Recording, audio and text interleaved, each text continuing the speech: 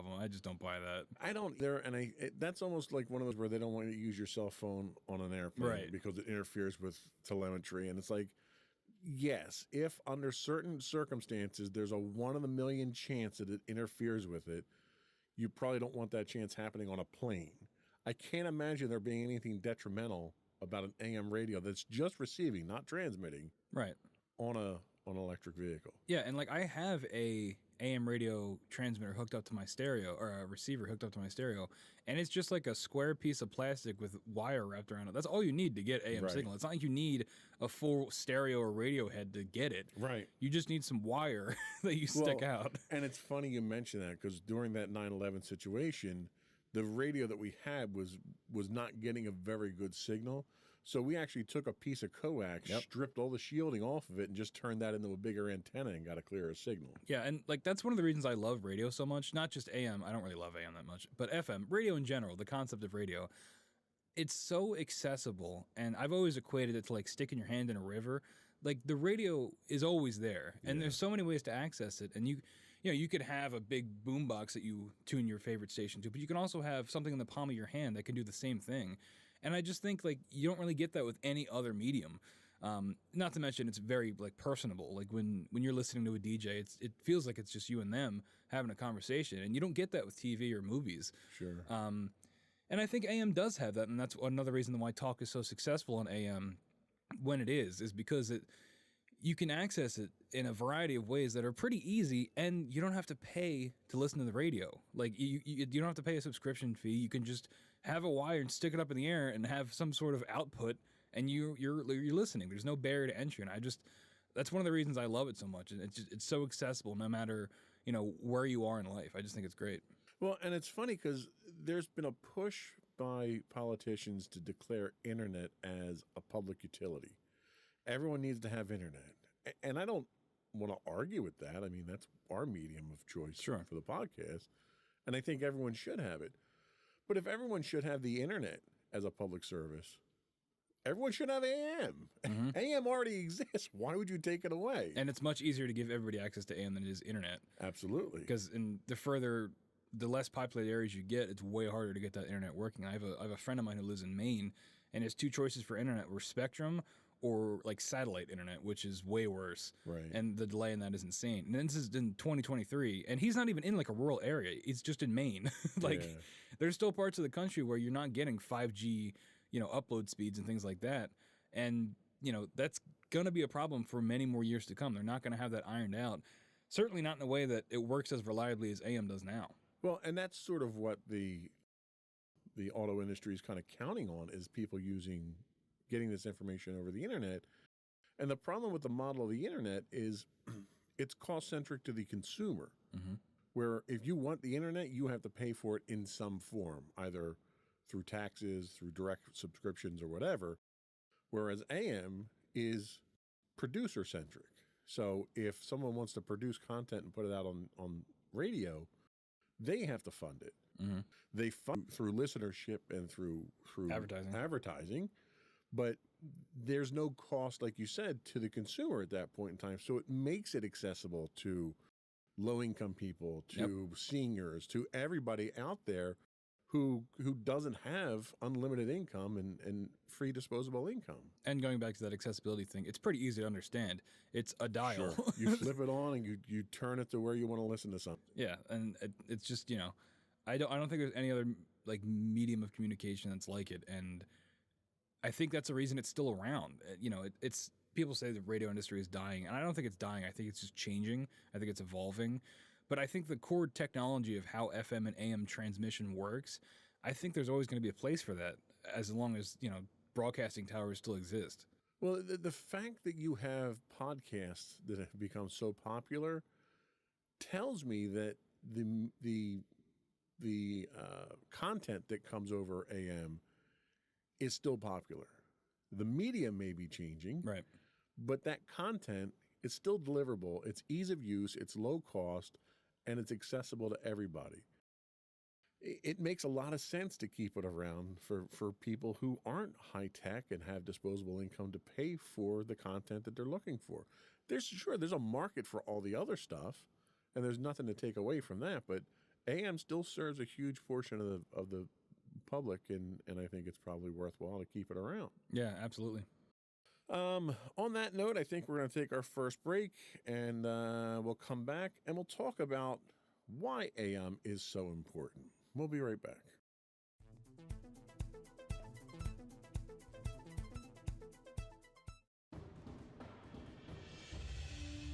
For over 7 years, the Second Sith Empire has been the premier community guild in the online game Star Wars: The Old Republic.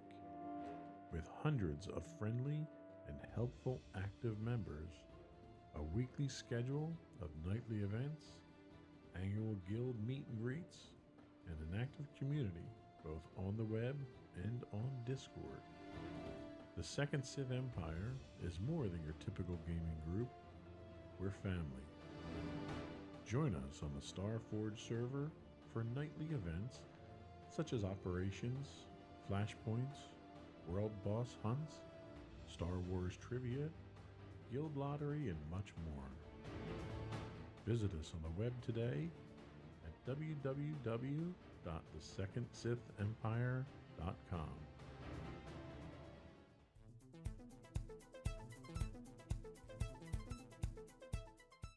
Welcome back, everyone, to Insights into Tomorrow. Today we're talking about AM radio and the value of it in today's modern world. So in this segment, we're going to talk about why AM radio is so important. Like I said at the top of the show, I am a producer at an AM radio station, so you can take that however you want. They're not paying me to say this, though. They're barely paying me to work. So some members of the right-leaning media, such as Sean Hannity, suggest the phasing out of AM could be a conspiracy to silence conservative voices. And boy, does that sound like a narrative we've heard before. Many right-leaning talk shows that are the key to the Republican base live on AM. That's very, very true. A lot of the shows that I run are like that. And they are just more popular than a lot of the other shows we get because they have that built-in audience, essentially. Why would we have a note in here about Elon Musk? Isn't Elon Musk emerging as a leader of the right? Why would Tesla be participating in this conspiracy? That's a good point. Elon clearly is on the right side when it comes to the political spectrum. Going back to the EV vehicles wanting to get rid of AM radio, why would he be doing that if it's a constant echo chamber for right-leaning ideas? I don't know. That's a good question. Do you have any thoughts on that?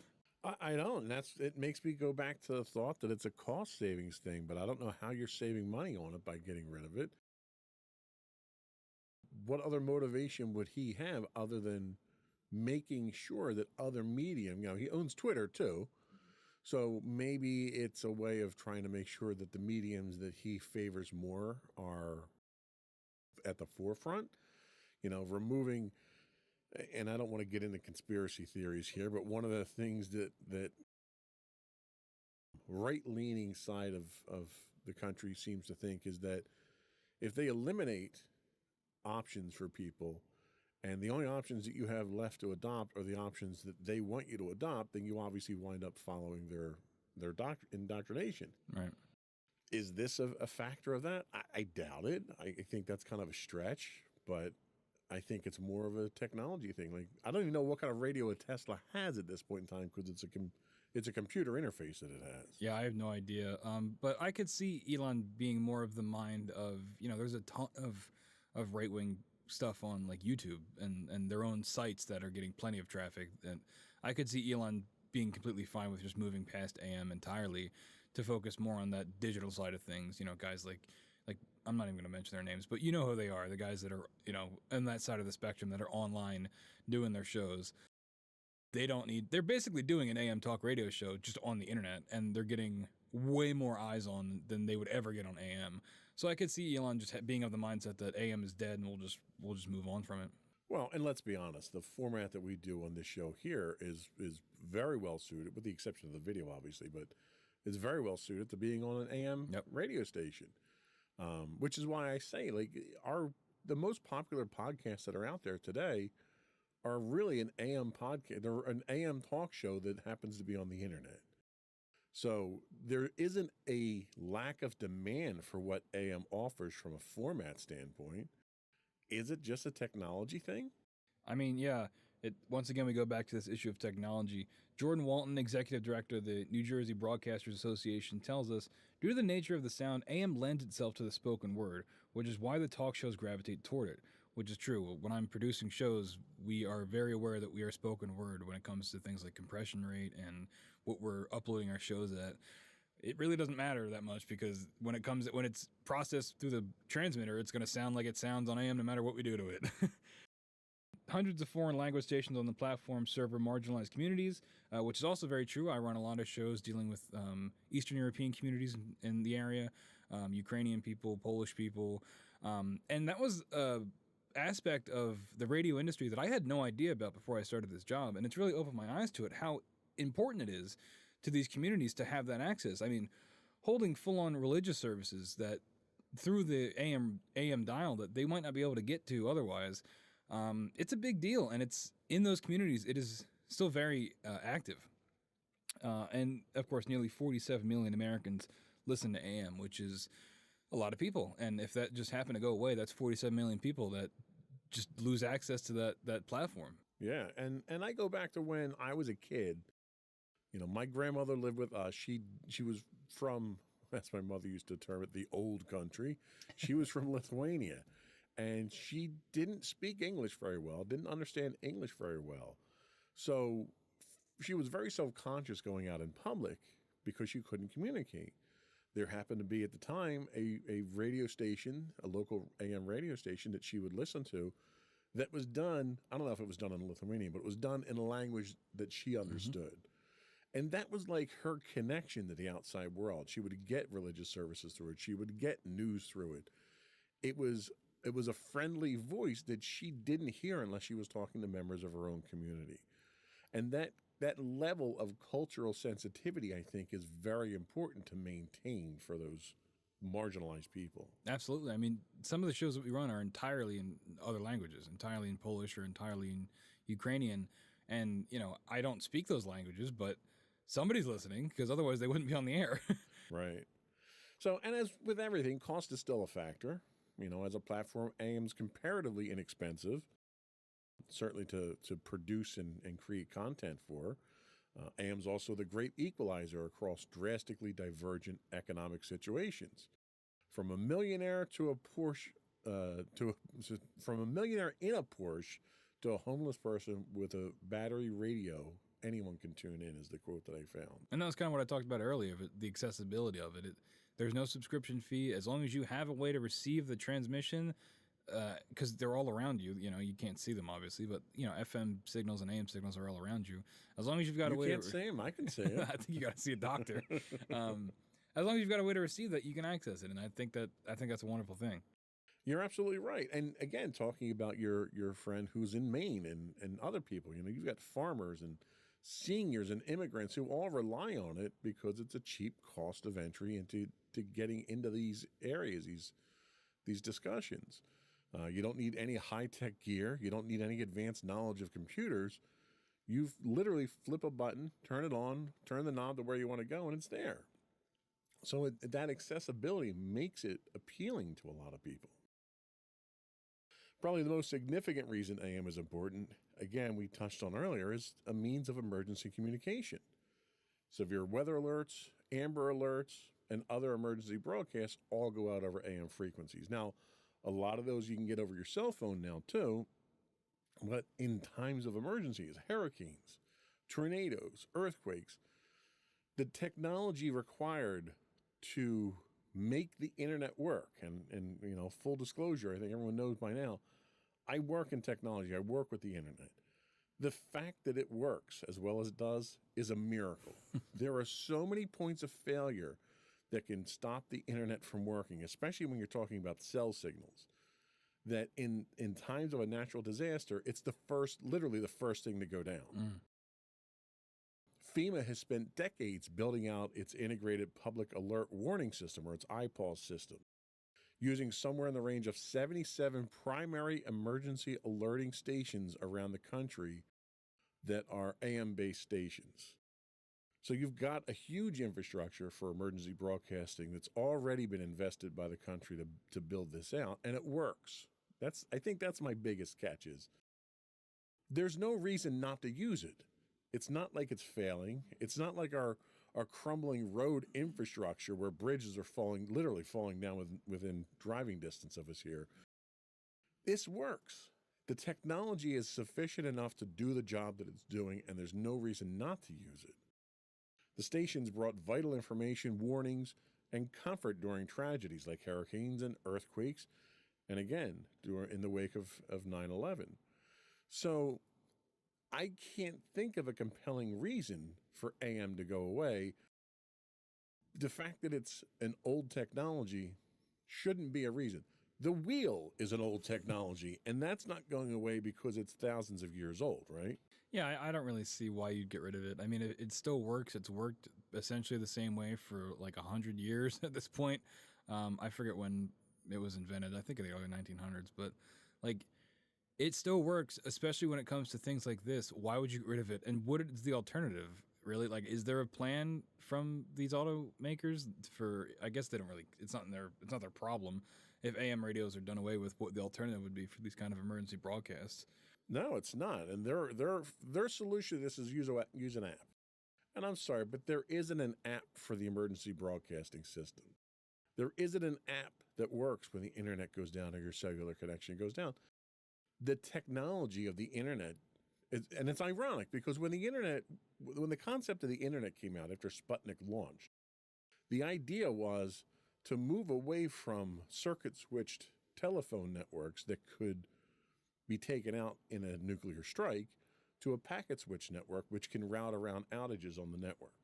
So the whole premise of the internet was to have a redundant system of communication that didn't go down during emergencies. And the first thing that goes down in times of emergencies is your local internet connection. Mm-hmm. Like it happens every time. You know, we have gusty storms here and our cable internet goes out or the power goes out. And it's like there's so many things that an internet connection is dependent on that if any one of those goes down, whether it's your power at your house, your router, the wire to your house, the wire on the street, the wire back to the central office, there's so many things that could go out that would take down your internet. And if you think about the technology for AM, what do you have? You have the radio station and their antenna. Mm-hmm. They're the only two things that you need. And you could set up a portable AM radio broadcasting station within an hour of a natural disaster. Mm-hmm. So the level of redundancy isn't anywhere near where it is with AM. Yeah, just like a personal anecdote. I remember there was one time when I was younger, we got stuck in traffic somewhere. It was like standstill traffic. And the first thing you did was tune to AM. That was the New Jersey Turnpike, or the Pennsylvania Turnpike coming back from Hershey. Yep. And the first thing you do was you tuned to one of our local AM stations to get the traffic. And they did traffic and weather like every 20 minutes, maybe less than that, every 15 minutes. But that was the first thing it did because it was reliable, and we might not at the time had, as up-to-date, Google Maps as we do now, but it was a way that you knew that you could count on to get that information pretty much immediately and effectively, and it worked without any kind of issue. Yeah, so I don't think there's a huge danger of AM going away. What concerns me more is the fact that you have manufacturers that are marginalizing it now. It's one thing to lose market share to a superior technology when the product that you're trying to consume, like music, relies on that superior technology. If you listen to a radio, the same song on AM and on FM, you can hear the difference. Mm-hmm. Losing market share to that is understandable because you're getting a higher quality product. Right. Losing market share just because some auto manufacturer decides that they don't want to put a radio in your car anymore, that's pretty arbitrary at that point in time. You're taking the choice out of the hands of the consumer at that point. Yeah, and again, we've hit this a bunch, but like it doesn't cost that much. It can't cost that much. I have an FM and AM receiver hooked up to my stereo, and it's just 2 wires. Like I don't understand like what the argument. It's not like it's costing hundreds of thousands of dollars to install these devices in cars. It can't cost that much, and it's just like, why get rid of it? I don't understand it. Yeah, no, I agree. We're going to take another break here, and we come back. We're going to talk about how it can be saved, because we're not the only ones that think it should be. There are other people, fortunately, in positions of power who think it should be saved. We'll be back in a minute.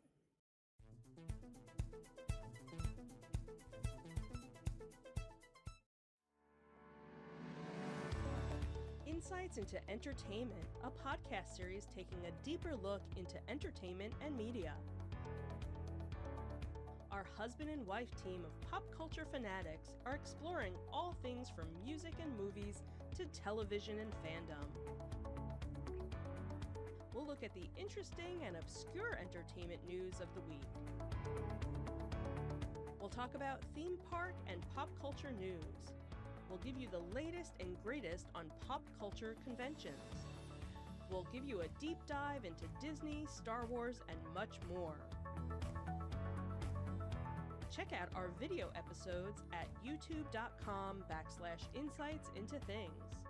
Our audio episodes at podcast.insightsintoentertainment.com, or check us out on the web at insightsintothings.com. Be there. For example, he cited Fort Yukon, Alaska, where the AM station KZPA broadcast inquiries about missing hunters and transmits flood alerts during the annual spring ice breakup. I have it all. What about Congress? What's Congress doing for us? So they are trying to save AM radio as well, with automakers threatening to pull the plug. A backlash by station owners, listeners, and legislators prompted Ford to announce it was reversing course on its previous announcement to stop installing AM radios in its cars. But with Tesla and the EV manufacturers announcing their intentions to phase out the technology, a congressional subcommittee was debating the merits of proposed legislation to make AM receivers standard equipment on new vehicles. So they just were talking about it, I guess. That's what it sounds like. I think that's what politicians normally do. Removing AM radios from cars could dramatically reduce the audience, with 74% of AM listening happening in the car, according to Nielsen. Automakers cite audio interference. We covered a little bit of this with electrical motors and the ability to stream stations as justification for phasing out the AM radios, which we already said the market for AM listeners and EV users is probably really small. The Communications and Technology Subcommittee of the Energy and Commerce Committee, the ECC, heard nearly 3 hours of testimony as to why AM should be saved. That must have been a long 3 hours. I'll bet that was a real snore fest. We mentioned this earlier, but the AM Radio for Every Vehicle Act would require, quote, dashboard access to any AM broadcast stations in a, quote, manner that is conspicuous to a driver.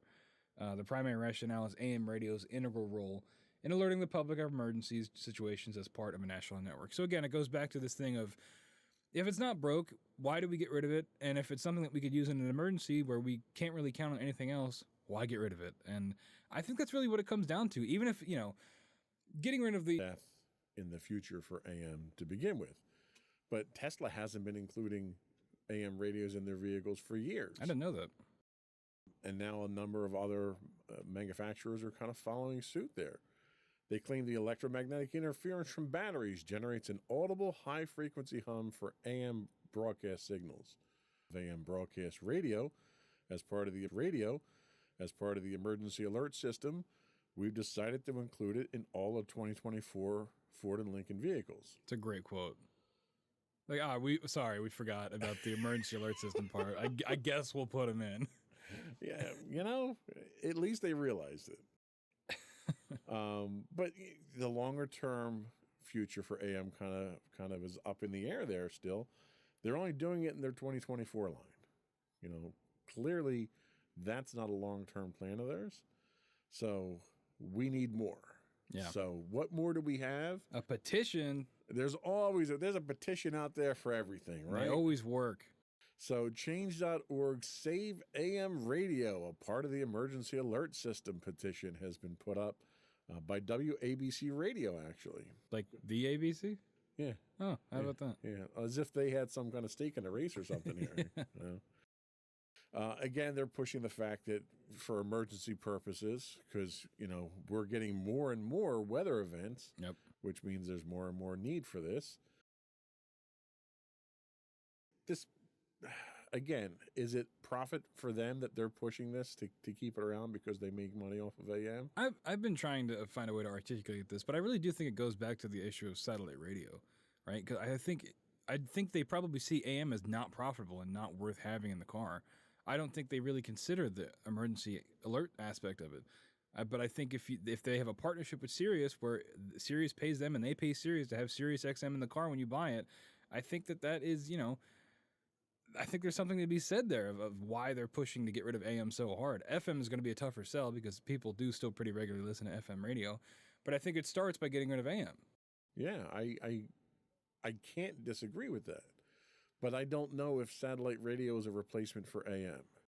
Well, not like in a realistic sense, but I think in terms of profitability sense for them, for the manufacturers. From that standpoint, yeah, but from an emergency alert system itself, I don't think it's reliable enough for that. No, not at all. Not to mention you have to pay a subscription for it. So well, and that's the thing. Like what someone like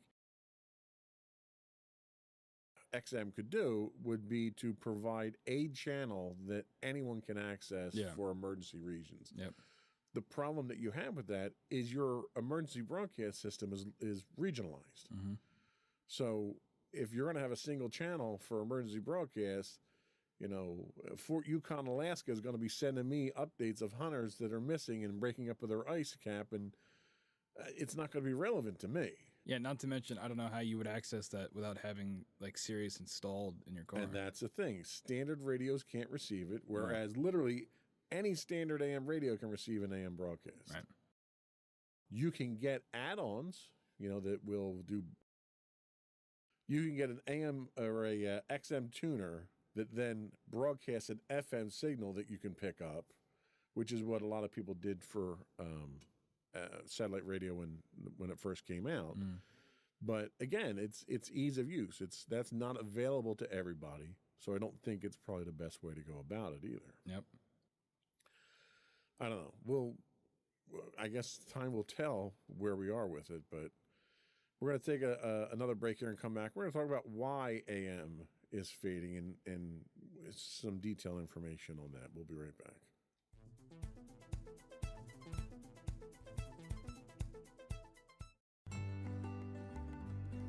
Insights into Teens, a podcast series exploring the issues and challenges of today's youth. Talking to real teens about real teen problems. Explore issues from braces to puberty, social anxiety to financial responsibility. Each week, we talk about the topics concerning today's youth. We look at how the issues affect teens, how to cope with these issues, and how parents, friends, and loved ones can help teens handle these challenges. Check out our video episodes on youtube.com/insightsintothings. Catch our audio versions on podcast.insightsintoteens.com or on the web at insightsintothings.com.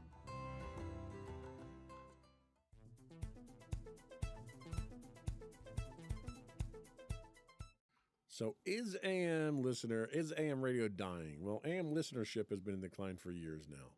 It's been losing ground to cleaner sounds of FM radio and more recently satellite radio and digital media like podcasts. Mm-hmm. Make sure to like and subscribe on YouTube, everybody. I guess that makes us part of the problem. But there's over 4,500 AM radio stations nationwide and about 82 million listeners each month. About a third of the audiences for terrestrial radio, according to Nielsen. I didn't realize it was that large. I mean, that's a pretty significant amount, especially when you start talking about advertising revenue. Yeah, I'd be curious to see how that maps out on a region, like on a map, like where a lot of these people are concentrated in, if it is more rural areas or if it's more spread out. If I had to wager, I'd say it's probably more like open areas where it's, more popular because it's a reliable form that you can always access. Well, the research that I did says in Chicago, AM listeners represent 48% of the total monthly radio audience. Just skimming here. Yeah, it's a lot of numbers. Yeah, I love stats, but I don't like picking up numbers. It's tied to Milwaukee and second only to Buffalo at 56%. So you're talking big city areas here where you got a lot of listeners. Mm-hmm. And, these are coming from Nielsen ratings here. once towering top 40 stations like WLS AM 890. I feel like I should be doing it in some Hey, everybody. my radio announcer voice. WLSA 890. They switched to a talk format more than 3 decades ago and currently ranks 23rd in Chicago with a 1.7 share. No, I don't know what Nielsen ratings are. Does 1.7 mean anything to you? I have no idea. Share of the market, probably, if I had to guess. Okay. But, a little bit closer to home, you have Philadelphia-based Odyssey, which owns 2 of the top-rated AM stations in Chicago. The article I read talked to Craig Schwab, an Illinois native and veteran radio news executive who took the reins at WBBAM in January. He spent most of his career in AM radio, which, near and dear to your heart, I suppose. Yeah, it was probably a little bit more popular when he started, though. He declined to break down the AM/FM audience that split up the station, but said the reach of AM signal is crucial for a news station, especially in emergencies. He goes on to say, I've covered a bunch of hurricanes in my time. I don't know how many hurricanes in Chicago you cover, but okay. More than you think. In different radio markets. Sorry, okay. He says in different radio markets. It's the Windy City. So. He says, I'll tell you that when electricity goes down and cell towers are out and all kinds of things aren't possible, television's not accessible, cell phone signals and batteries die, AM radio is there. And it is. It's like a safety blanket. Mm-hmm. A really uncomfortable, scratchy safety blanket. Like the one you leave in your car if you get stuck on the side of the road. Keeps you alive, though, right? Yeah, You're not gonna sleep with it normally, but it gets the job done. And I think that's really what it's like. Is that's kind of the gist of it. So, given your experience with being a AM producer, I want to throw a couple of questions at you in the last few minutes of the show here and do a little question and answer session. So the first question I had for you is, should AM be kept alive? And if so, why? They taught me in journalism school not to ask yes or no questions. But yeah, I definitely think it should be, not just because I'd be out of a job, but because, when it comes down to it, like I said before, throwing out all the talk, all the entertainment stuff out the window when it comes to AM, I think it fundamentally is most important for its emergency broadcast capability. And if you were to get rid of that, I don't know how you would replace that. Like we talked about, internet is not reliable, television is not reliable, not as reliable as AM. And if it's not there, how are those messages going to get out at the end of the day? I think it would be a public security risk, honestly. And I think that's a fair point. And it kind of leads me into the next question here is, should government intervene in keeping AM radio alive for that very reason? Now, I'm not an advocate on government intervention. I think every time the government gets involved in something, it's more likely to get screwed up and cost me more money than it is to fix anything. But because of that public safety aspect of it, is this a government problem? Should the government be doing something to make sure this doesn't go away? I think that's a slippery slope, honestly. When you've got government, if they're going to intervene with car manufacturers, I think that could go... I think it could send a bad message, and it could set a dangerous precedent for what government could do in the future. If they're going to intervene with something like this, where could they intervene in the future? However, I mean, something's got to be done, right? If Tesla doesn't even have AM now, so if you're in a Tesla, how are you going to get that transmission? They can't send every American a little tiny hand crank AM radio. I think that. I don't know. I think you can afford it. I think in an instance like this, yeah.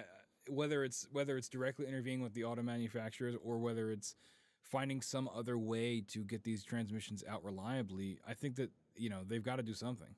Well, and that's really the kind of the ultimate follow-up question is, what can government do?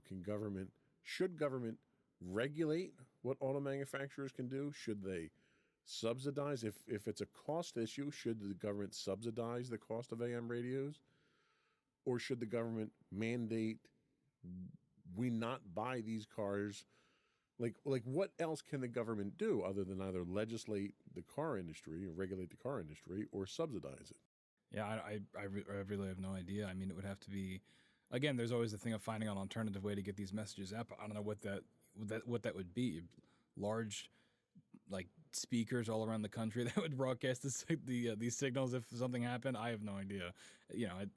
It's a tough question to answer. So that's, I think that is another alternative, is the government can find another medium for it for emergency broadcasts. So the next question I have is kind of a personal question to you: is do you listen to AM radio in your car, and why or why not? I do sometimes if I want to hear what's going on at my job just for fun, because we mess stuff up all the time. So it's nice to hear if I know who's working, if I know who's messing stuff up. But otherwise, no. The sound quality is just, it's too big of a hurdle for me to get over. I've been listening to FM radio my whole life, so it's really that it comes down to an issue of quality. I just can't get past it. And I'll be honest with you, I used to listen to AM radio. I used to listen to sports talk radio all the time. There's a local station here, 610, that I used to listen to. That closed down. I work for some of those people now. But the majority of that type of discussion has moved into the FM frequencies now. So I don't listen to sports radio anymore, but if I did, I'd be listening to it on FM. And I think that's kind of a natural migration of the mediums themselves. There's no reason for them to be on FM other than quality, maybe more accessibility, maybe. I don't know. Did they move from AM to FM because they saw this happening and they realized that it was time to move? Well, like most things in life, it's also a question of money, right? You have a way bigger advertising market when it comes to FM than you do AM. So these shows, when they move to FM, they can sell more ads, they can have more listeners, and that cycle can continue on a bigger scale than when they were on AM. That's a very good point. So kind of back to the issue at hand here. Will not having AM radios in cars kill the medium of AM radio? Well, it certainly wouldn't help. We had the stat a while ago in the show notes, and I can't find it, but it was like more than 50% of listening for AM is in the car. So if that's taken away, where else are people going to listen? I think just from those numbers alone, if you're losing more than half your listening audience, that's going to be tough to come back from. And, asking people to either stream it online, which we do offer, which alleviates the quality problem, by the way.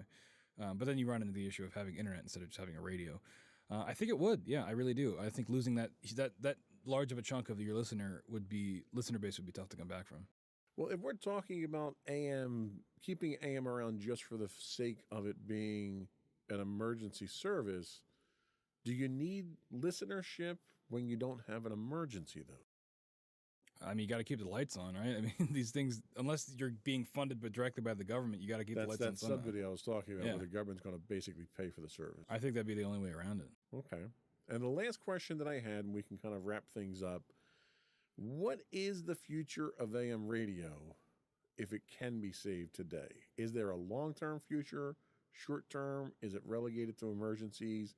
Is there still a consumer-grade version of AM 20 years from now? 20 years from now, I don't know. I think by then it might move more to podcasting. I think if it's going to stick around, it's going to, in 20 years, it would probably be more for just emergency purposes. Especially during COVID, a lot of stuff got cut around here. A lot of stations closed down because the small listener base they already had got even smaller, because there was a lot more limiting of what we could do because everything was shut down. I think in 20 years, it'd probably be more something akin to purely for emergency purposes. Well, and I have to say, from a strictly podcasting standpoint, one of the biggest advantages of podcasting is literally, if you don't care too much about quality and production quality, literally anybody can podcast. And I know AM has a low barrier of cost of entry to get into, but it's not free. And podcasting's not free either. But you could generate a podcast on your phone if you wanted to. Yeah. So it's a lot easier for people to produce content from that and then publish it somewhere on free sites. Again, you're talking about a different audience and a different barrier to entry for your consumers for it. But as a podcaster, well, I can't say it's cheap to podcast because the level that we podcast on is very expensive. But for someone who just wants to create an audio podcast and doesn't want to go crazy with mixers and mics and all that stuff, you can do it for next to nothing. Yep. You can produce content on the internet for next to nothing.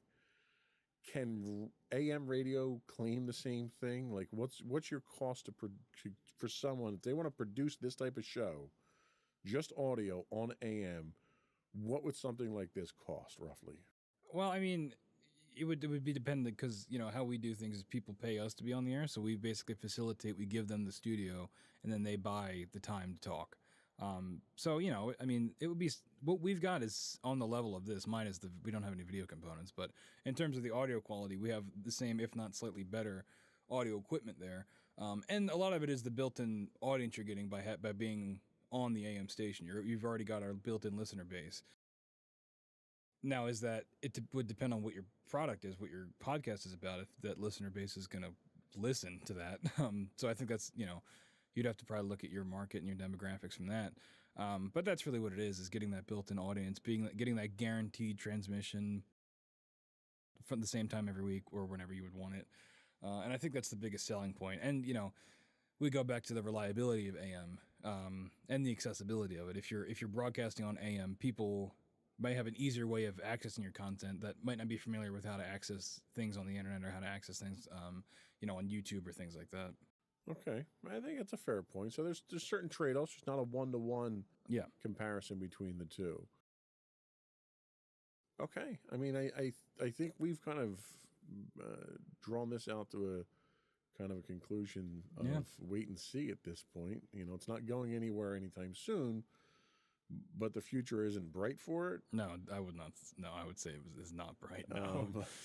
So appreciate the AM radio that you have now, I guess. Cherish it, yes, and mail them money. I don't know, just envelopes full of cash, buckets and buckets. Yep. All right, I think that's all we have for today. Before we did go, I want to take an opportunity once again to invite folks to subscribe to the audio and video versions of the podcast. You can find audio versions of this podcast listed as Insights into Tomorrow. Both audio and video can be found listed as Insights into Things. We are on anywhere you can get a podcast, Pandora, Amazon, TuneIn. One thing I would ask, though, that we haven't been pushing for is if you can, give us a rating, give us a thumbs up, give us a review if you want. Let people know what kind of program we produce here, what kind of quality we have.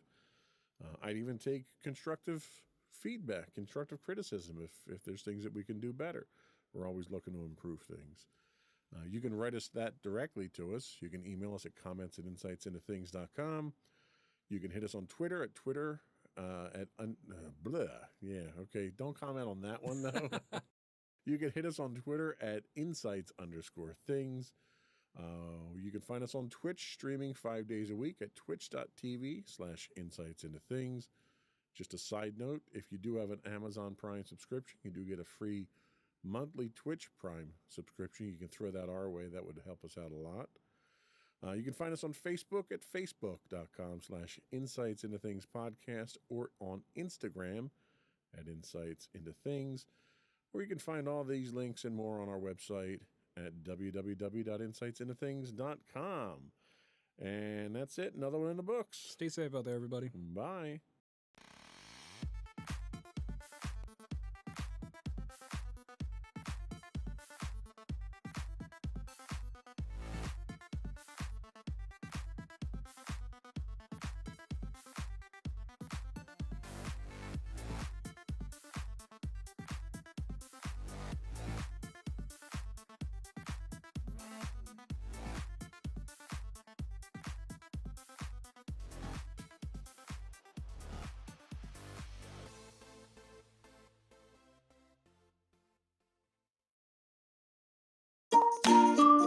Insightful podcasts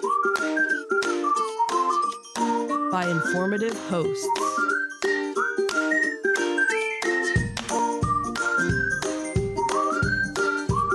Insights into Things, a podcast network.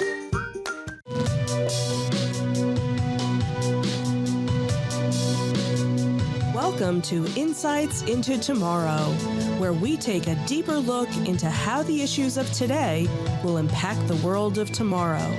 From politics and world news to media and technology, we discuss how today's headlines are becoming tomorrow's reality.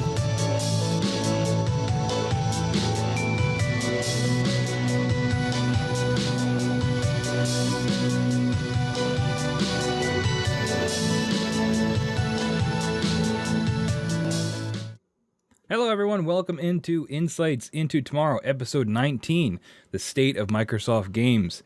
My name is Sam Whalen. I'll be your host today, and alongside me is my co-host, Mr. Joseph Whalen. How you doing today, Joe? I'm doing great, Sam. How are you doing? Figured we keep it, not so formal for the show. I'm doing pretty good. Today's episode is going to be an update to episode 16. If you guys check that out, we talked about Microsoft in that episode, and it's been about a year since that big deal with Microsoft, Activision, Blizzard. That's all still been going on for a year. So we're going to give you a little bit of an update on that, as well as the state of Microsoft and where we think their games are going in the future. So just off the top, have you heard anything big about this acquisition or potential acquisition since that episode 16? Well, I know they've ran into some issues with U.S. regulatory and UK, right? But I think they got green lights in Europe, which I think is kind of ironic that the UK is fighting it, but the EU actually kind of gave them the green light on it. Yes, when our global nations have to interact with our gaming companies, things can get pretty complicated. But just a quick recap before we take a break. On January the 18th, 2022, Microsoft announced they were acquiring Activision Blizzard in an all-cash transaction. I forgot about that part. Valued at $68.7 billion or $95 a share at the time. Like we said, however, in the year since that, there have been lots of changes, lots of roadblocks, and things have definitely not gone as planned for Microsoft. So today we're going to look at some of those recent developments for the games and the state of the deal and the rough release of one game in particular and what the future looks like for Xbox and their games. So before we take our break, just want to remind you can subscribe to our show on Apple Podcasts, Spotify, Google Podcasts, Stitcher, iHeartRadio, TuneIn, Amazon, Pandora. Anywhere you get your podcast, we will be there for you. Contact information, you can email us at comments@insightsintothings.com. Twitter, we are insights_things. Facebook, you can search us there as well. Instagram, Insights Into Things. And all these links can be found on our websites, insightsintothings.com. Anything else to add? I think that's it. All right, let's get right into it. We'll be right back.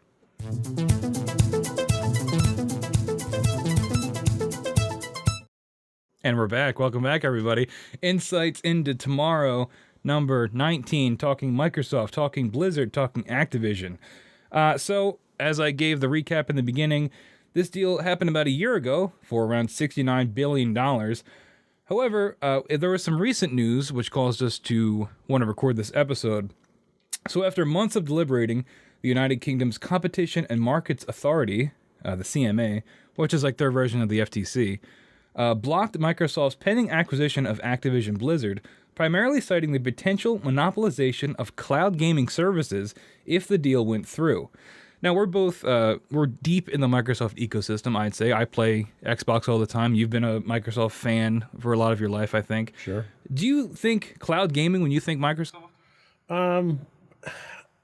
Actually, no, I don't. As a matter of fact, recently I had canceled my Game Pass subscription. Oh, really? I hadn't been using it. There wasn't any games. All the games that were coming out on Game Pass were uninteresting. There wasn't anything that I liked, and I wasn't playing anything on there because I had moved over to predominantly play, when I did console, I moved over to the PlayStation.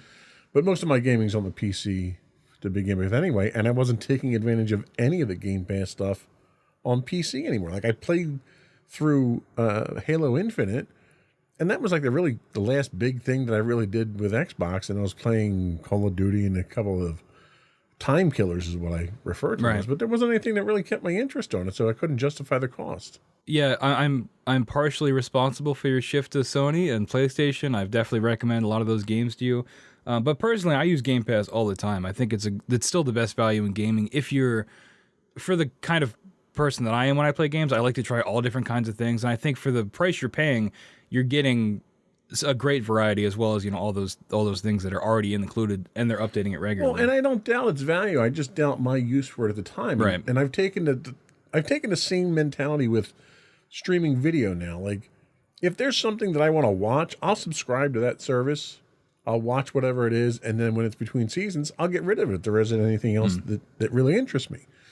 And there hasn't been any games that Microsoft has been coming out that has been interesting enough to me to keep it.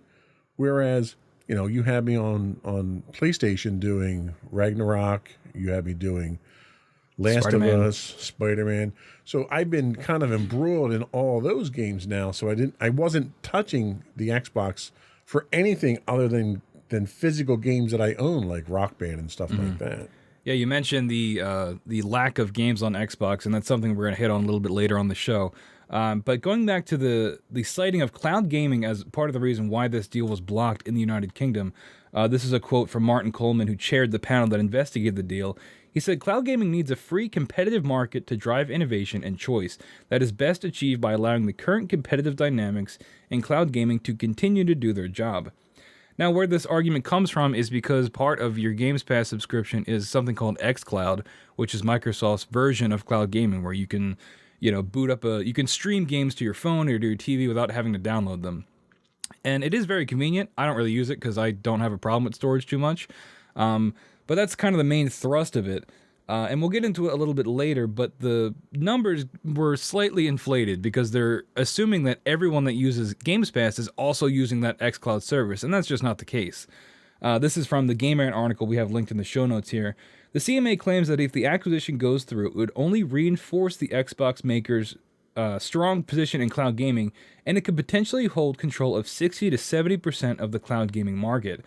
And that's sort of where we get those inflated numbers, right? 60 to 70% of the market. Obviously, that would be a monopoly, and sort of a monopoly. I guess 100% would be a monopoly, but that's a scary number, having one company control 60 or 70% of that market, especially since gaming in general is sort of shifting toward that cloud method of service, where you don't necessarily have to download your games.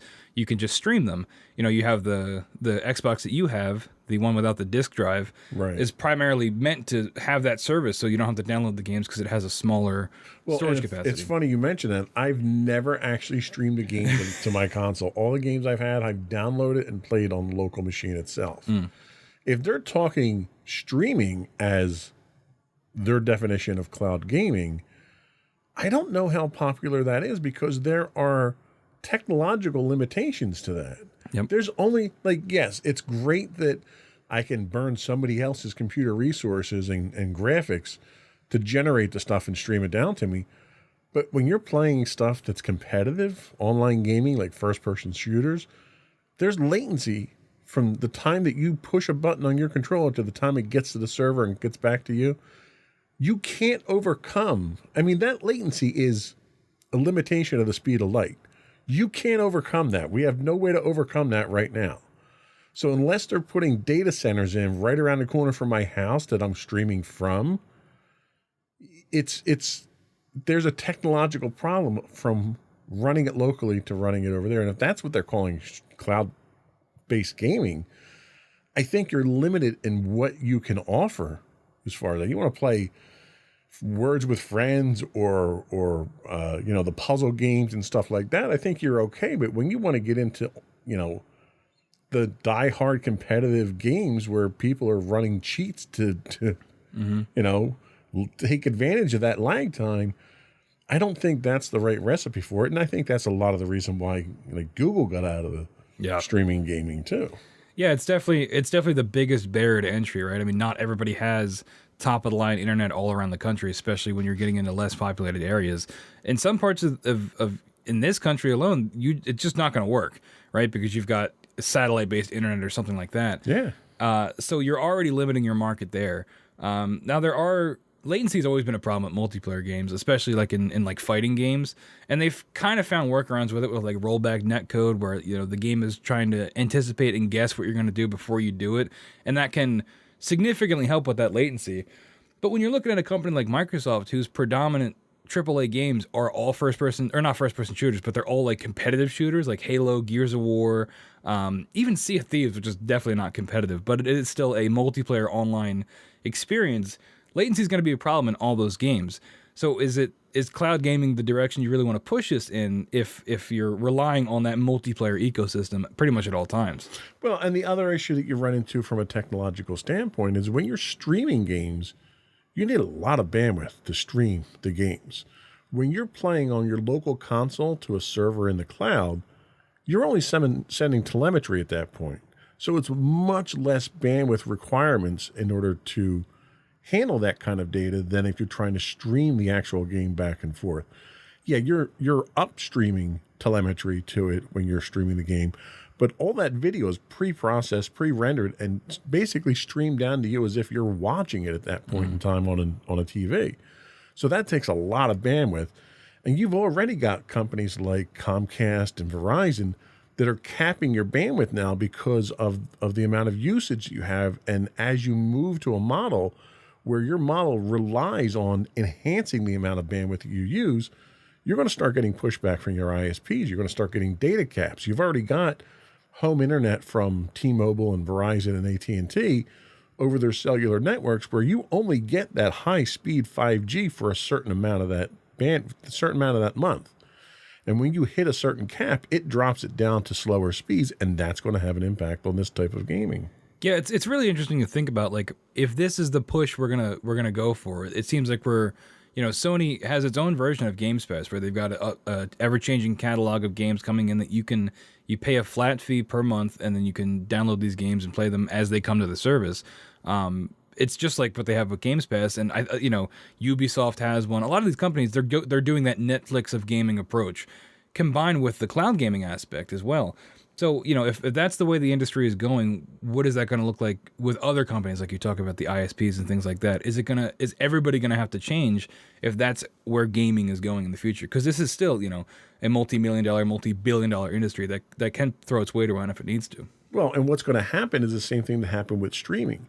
You're going to have partnerships with the ISPs where the gaming companies are going to have to pay for premier access. Netflix, for instance. So Netflix actually has licensing arrangements with the various ISPs where Netflix puts essentially a caching proxy server inside their network. So when you request a movie for Netflix, you'll go up to Comcast. Comcast will hit the server that they're hosting, and if the movie's there, it'll stream from there. If it's not, it'll go out to Netflix then and get it, but then it caches it inside that network. So everyone else who requests that movie now gets it from the local.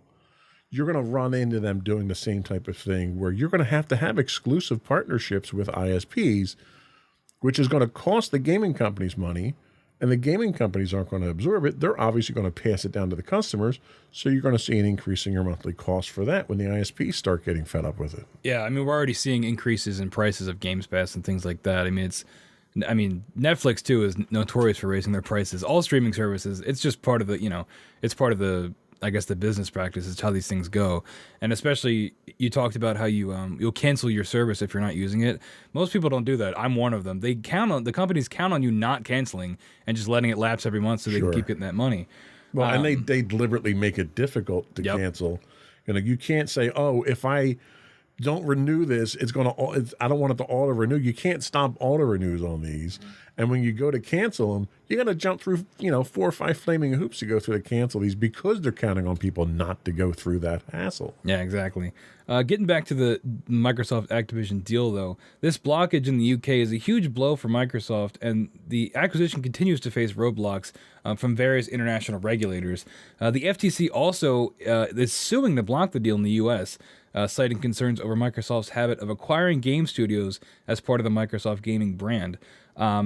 So that the FTC is not necessarily going with the cloud gaming angle. They're more worried about Microsoft buying up all these studios and sort of putting them under the Microsoft umbrella and having too much influence on them. But historically, Microsoft hasn't really done that. They will buy a studio and acquire it, but only so they can have their games on Games Pass. They don't necessarily have direct influence on the creative side of things, which you could see as better or worse, as we'll talk about in our second segment. But yeah, Microsoft has generally had a hands-off approach to a lot of these studios, aside from asking for that Games Pass Day 1 exclusive. So do you have any thoughts about that? Well, and I think that's probably the most dangerous aspect of this entire thing for Microsoft, because it signals a level of scrutiny that they've not been under before. Because the acquisition of development studios for gaming isn't just restricted to gaming for Microsoft. They've done this across the board for all the properties they're offering. Their antivirus software was acquired. Their voice messaging service was acquired, their team service was acquired, and it was all acquired and rebranded. So if they're going to get government regulation looking into their acquisition of various development companies for gaming, what would stop it at gaming? You know, when they start acquiring things that become competitive in different aspects, because Lord knows Microsoft has already had issues with monopoly, complaints and stuff like that. But this is a practice they do across the board, not just gaming. So if they're getting scrutiny for gaming now, that's going to open up the board for everything against them moving forward. Yeah, I think ultimately what a lot of this comes back to is it pro-consumer or anti-consumer? And I think when you even enter the monopoly word into the conversation, I think immediately it's going to turn a lot of people off. We don't want, myself included, we don't want one company owning everything, because then it stifles creativity, it stifles innovation, and especially when it comes to gaming, when one company is buying up all these studios, it can, and if those studios are poorly managed by the overhead company, it can negatively impact the kind of games we're getting. Not to mention all the people that work for those studios. We haven't had a similar issue with Sony. Sony acquiring Insomniac, Guerrilla Games. They've been doing the same thing, but their games are very successful because Sony is much more hands-on with how they're running these studios. They have a very clear vision of what they want a Sony-branded game to be, and Microsoft hasn't really done that. And unfortunately, Sony is kind of winning this arms race of studio acquisitions because of their more hands-on approach. Well, and Microsoft traditionally has had that issue across the board on all their properties, where the only property that they're really being successful at managing is their Azure system, their cloud server providers. Everything else, they don't seem to know what they want to do. Like, it still puzzles a lot of people that Microsoft is even involved in gaming. Microsoft dipped their toe in the hardware, the computer hardware business back with the Surface Pro series line launch. And all that did was really anger all their OEMs because it's cutting into their business. So Microsoft seems to have this, I want to do everything, but I don't necessarily want to do everything good. And the lack of quality seems to show quite frequently in some of their offerings. Yeah. So despite the UK and US kind of combating the deal, the EU, European Union, has approved the deal despite those countries' hesitations. And again, like I mentioned before, EU officials claim that the estimation of Xbox cloud gaming dominance is being overstated, with all Xbox Games Pass users being counted as cloud gaming users, despite that not being the primary purpose of the service. So if the deal goes through, would Xbox truly hold a monopoly? If they are able to acquire Activision, Blizzard, and King. I don't know. I'd have to rewatch episode 16. It was a long time ago. But King is the mobile brand and side of that thing. And mobile games make a ton of money. So if, King makes Candy Crush and all those kind of games, if Microsoft were to hold that, would they have a monopoly in the market? And what does this mean for other gaming companies like Sony and Nintendo? Well, and that's the thing. I don't think it would be a monopoly from the get-go. And I think in a market as volatile as the gaming market is and as fickle as the gaming market is, the market will regulate itself for the most part. If it becomes monopolistic, then you can step in and regulate it and break it up. You're not going to stop consolidation in the gaming market. You're just not, because you've got 3 platforms, really, 2 platforms. I don't really count Nintendo as a competitive platform at this point. I don't know. They got that new Zelda game making a lot of money. And that's probably the last good game they're going to come out with on the Switch. With the Switch, yeah. 7-year-old outdated hardware. Yeah. But that's their shtick, really. But you don't have platforms out there that you can release this stuff on. So as a result, you're going to have consolidation. Remember way back when Sega decided that they were getting out of the console business and they had all their exclusives, and they basically, all the sharks that were circling around, Microsoft and Sony and everyone, swooped in to get these exclusives. Well, how many of those exclusives are exclusives that are exclusive moneymakers now? Sonic the Hedgehog. When was, aside from a really, questionable choice on movies, since when has Sonic the Hedgehog been something that's been significant? Sonic Frontiers. That was like last year. Yeah. I don't think it's exclusive though. Is it? I don't know. I have to look. I don't think it is. But when that happened, everyone thought that you were going to have monopolies come out of that. And you're not. People are going to buy the game that's quality. And if you don't put out a quality game, it doesn't matter how many game studios you own. If it's not quality, they're not going to use it. And Microsoft has run into this numerous times. You know how many people have moved off of like Microsoft Office because of how terrible it's become? Yeah. And they don't want to pay for the subscription for a service that they've never paid. Like, just questionable business practices is what turns people off. And Microsoft has kind of demonstrated, they've been the poster boy of how not to be monopolistic at this point in time based on quality. Yeah, I mean, it really comes down to that issue of quality, which is exactly what we're going to cover in our next segment. After the break, we'll take a look at the launch of Redfall and other Xbox games exclusives and how they impact Xbox's place in the gaming landscape, and of course, that ever-important question of quality. Right after the break, we'll be right back.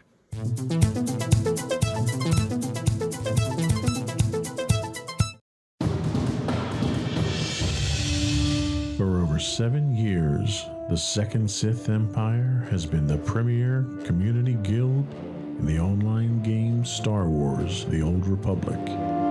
With hundreds of friendly and helpful active members, a weekly schedule of nightly events, annual guild meet and greets, and an active community both on the web and on Discord. The Second Sith Empire is more than your typical gaming group. We're family. Join us on the Starforge server for nightly events such as operations, flashpoints, world boss hunts, Star Wars trivia, guild lottery, and much more. Visit us on the web today at www.thesecondsithempire.com.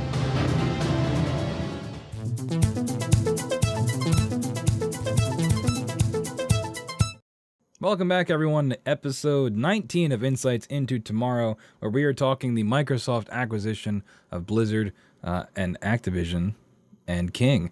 Acquisition and Activision are really hard to say in the same sentence. That is a tongue twister. My name is Sam Whalen, and of course we've got Joseph Whalen on the other side, on the ones and twos.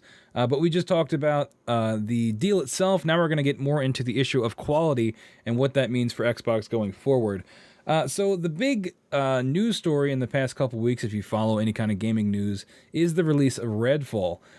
This comes from publisher Bethesda and developer Arcane Studios. You might know Arcane from games like Prey and Dishonored. All great games. Redfall was released on May the 2nd to disastrous critical and audience reviews. This was kind of a big shock. Well, for a while it was a big shock. There was some IGN footage that had come out before the game came out that people ragged on the reviewer that was playing it because they were doing. It looked like they were bad at games. Kind of boil it down. But when the game came out, people realized that that's just the game. The game is not easy to play, and it's really poorly optimized, and it's a big letdown from a studio like Arcane that is known for their immersive sims like Prey and Dishonored. I've played the game myself. I've played Redfall. It's real bad. But it did come out to Games Pass, so I had the opportunity to play it as part of that subscription. Have you seen any footage or reviews or articles about Redfall? I've seen some gameplay footage of it. I haven't played it myself, obviously, because I don't have my Game Pass subscription. And I've read a couple of reviews. In fact, in preparation for the show today, I was doing some research on it. And you're right, the reviews pretty much across the board are pretty consistent. And when you start getting 4 or 5 people that are saying the same exact thing that's wrong with the game, chances are that's probably what's wrong with the game. Yeah. But I'll be honest with you, I'm not shocked given the hype around this and what the great hope for this was supposed to be.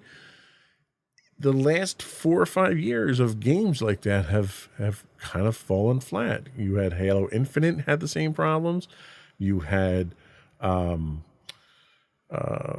Cyberpunk had the same type of problem. Like, you have games that the market is demanding that they come out. You have pressures on development houses that are forcing you to release games before they're ready. And I honestly think that part of the problem with this is largely to do with the cloud infrastructure, because the idea, the philosophy right now is, Oh, well, we can kick that out and patch it next Oh, week. yeah. We're fine. We're good. Where before, when you put it out on a disk and you didn't have all the cloud infrastructure in place, it had to work. You didn't have the opportunity to put 5 patches out. You know, we just saw it happen with the new Star Wars game that Jedi came Survivor. out. You know, the first patch that came out was literally 3 times the size of the original game. So it doesn't shock me. I think the problem we have is the market drivers that are forcing these out rely too heavily on the fact that they can be patched, but they neglect to take into effect the negative press that your property is going to get in the process. Yeah, I mean, you're absolutely right. Phil Spencer, who's sort of the public face of Xbox, he's not I don't think he's a CEO, but he's like the guy when you think Xbox. He's been doing the rounds. He's been taking the hits for Redfall. But one of the things he talked about was this concept of when to delay a game. And he says it's not always purely based on hitting that economic goal. Sometimes it is for creative reasons. And a lot of what he talked about was ultimately what they say is what it comes down to is if the studio is not meeting their creative goals, then that's when there's a serious issue. And he not so subtly suggested that might have been part of the problem with Redfall is that the folks at Arcane were not necessarily making the game they wanted to make, but this game was hyped up a lot and it had to come out, and they already delayed it, and it didn't really seem to make that much of a difference. You talk about Jedi Survivor had the same thing. That game got delayed, but still came out with a litany of technical issues, a litany of problems, and a day one patch that was like 100 gigs. So, it's the past 3 months have seen multiple releases that are almost fully broken at launch, especially on PC. I mean, you play a lot on PC. Yeah. PC ports are notoriously not as well optimized as a console. But it really starts to raise the question of, exactly what you said, this tarnishing of the brand of, it's almost become standard when a AAA game releases to give it 3 to 4 months to have it actually be functional, especially if it's like a multiplayer game. And it's like, at what point did this just become okay? I'm still the guy, I'm definitely part of the problem. I will buy a game day one if I want it. But yeah, a lot of these games are coming out and they're just not finished. And when a game will take 4 to 5 years to make, do we give it 6 to 7 years at that point? Is that too long? Is it an issue of crunch in development where developers are getting high pressure to put these games out, so they're slipping up and there's issues there? Is it a marketing problem? Are we showing these games too early? We put out a CGI trailer 3 years before the game comes out, and people every year are asking at Summer Games Fest and things like that, where's Redfall? Where's whatever?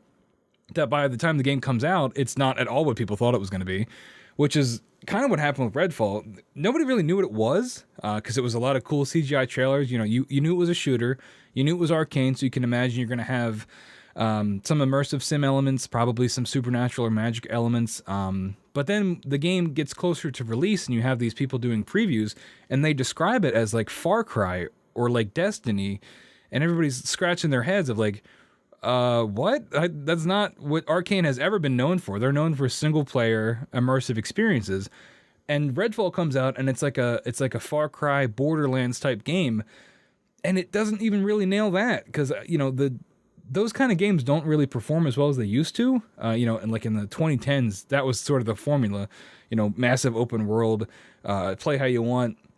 But Redfall doesn't really do that well either, unfortunately. And I don't want to sit here and just bash the game because I do like Arcane. I'm a big Prey fan. I love Dishonored. Redfall just wasn't hitting the mark. It's got a current score on Metacritic, the Xbox version, a 56 on Metacritic, 3.5 user score, with critics citing extremely poor performance, uninteresting mechanics, and it overall just felt rushed. And like I said, I played the game myself. That is very true. From the moment you boot it up, like there aren't cutscenes. It's just still images with audio over it, and I'm like, what are we? I don't know. It blows my mind. There's a lot of little issues. There's a lot of texture pop in. You can go watch the Digital Foundry video on YouTube. They did a great breakdown of it, of like the nitty gritty technical issues, and it's like, how does a game like this come out in 2023? It blows my mind. Well, and a lot of people want to rush to judge Microsoft on this for having a game come out that doesn't meet their standards. And like you had said in the previous segment, Microsoft has been largely hands-off on this project and most of their development studios. So I think the problem that you run into is Microsoft is involved from a finance standpoint and from a make sure it gets out the door on time standpoint. But from the creative side of things, I think Microsoft is largely hands off on a lot of this stuff. And I think that's probably the problem, is that if you're coming out with an exclusive on Microsoft's platform, Microsoft needs to be there. It needs to be part of that process to make sure that it meets their standards. And it makes me wonder, maybe it does meet their standards. Maybe Microsoft's standards are just that low. Yeah. Because what this is a reflection of so many other things that Microsoft has released that is subpar and is one of those kick it out the door, we'll patch it later type things. Wow. So it very well might meet their standards is the problem. Yeah, and it's tough because when you own a studio and you have the ability to make sure that all the problems that modern day releases have don't happen, but you still do, right? Like we talk about Cyberpunk and how disastrous that was.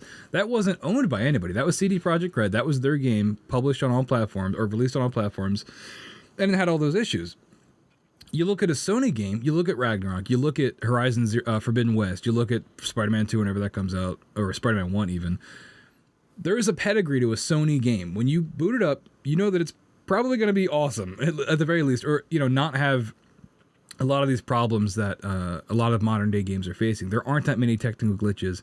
It runs well. It tells a good story. And, Sony's focusing on single player games while Microsoft is more on the multiplayer side of things. But there still has to be that pedigree when you are a big studio a big publisher like Microsoft or a big company like Sony. You've got to have a quality control level that sets the standard for your brand. I mean, it's just, I don't know how else to describe it. Well, and I'll be honest with you, I have been out of the Sony ecosystem for quite some time until you kind of dragged me back into it kicking and screaming when I was finally able to get hands on a PS5. And the gaming experience, first of all, the user interface on the PS5s is completely different than the Xbox. I found the PS5 to be much more refined, much more, well, it was difficult. There was a learning curve for me. Whereas the interface on the Xbox is juvenile almost. It's cluttered. It's awful. It is. It's hard to navigate. But the gaming experience itself, when I fired up the last two games that you had me play, the Last of Us and Ragnarok, God of War. Yeah. When I fired those up, it wasn't a gaming experience. It was a movie experience from day one. From the time you turned it on, the menus, everything, it was an interactive movie. You felt like you were part of it. The cutscenes, the dialogue, everything, the acting, the story, it was an interactive movie that you were part of. Maybe that's because it was focused for single player. Right. I don't get that. Like, I didn't get that when I played, the sequel to Red Dead. I didn't get that from Red Dead either. But the Sony experience itself, the attention to detail, and the level of quality. Now, granted, Spider-Man had some quality issues in it. No, you think so? Yeah, there's a few things in there that were an issue. But for the most part, everything was cinematic in the experience that I got to play. And it made me really enjoy the experience. And when I play stuff on Xbox, it's literally just to kill time. It's not to enjoy myself, to immerse myself, or anything. So they're two very different types of gaming styles and platforms. And they're managed very differently. That quality comes across, and it's just blatantly obvious in just starting the game up. Yep. And that's where the biggest contrast, I think, is to me. Yeah, and Redfall comes out at the time when Microsoft has been sorely lacking in those first-party AAA titles, which is exactly what you talk about. Off the top of your head, you can name 3 or 4 Sony games that you've played that hit a chord with you. Yeah. And Microsoft just doesn't have that, and they haven't for a very long time. Well, and I'll tell you, I'm a huge, huge Halo fan, Yep. okay? Not only have I loved every one of the games that came out, well, I've played every one of the games that came out. Halo Wars 2? I've read all the novels. I'm up to date. Yeah. I'm in the middle of reading the latest novel. We're now. both huge Halo fans. Love it, love it, love it. Halo Infinite just did not resonate with me. Did not hit with me. It seemed. It's ironic that the environment that you're in was so broken, because it felt like the storyline and the character development and everything else was equally broken. Yep. Like you jump into this and you're completely disjointed. You have no idea what's going on.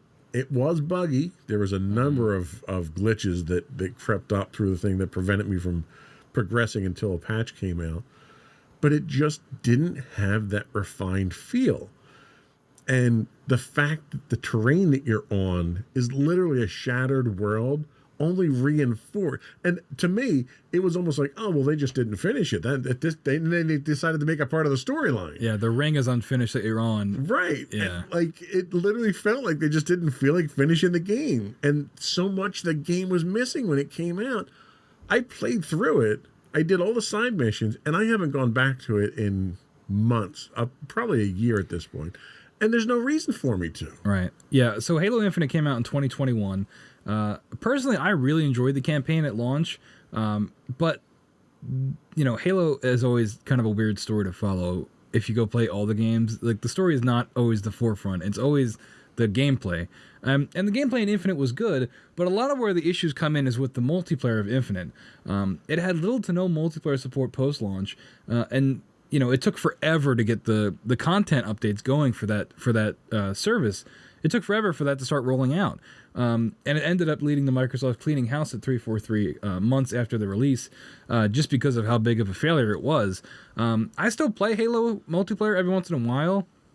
I don't know why. I just really, it's still Halo at the end of the day, you know, and I still enjoy that. But it had so much potential, and everybody at the time was saying Microsoft can't mess this up. And they kind of did. Like the multiplayer at launch, everybody was on board. It's such an exciting announcement when they announced that the multiplayer was going to be free. They announced it day and date at I forget where. Very exciting, very hype around that. But as time goes on, you know, the campaign comes out and it's the semi-open world. You know, it still feels good. It still feels like Halo. But then there's just nothing. There's just nothing after it, and it's almost like they just. Like, this is Halo. This is, when you buy an Xbox, Master Chief is on the box.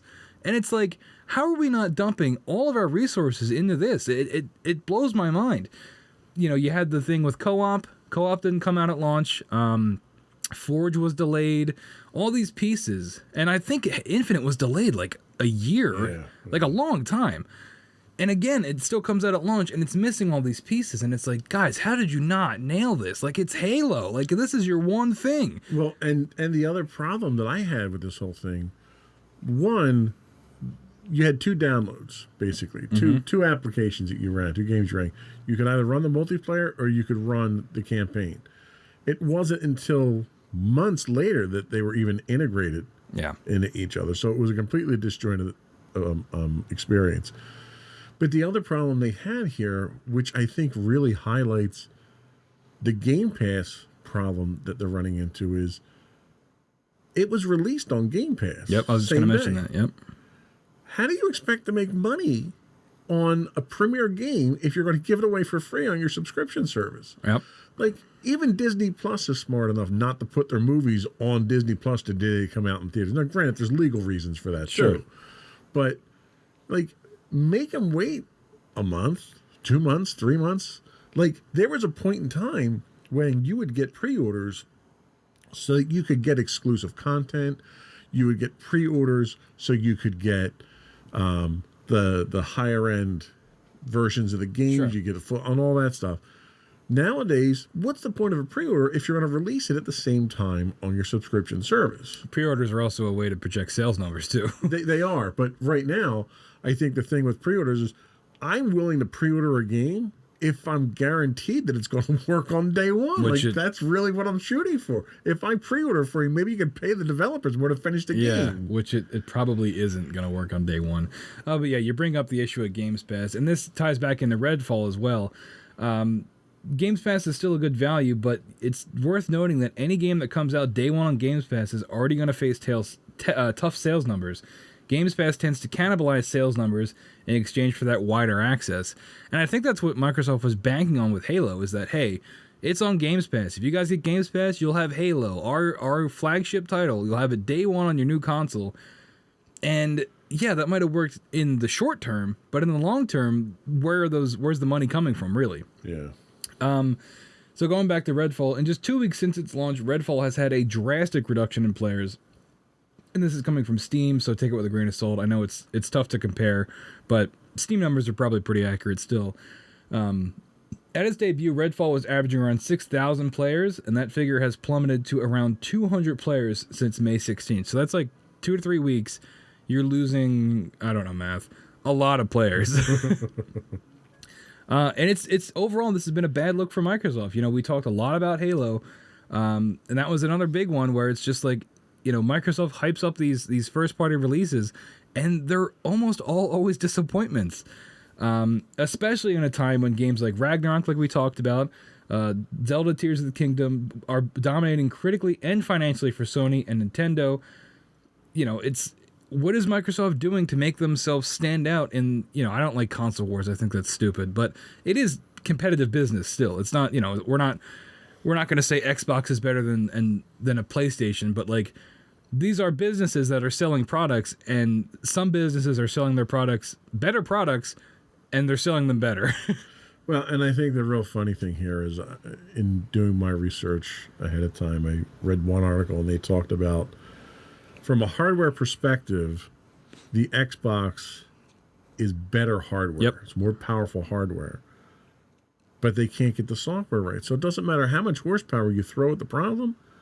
If the game doesn't run, it doesn't run really fast on a good Right. system, right? So why they need to focus less on the hardware, right? Because you have a console there that's overly powerful for the type of gaming that you need right now, which is great for future proofing it.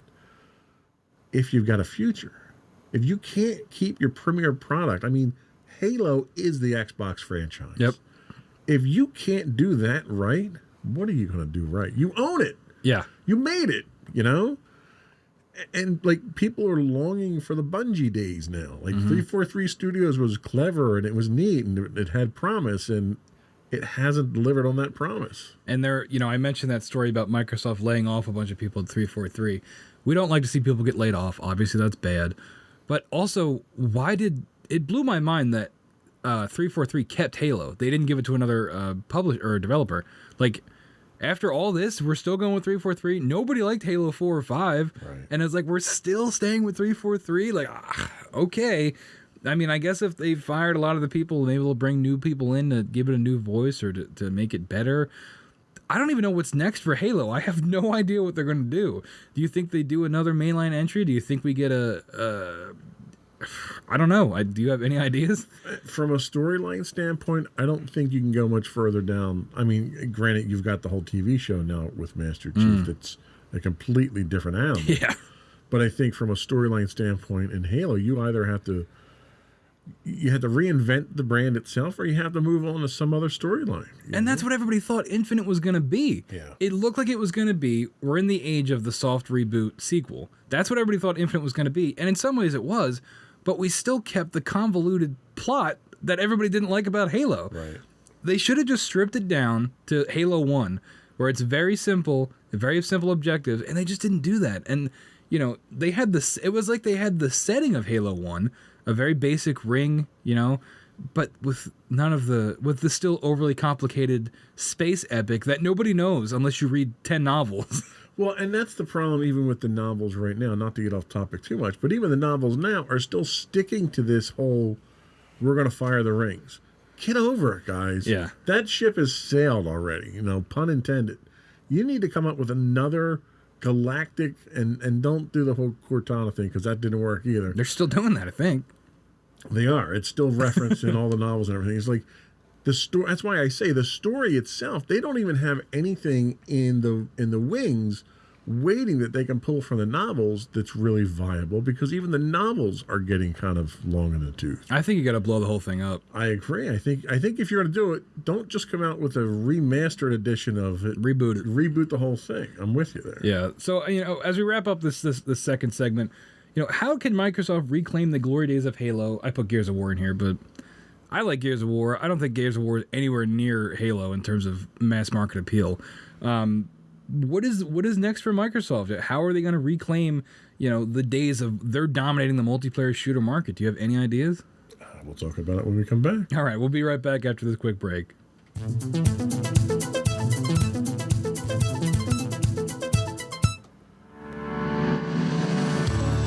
Insights into Entertainment, a podcast series taking a deeper look into entertainment and media.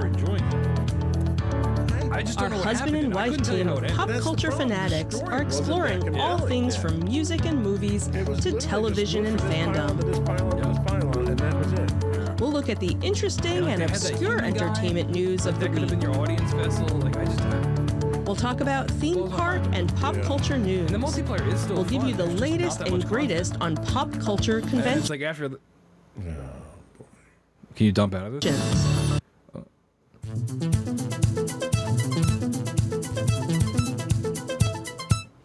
Welcome back, everyone. We had to dump out of the commercial. I'm sure you were wondering what the next topic they cover on Insights into Entertainment is. You'll just have to go watch the show yourself.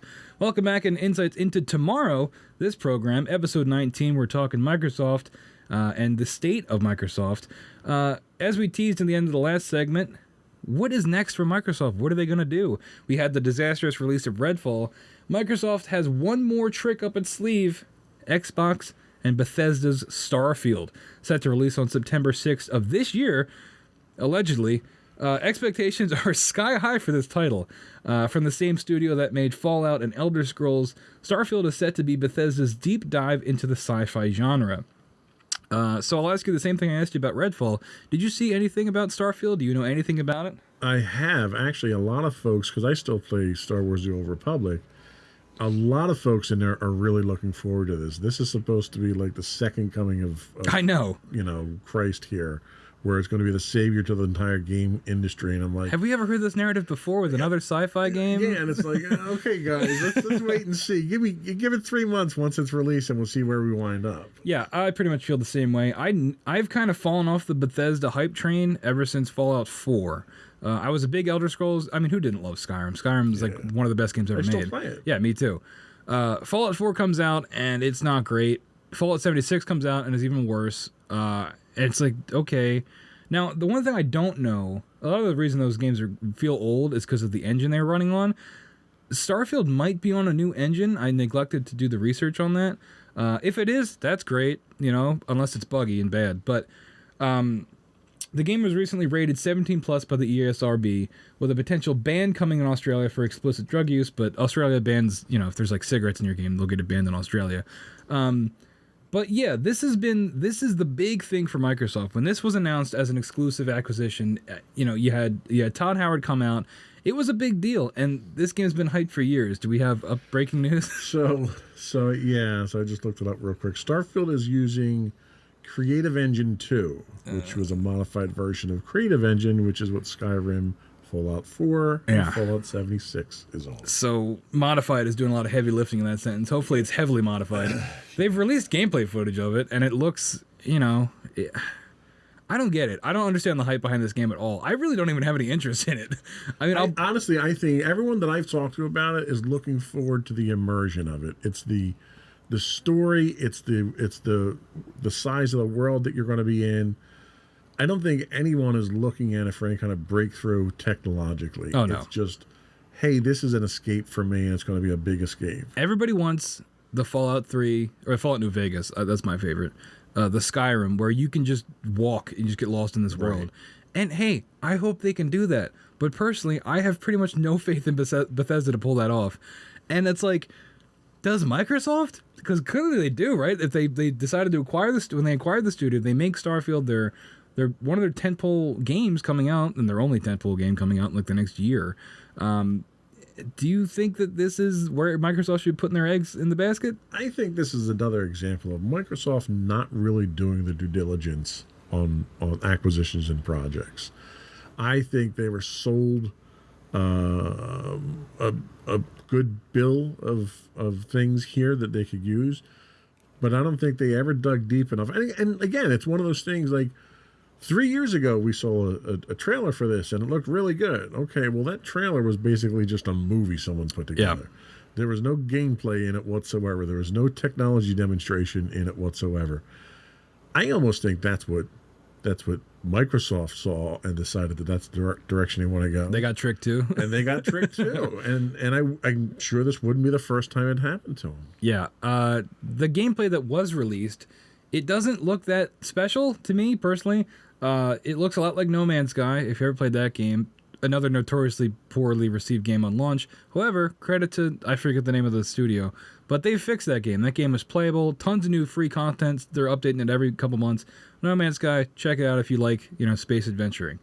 However, I don't think that's what people want from a Bethesda game. I think they want that element of action and immersion, like you talked about. And I don't know if Starfield's going to have that. I hope it does. I hope it does well. But I think it is a really, really big gamble for Microsoft. And I just don't know if it's going to pay off, even if it is successful. I don't know if it's going to repair all the ill will that's been done so far. Well, and that's a very good point. I don't know if Microsoft has a choice. Microsoft has dug a hole so deep for themselves that they can't get out themselves. So they're hoping for something like this to kind of propel them out of that hole and put them back into the mainstream to get them to the point of some level of respectability with gamers. I think a lot of people have just lost respect. Microsoft has lost that luster. And you're right, if this doesn't work, I don't know where they're going from there. Yeah. I mean, they've got Elder Scrolls 6, but God knows when that's coming out. 2025, maybe 2024. But I think it goes back to this issue of accessibility too, not in terms of if you have a handicap or something like that, but I mean, like if you're trying to get somebody into gaming, like you as an example, I was able to sell you on Ragnarok and Last of Us because they are relatively easy to pick up and play if you've played other games. Starfield as like an immersive first-person space thing, I don't know if that is as easy to sell to people as a emotional story between a father and a daughter or a father and a son that Sony can offer. I mean, I know sci-fi has a pretty general broad appeal, and I don't know. I hope it does well. But there have been some technical issues with it. We just talked about the Creative Engine 2 that it's going to be running on. Not great. If you go play Fallout 4 or 76, you can see where they're really stretching. You could tell it's old. But this is the sticking point for me. Starfield has been reported to be launching at 30 FPS. With performance mode rumored to be coming later, very strong rumors that it might not happen. They might not get that 60 FPS mode. Is this unacceptable in 2023? A AAA game releasing capped at 30 FPS? Some would say yes. I'm one of those people. I can't stand it. I can't stand 30 FPS. I think if you put out your game and it's not 60 FPS, I think that's unacceptable. Well, and I think it also has a lot to do with the resolution that you're putting it out at. If you're talking 30 frames per second on a 4K TV, yeah, you probably should be at 60. There's no reason the technology can't handle 60, that's for sure. Right. If you're talking standard HD and you're doing 30 frames, you're about 10 years behind where you need to be at that point. It goes back to that hardware versus software issue. It's like you have the technology. Yeah. The Xbox Series X is like the equivalent of like a gaming PC, right? Like, yeah. How are we not? And I think Bethesda might have commented on this of saying that like it's an engine thing and also the amount of things happening in the game at once. That's why they got to cap it at 30 FPS. Well, and I'll tell you, from a technological standpoint, it probably is the engine because the options that are available to you on Xbox Series X, even S now, like the DirectX 12, okay? So you have direct memory access available in DirectX 12. So you don't have, so traditionally what happens is when you send video that has to be encoded and decoded by the video processor, that's sent compressed, and then has to be uncompressed in video memory, read in, processed, rendered, and then written back out. DirectX 12 gives the video memory of the video processor direct access to system memory. So it bypasses all that, infinitely more efficient and faster than you can do it. but your engine has to be able to take advantage of DirectX 12. And if it can't, which a lot of them don't at this point in time, then you got a problem. Yeah, it's like you future-proofed everything, but, at what cost? What are you going to do? I don't know. Bethesda games in general are known for being buggy and running poorly at release. It would be amazing if Starfield came out day one, runs great, smooth, as smooth as 30 frames can be. No buggy thing, because that was what sunk Fallout 4 and 76, was just the litany of internet videos of all the things wrong with it, and immediately you're dead in the water. It's just, I don't know, and it goes back to what is next for Microsoft if this doesn't work out. It's like, what do they have lined up? They've had some good AA games come out. Hi-Fi Rush, great game, highly recommend it. But it's these big tentpole games that Microsoft is just lacking, that I think overall is why they are, to the traditional gamer, why they are losing to Sony in these, in game to game, if we're going to compare it. Yeah, well, and I'll tell you, if 30 frames per second is considered acceptable in this case, don't expect a lot of action. Yeah. Because you're not going to see anything that requires high frame rate in there. If it's a first-person shooter. Good luck with that. I know, I don't get that. Like, that's why in Fallout you had the Vault, or what was it, the VAC system, whatever the thing where you could stop time and target different areas. It's because Fallout is not a good shooter. Right. That's why you had to have auto aim essentially. Fallout is all about the characters and the characters you meet and the world itself. It's not really supposed to be a shooter. It just happens to have guns in it. They kind of did that a little better in Fallout 4 by making it more actiony because it was more updated. But Starfield, it looks like they're really trying to do that more of a shooter and make it a space epic where you can explore. I forget, there was a line they had said a couple months ago where there's 1 billion planets or something like that. Right. It's like, no, there's not. First off, that's not true. There's no way that's true. And it's like, I don't know. This feels very Cyberpunk to me, of a game that's been hyped up for years that is going to, people are going to go into it and never want to come out, that they're going to have to be drip fed, the feeding tube so they don't have to come out of the game. And it's like, how are we still in 2023 making these grand assumptions about games when the only people that can pull that off is Sony? That's true. And unfortunately, what you're going to find is this is going to be a judgment time for Microsoft. If they can't meet expectations and they don't have anything else in the pipeline, you might start seeing those Game Pass subscriptions drop off. Yeah, especially if the price continues to raise. Or there's retro gaming. Everyone loves retro gaming, and that's, I think, the direction that Game Pass is going to go. Well, they just announced the last of the backwards compatible stuff they're putting up. Yeah. So I've bought so many 360 games again on Xbox. I'm not proud of it, but I did because they're all right there and they're easy to play. And you can get an FPS boost sometimes too, which is pretty nice. Right. But anyway, so that we're gonna get a Starfield Direct, I think in June or maybe sooner, giving us more information on the game. So maybe we'll get something in that is a little bit more concrete, that gets my hopes back up. Or maybe we'll get a delay. Who knows? Well, if I had to put money on it, I'd say you're looking at 3 to 6 month delay till the next delay. Yeah. I don't know. Who knows? That'd be bad because then they wouldn't only have Redfall this year, and that would be a real bad look. But anyway, we're going to take our last break. And when we come back, our final thoughts and a couple more words about Microsoft when we return. Or we'll be back immediately. Who's to say? And we're back. Welcome back, everybody. We had to dump that last commercial. We're having some technical difficulties here today. So what are we talking about in our last segment? Well, I had something positive down, but you had another angle you might want to go in.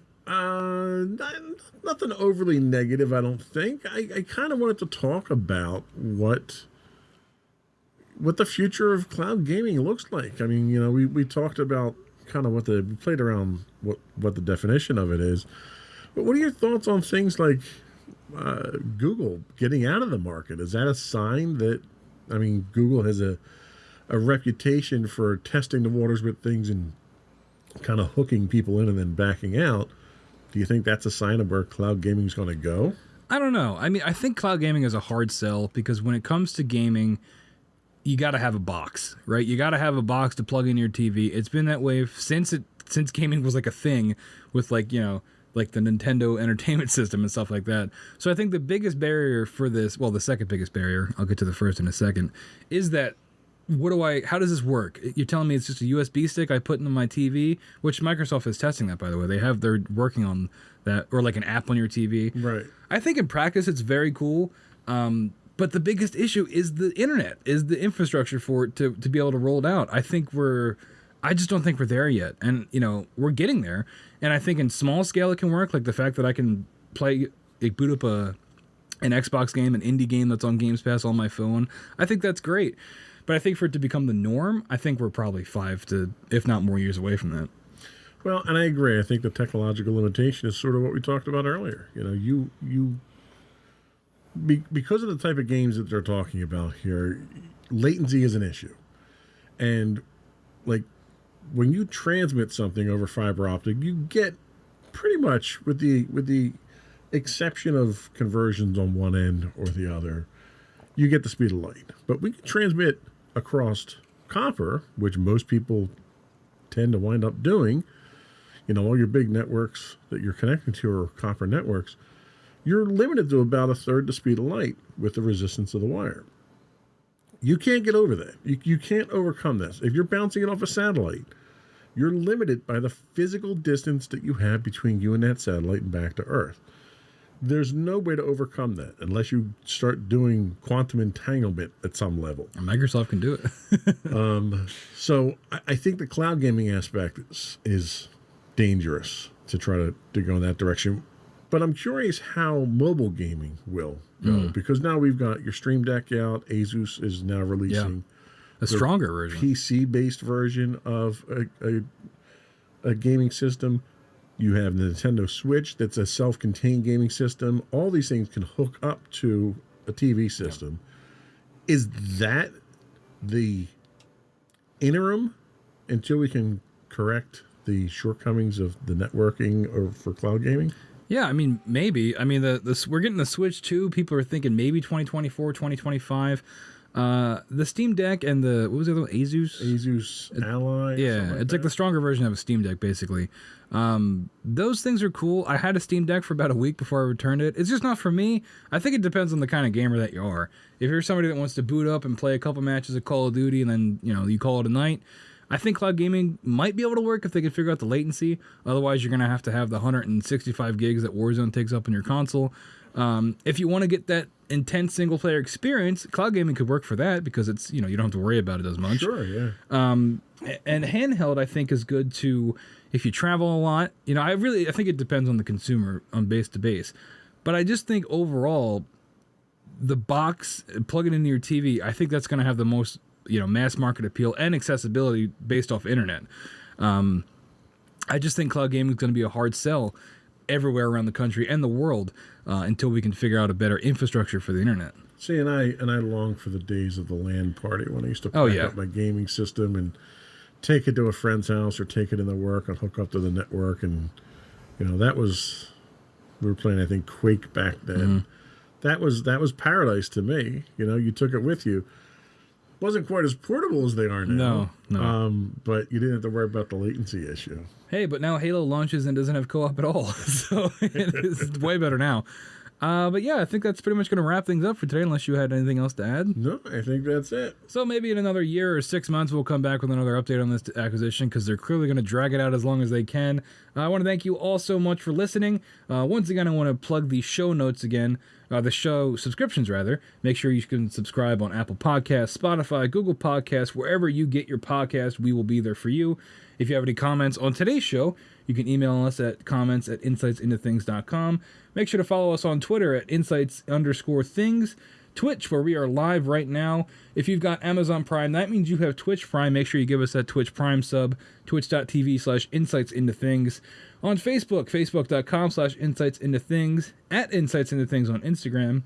And of course, all these links can be found on our website, insightsintothings.com. Thank you all so much for listening. For Joe Whalen, for me, Sam Whalen. Have a great day, everybody.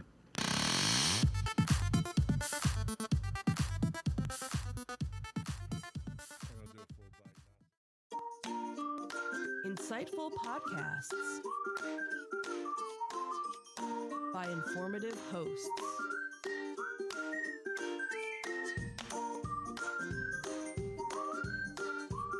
Insights into things. podcast network.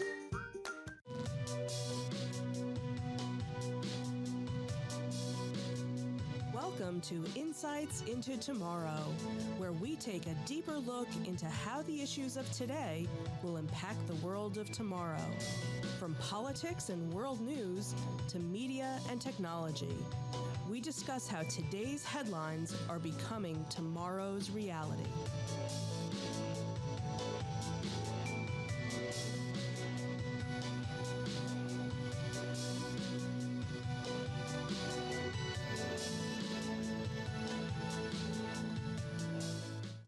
Welcome to Insights into Tomorrow. This is episode 18, Artificial Intelligence. I'm your host, Joseph Whalen, and my co-host, Sam Whalen. Hey, everybody. You believe we've done 18 of these? 18, wow. We're on a roll. Wow. We'll get to 100 in no time. Yeah, we kind of have fallen off of our cadence of monthly podcasts on this, haven't we? There's just nothing to talk about. Yeah. Well, that's what happens when you steer away from all the controversial topics. Exactly. So this week we're going to talk about a nice, safe topic, and that is artificial intelligence. No dire implications with that. So you know how this one's going to end. Uh-huh. Folks. So is the future of AI more like HAL 9000, Skynet, and The Matrix? Or is it more like WALL-E, Star Trek's Commander Data, or C-3PO from Star Wars? Some of the world's most brilliant minds, like Michio Kaku and Stephen Hawking, recognize the tremendous potential for artificial intelligence, but also offer words of caution at its development. Is artificial intelligence the next step in our evolution, or the first step in our ultimate destruction? How will AI impact humans? How will AI impact what humans create? And could humans be entirely removed from the creative process? That's what we'll be discussing on today's episode of Insights into Tomorrow. But before we do that, I'd like to take a moment to invite our listening and viewing audience to subscribe to the podcast. You can find audio versions of this podcast listed as Insights into Tomorrow. You can find both audio and video versions of all the network's podcasts listed as Insights into Things. And we can be found anywhere you get a podcast these days: Apple, Spotify, Google, Stitcher, etc. I would also encourage you to write in, give us your feedback, tell us how we're doing, give us suggestions on what you'd like us to talk about. You can email us at comments@insightsintothings.com. You can find us on Twitter at insights_things, or on Facebook at facebook.com/insightsintothingspodcast. Are we ready? Yep, let's get into it. Let's go.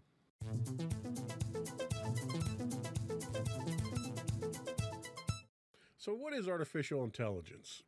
So John McCarthy, head of computer science department at Stanford University in 2007, defined artificial intelligence as the science and engineering of making intelligent machines, especially intelligent computer programs.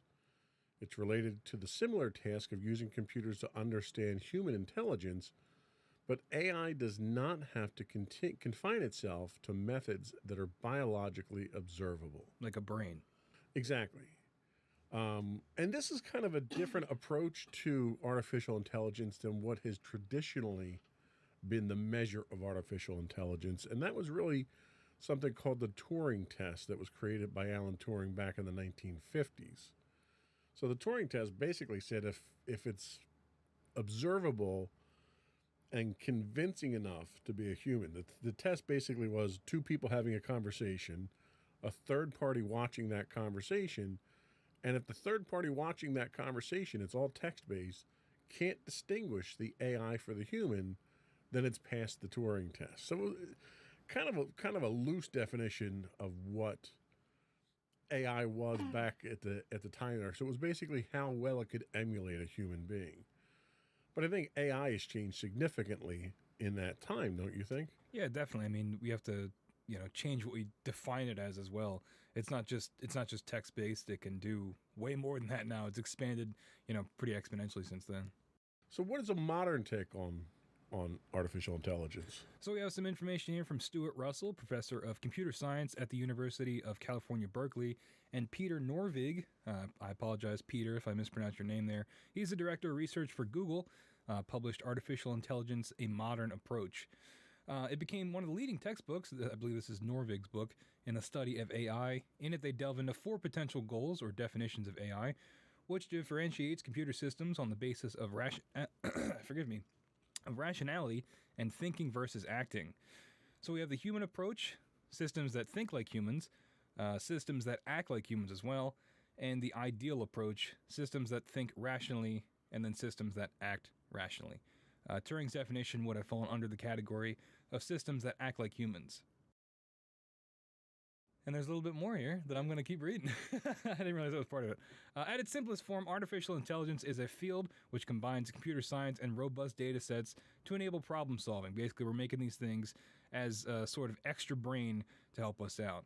It also encompasses subfields of machine learning and deep learning, which are frequently mentioned in conjunction with artificial intelligence. These disciplines are comprised of AI algorithms, which seek to create expert systems which make predictions or classifications based on that input data. So AI right now, some of the biggest things in AI right now probably are algorithms. You know, you have the famed Google algorithm for searches, and you know they apply it to YouTube. And is the algorithm itself that basically looks at usage patterns and what you're doing online, and then determines what else you would like? Is that considered a form of artificial intelligence? I think it would be. I mean, it's interpreting data and then I guess projecting and it's making its own conclusions based on that data and then sort of showing you that conclusion, right? So if you click on something on Instagram and you read the page long enough and you go back to Instagram, it'll have more things like that. Or it happens to me all the time because every device is listening to you all the time. You mention a product and then 5 seconds later an ad for it pops up on your Instagram, or you text somebody about it and the same thing. So it's definitely always watching and always learning. Yeah, no, and I agree. And I think we've run into that in the house here because I've got a whole boatload of Amazon A products. I don't want to say the name because I don't want to actually activating. But that's the same sort of thing. That and Siri and what's the Android version of voice Bixby? Bixby, is that it? So all of these assistants are some type of artificial intelligence as well. But how intelligent are they really? Not very. Yeah, that's kind of like none of them are thinking on their own. They all require some level of input. They all require some source of data that they go out and get. Like if you ask the Amazon devices for information on something, they'll come back and tell you a Google contributor added this. So they don't even seem to compile their own set of knowledge. So it's almost like it's more of an interface to the web than it is really an artificial intelligence. It might be an intelligent way to interface with it, but we're not talking HAL 9000. Right, it's not learning and adapting necessarily. Right, and it can't take its own actions or anything like that. You know, when we get into stuff like that, we might be looking at something like a Tesla or a self-driving car, where it takes input from outside sensors and has the ability to make decisions on its own at that point in time. Right. That's where we tend to get a little bit more down the rabbit hole of how dangerous things could be. Yeah, once you start getting into the territory, we transition out of this into our next segment of more developed intelligence, of where that could possibly go once something starts thinking for itself. Right. So let's take a quick break. We'll come back and we'll dig a little bit deeper into the types of artificial intelligence that are out there. We'll be right back.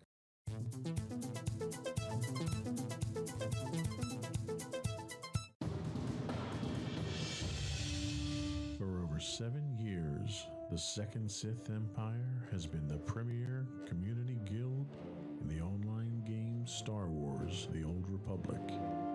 With hundreds of friendly and helpful active members, a weekly schedule of nightly events, annual guild meet and greets, and an active community both on the web and on Discord. The Second Sith Empire is more than your typical gaming group. We're family. Join us on the Starforge server for nightly events such as operations, flashpoints, world boss hunts, Star Wars trivia, guild lottery, and much more. Visit us on the web today at www.thesecondsithempire.com.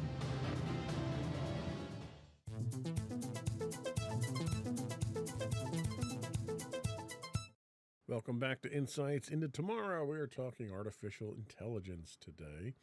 So and I don't want to go through every line that we have here, just kind of throw a few things out there. So the types of artificial intelligence that we're really kind of referring to here can be broken into two categories. One's capabilities and the other's functionalities. So under your capabilities, you've got narrow AI. And an example of narrow AI is sort of like what we talked about with Siri, where it's also referred to as weak AI. It focuses on a narrow task. You can even classify IBM's Watson that was used for chess playing in something like this as well. It's not robust. It's not thinking on its own. You then get into your general AIs, and your general AIs tend to be a little bit more sophisticated. These are your strong AIs. You can understand and learn intellectual tasks that humans can do. So you're getting a little bit smarter with these, but the requirements from a hardware standpoint, you need a supercomputer. The couple that are listed here are two of the fastest supercomputers in the world in order to accomplish this. Yeah, and do we know what these? We have the Fujitsu K. Do you know what those are used for? Like what type of computing we're using these like intense supercomputers for? Most of these are being used for simulating weather, simulating nuclear explosions without actually having to fire them off. So Oh, that's helpful. they're highly complicated and powerful devices just to get this next level of AI. Mhm. And then the last level of AI from a capability standpoint is what's referred to as super AI. This is where AI, this is your Skynet. This is where it surpasses human intelligence. None exist at this point in time, thankfully. But is this the direction that we're going as we're seeing this natural progression? Are we going to see super AIs? I don't know. I mean, I don't know if I want that. And then you get into like the Blade Runner discussion of like what makes something human. When you give something a will of its own, like what we're getting to like deep sci-fi territory here. But I don't know if we would ever get to that point. If what would we need something like that for? I mean, maybe to like run a city, like monitor trains and public works and stuff like that on like a city level. I don't know what we'd ever need something that smart for, honestly. Yeah, I mean, I could certainly see from an infrastructure standpoint, most of what we do now, you've got positive train controls, a great example you just mentioned with trains, where if the human operator fails to make certain checks, the computer can kick in and run things safely or shut the system down safely. So there's lesser versions of that now, but I think seeing something like that on a grand scale might be something where a super AI would work. What about functionality-based AIs? Tell us about that. So we've got the reactive machine. Reactive machine is the primary form of AI that does not store memories or use past experiences to determine future actions. It only works in the present. So an example of this would be IBM's Deep Blue chess playing computer. That thing's really cool, by the way. Yeah. I've seen some videos of that. It's really neat. Gary Kasparov would differ from that. We've also got limited memory AI, which trains from the past to make decisions. They do have a memory, but it's very short-lived. And an example of this would be used in self-driving vehicles, like we mentioned, Teslas, things like that. And then finally, we have theory of the mind. On this show, we like to say theater of the mind. It's kind of like that. Theory of the mind AI represents an advanced class of technology and exists only as a concept. They would require a thorough understanding of the people and the things within an environment, including understanding feelings and behaviors. There's no examples because they don't exist, but attempts at mimicking human emotion and automatons is as close as we can get. One of the things regarding that is that people are trying to experiment with this, and they're doing it through the same type of training that they're using for Chat GPT and the other AI engines that are out there. We'll talk more about those in a little bit. But what they're doing is they're having human beings emulate emotions, facial expressions of emotions, sadness, happiness, that type of thing.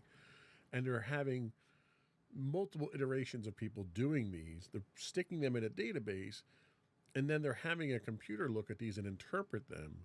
So just by facial expressions, they're trying to get computers to understand emotions.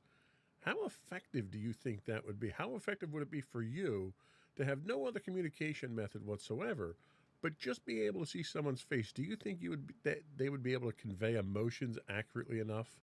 I don't know. It would depend on how they're measuring it, right? Like if you're looking at like specific muscle movements for like a frown versus a smile, but everybody expresses emotion in different ways. So you'd have to have some kind of baseline to do that. And I forget the name of it. We learned it in college, but it's that thing where you show us an image of a guy's face, and it's that effect where you can interpret it however you want. Like it's the same face over and over again, but if you interpret it as in he's happy, you can kind of see it, or he's sad, you can kind of see it. And so I wonder where you get into something like that, where it's like it's sort of a gray area of, well, is this person really happy? You know, that's when you have to go back to the baseline of if we're measuring facial tics or Right. certain, I don't know, visual ratios on your face. Yeah, and I agree. And like I don't know if I as a person who doesn't need artificial intelligence would be able to accurately understand emotions. Right, right. And then I look at the technology that we've had with facial recognition already and some of the challenges we've had where you had, for instance, Microsoft's camera technology that they had on their Xbox series. When that came out, not that many years ago, they only used Caucasian people to train it. And as people with darker skin, Asians, African Americans, and so forth, started using it, the technology didn't hold up. Right. And it was because of the way that the technology itself was developed and trained and The foundation of it. exactly. So it's like, if you can't get that right, then I have a very difficult time thinking you're going to get emotions. Yeah, that's the thing, right? You get into like user error at that point. If you're trying to emulate human behavior, but you don't account for the whole world, how are we going to apply this in any Right. practical sense? Right. And that's why you'd almost have to think you need multiple forms of input, voice inflection, body movement, you know, the micro tics that people have.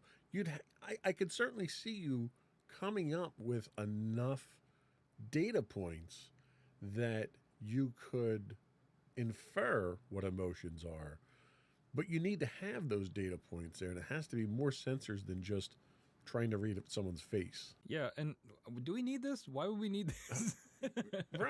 Right. And that's another point. You know, one of the implementations that people have talked about with this is customer service.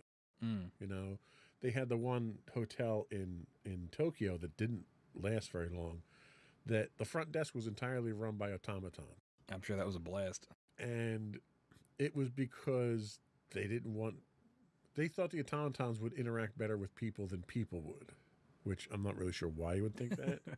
But the problem you run into is you get into that uncanny valley scenario where people are just creeped out by it. It looks enough like a human to make you think it is, but not enough to know it is. So it made people feel very uncomfortable. But I could see in a situation like that where you're implementing emotional stuff, detection, where you want to know if someone's angry. You know, do I really need to get a manager? Are you like stuff like that where you're interacting with people? I could see that. It's funny that they're exploring that path now when you have grocery stores that are doing away with their self-checkout because people dislike not having a human to deal with at a register now. So it's like, I don't know if it's a cultural thing, if it's a regional thing or what, but it seems people are kind of finicky. Yeah, I don't know. And also, it's like, is it cost effective to build a robot to talk to people than to just hire someone for minimum wage to work at the front desk? Right. That's a And very good I know point. the argument is that, well, the robot could do it for forever, whereas we have to worry about this person, you know, their livelihood, and, you know, they need to go to the bathroom, take a break, things like that. Robots don't have to do that. But it's like, I mean, come on. And you don't have to contribute to a 401k with robots either. Exactly. Yeah, you just got to swap out a few parts every once in a while. Right. So I don't know. And the practicality is where I get hung up on of how are we really going to use these things, and are they going to be worth the effort and time we're putting in to try to figure it out. I agree, and I think it's almost like it's a fun school project people are working on. But the golden ring, or the prize of artificial intelligence, at least as far as sci-fi tells us, is self-awareness. Mm-hmm. Self-awareness is where the AI, they only exist hypothetically right now, and only in science fiction for the most part. Yeah. But these are the types of systems that can understand internal traits and states and conditions and perceive human emotions. And these machines are smarter than the human mind, which is really what's terrifying, I think, to a lot of people. They'll be able to understand and evoke emotions in those it interacts with, but it'll also have its own emotions, its needs, its beliefs. This is where we get into things like a HAL 9000 from 2001 or Skynet or something like that. I don't know if anyone's shooting for self-awareness. Is self-awareness possible with today's technology? I was actually just thinking about that because, you have in here about it having its own emotions and needs, and I think it would be more terrifying if it didn't have emotions, if it was purely logical, right? Because, you make a AI and it instantly determines that humans are bad for the planet and decides to wipe us out. Right. Because, we could make that conclusion, but we're also, we are humans. We're not going to wipe ourselves out, intentionally.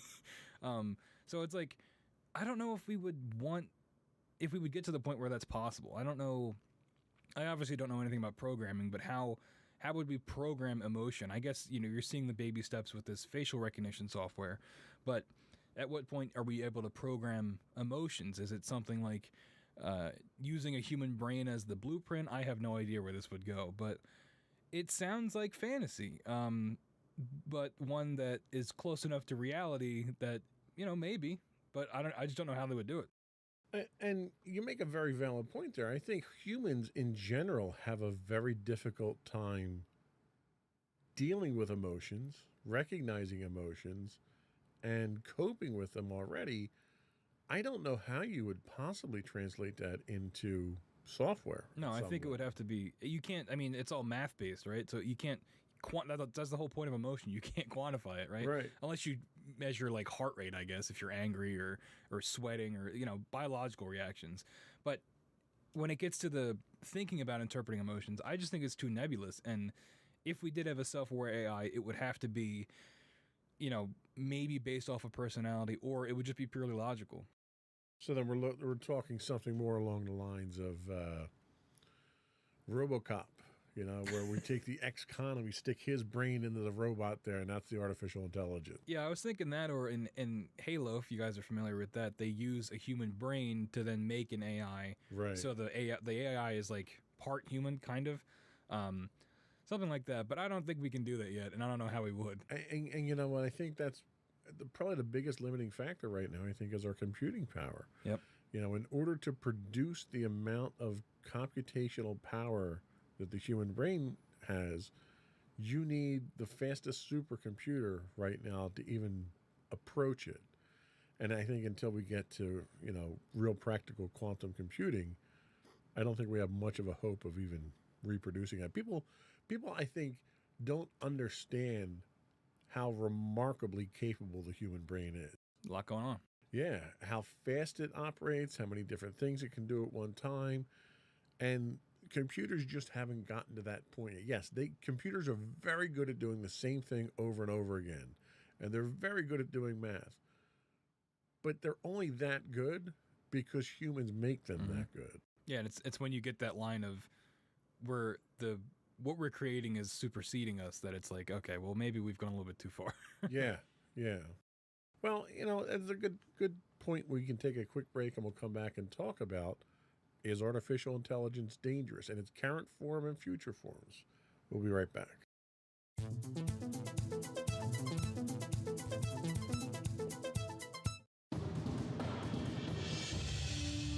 For 7 years, the Second Sith Empire has been the premier community guild in the online game Star Wars The Old Republic. With hundreds of friendly and helpful active members, a weekly schedule of nightly events, annual guild meet and greets, and an active community both on the web and on Discord.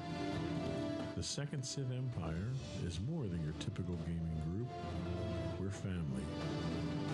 Join us on the Starforge server for nightly events such as operations, flashpoints, world boss hunts, Star Wars trivia, guild lottery, and much more. Visit us on the web today at www.thesecondsithempire.com.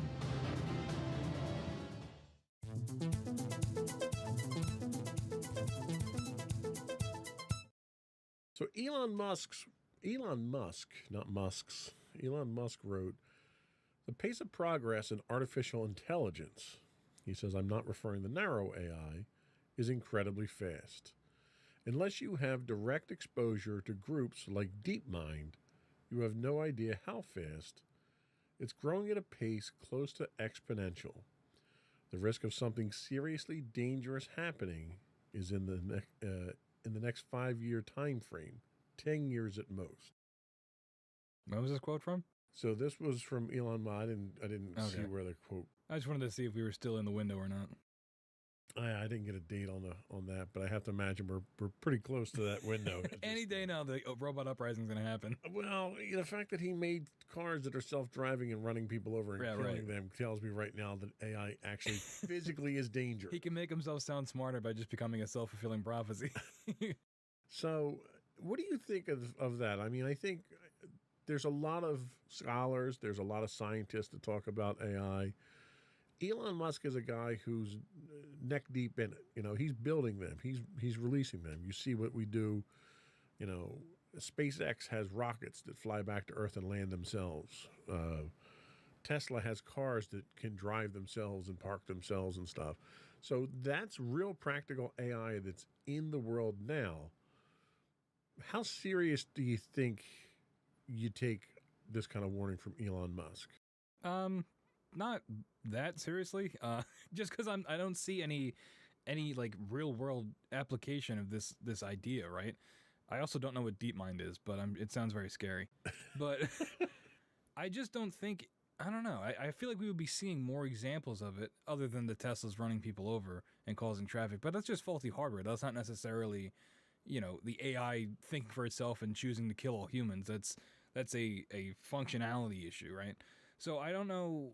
I don't think it would be this quick. I just think we would see more implementation of AI in our day-to-day lives for it to then turn into something dangerous. The most I could see it being is like an over-reliance on computers and AI instead, and when then they malfunction, then you have problems like the recent airport, the what was it, the FAA systems went down, things like that, things where we have large-scale operations being run by AI, and then the AIs break, and then we have a problem.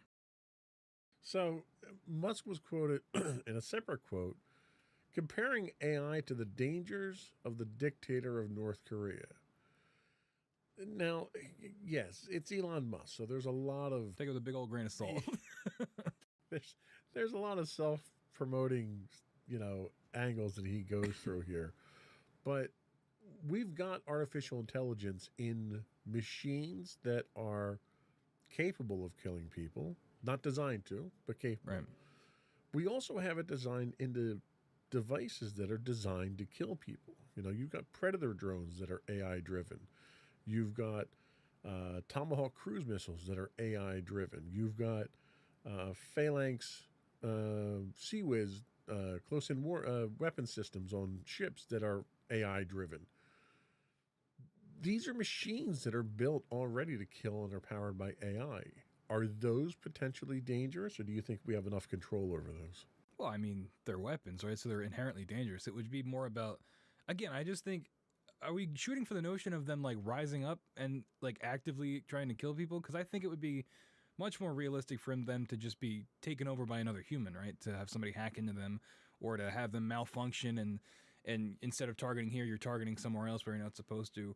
I just don't think it would be the AI necessarily choosing to kill a bunch of people. I think instead it would be a malfunction. So to paraphrase, we're hoping that it's humans that are the problem, Right. and not the AI that's Exactly. the problem. And we can count on that. Yeah, to a certain extent, that logic makes sense because you can count on that human factor. Like, it's very likely that you would have a foreign entity attack our infrastructure here Mhm.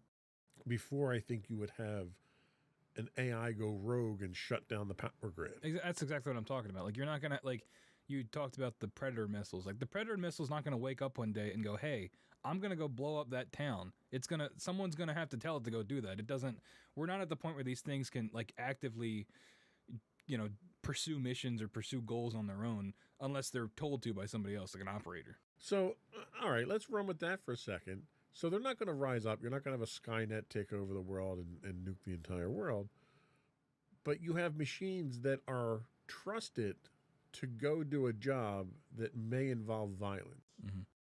If those machines can then be usurped by a nefarious third party, and our trust in those machines allows them to continue to do their job, when they get usurped, we have a new target designation. Right, exactly. And that's I think where you get into the real world danger of this.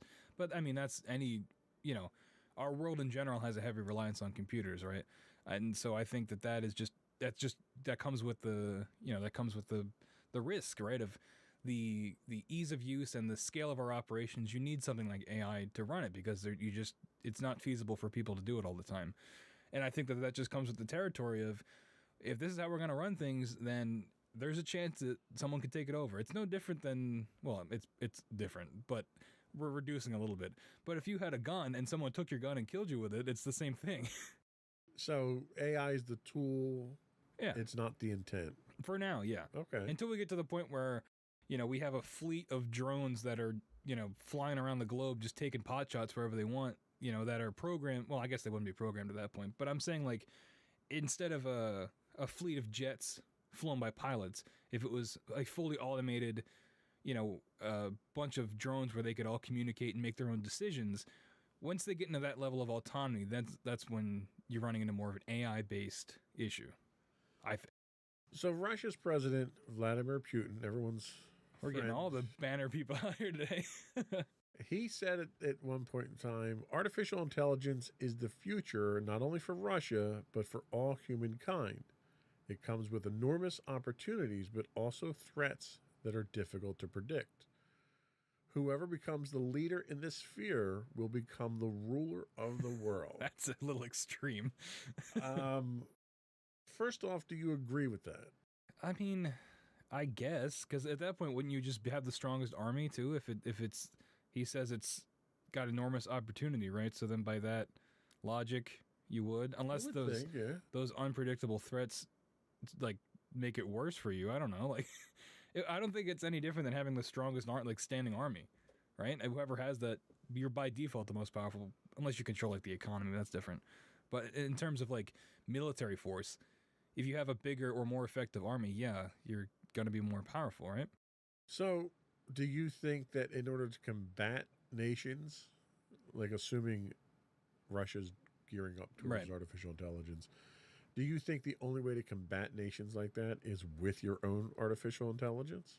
I think so. I mean, that's how these things usually go, right? Like an AI arms race, which, hey, sci-fi authors out there, that's a free title. But, yeah, I just think it's going to... And you're going to dig yourself into a hole, right? Because the more we go into this AI route, the more you're getting into these threats that are difficult to predict, like he's talking about. So the further we go with this technology, the more we're getting on that edge of accidentally making something that could either get its own intelligence or something that is more likely to be, like you said, usurped and used against the, whatever country's making it. Okay. Now we're talking AI in actual active weapons there, but there's potential danger elsewhere too. What about social manipulation? What do you think AI could do from a social manipulation standpoint? I mean, so far we've had social media, I don't want to say usurped because it's being used as it's designed. Right. But you've had situations where you've got Facebook and the whole Cambridge Analytics, and you've got Twitter trying to, all the Twitter files coming out now telling us how people try to manipulate elections and stuff. Where do you think AI falls in there? Is AI, is that algorithm as you go through your social feed? Is that AI manipulating you in such a way that it could be dangerous? Absolutely. And I think that this is where you get into the things that are much more real world dangers, right? Especially when it comes to things like social media, you run into that echo chamber issue where you're only hearing ideas and things that reinforce what you think. So you never hear anybody else's ideas, for better or worse. But generally, I think that's a bad thing. I think that you should be able to, see ideas from everybody and then interpret them how you want. But when you get into this with social media where you're seeing the same things over and over again, it just reinforces your own beliefs and makes you double down. And it makes everybody closed-minded and more isolated from each other and more extreme in their beliefs, too, in certain situations. So I think when you're getting into things like that, and like you said, the Cambridge Analytica thing where it's straight-up manipulation of people, I think when those have real-world consequences, which they did and still do, I think that's much more dangerous than worrying about a drone going rogue or something like that. Well, surely manipulating the mindset of common citizens isn't something that's unique to AI. I mean, you had the Nazi Germany had an entire propaganda ministry that was designed to do that. You've had this type of thing that was driven by humans for hundreds of years now. What does AI bring to the plate that makes it any more dangerous than just humans doing this type of activity? I think it's the scale and the pace of it, right? So AI is very good at learning. That's what it does, or at least whatever. I'm talking about the algorithm in social media. Right. It's good at learning what you do, what you look at, and I think it can do it at a pace and with an effectiveness that humans just can't do, or can't do as fast, or on such a big of a scale. I mean, a human could look at what you do on Twitter, what you click on, what you like, but it would take them much longer to figure out, okay, well, what should I serve them next in their timeline that they'll click on, versus an AI looking at it and figuring it out like that. So I think it just makes it more effective and efficient, honestly. That's a very good point. So the other one that they talk about is invasion of privacy and social grading. I don't know if we've never really talked about social grading in the past here. It's being done in some Asian countries already, where depending on what your reputation in social media is how you're treated in society. But I've seen this in sci-fi as well, where it's extremely emphasized in how people treat you. But from an invasion of privacy, you brought up a very good point of, well, everything's listening, and if I say something, I start getting advertisements. Is that a bad thing that you get targeted advertising? I think it depends on how you look at it. I know people that feel like they're being manipulated. They'd rather it be not targeted and just give me what I want. Well, that's what targeted advertising is they give you what they think you want. Without targeted advertising, you're just going to get a bunch of crap thrown at you there. I mean, is that really a bad thing that you get targeted advertising? I think when you, the people that have issues with it, I think they see it as of being manipulated, that even if it's something I want. Well, advertising is manipulative. It's true, which is why it's so effective. That's the definition of advertising. I know. I just think it's I think people have an issue with it because it's that invasion of privacy of, even in my own home, I'm being sampled for data and it's being regurgitated back at me so I can become a better consumer. Eventually it just feels like it's all boiling down to you just pumping money into the economy. Okay, I'll buy that. It is effective though if you're a business owner. Absolutely. From a capitalist standpoint, it's great. Yeah, exactly. One of the other ones they talk about is misalignment between our goals and the machines. And this one, I don't know how much of a problem this was. The great example they give is you get into a self-driving cab and you say, get me to the airport as quickly as possible. Okay. But if the machine itself is doing what it thinks you've asked it to do, that could involve exceeding the speed limit. It could involve dangerous driving.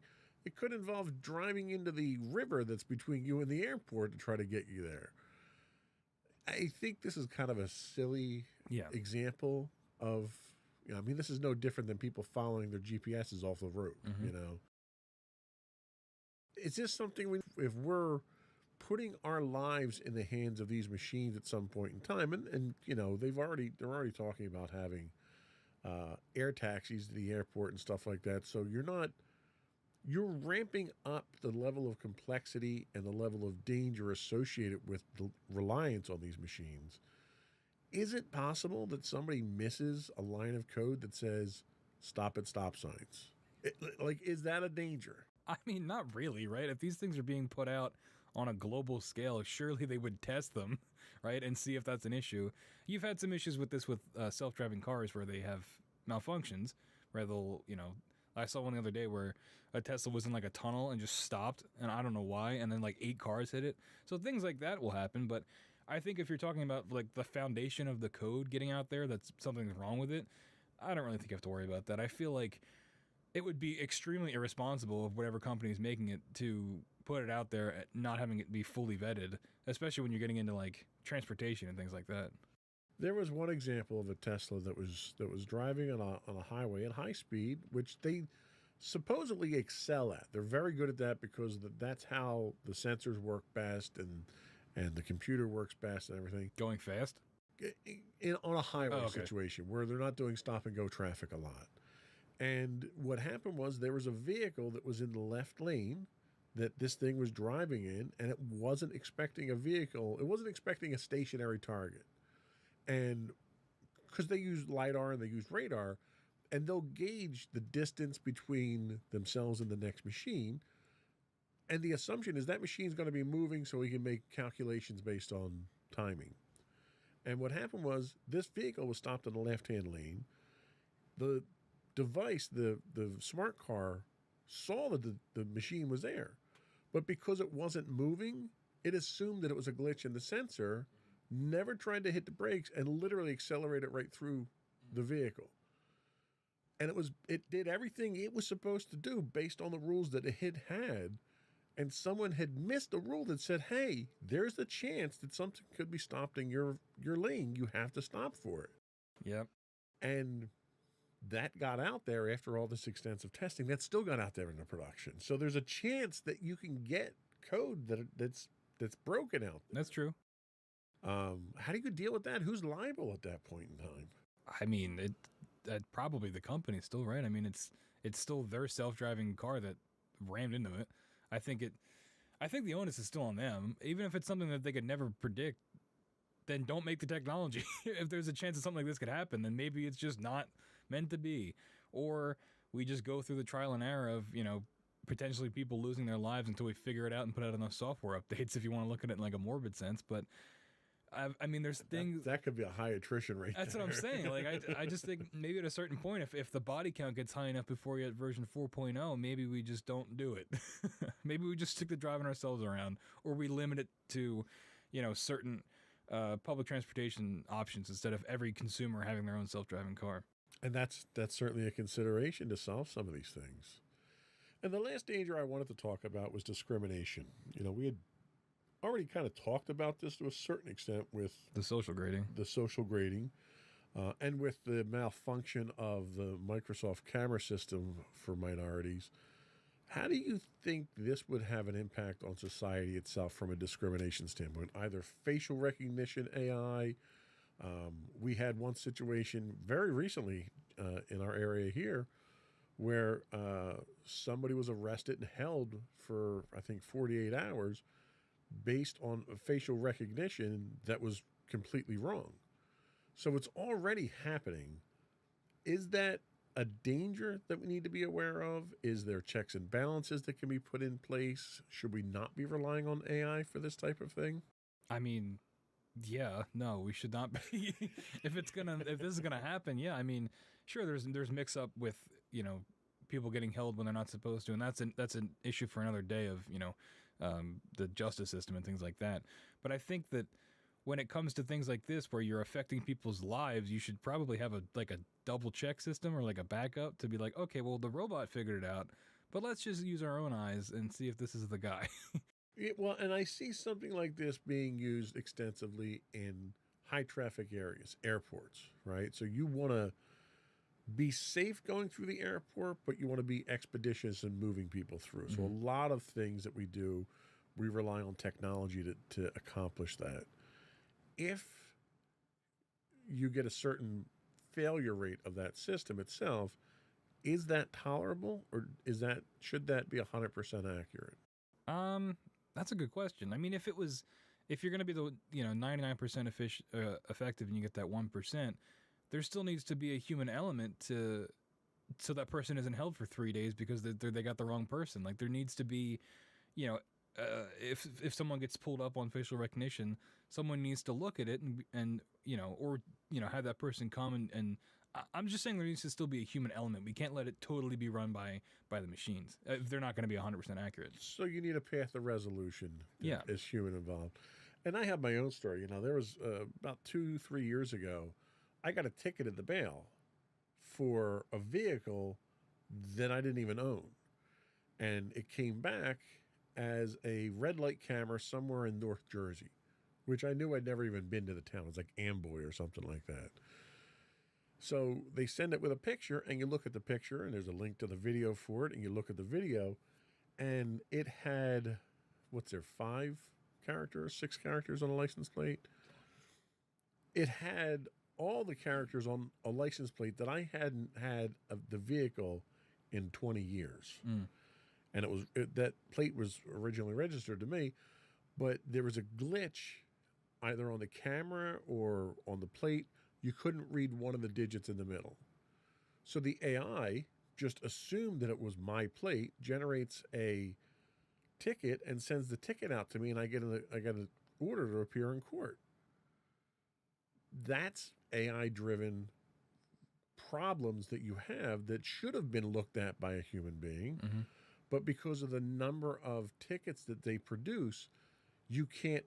The whole point of having an automated system is because you can't have a human looking at all these things.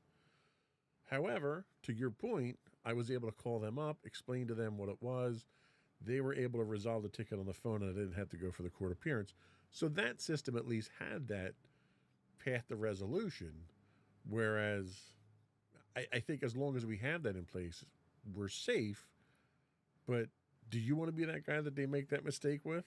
No, and that's the territory, right? If we're going to rely on these things, and it's like, it's something similar to getting on a plane or something where you're giving up a amount of control for convenience or for, convenience, honestly. If you're going to give up that element of what you can control, then there's a risk that comes with that, no matter what it is. And I think that this is an example of that. That just sounds like a really poor way of explaining the way airplane crashes.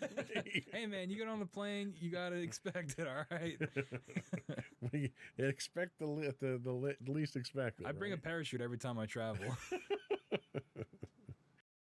All right. I think we've kind of exhausted where we can go wrong with AI at this point from a danger standpoint. Let's take our last break, and we'll come back, and we're going to talk about the impact of AI on our world today and moving forward. We'll be right back.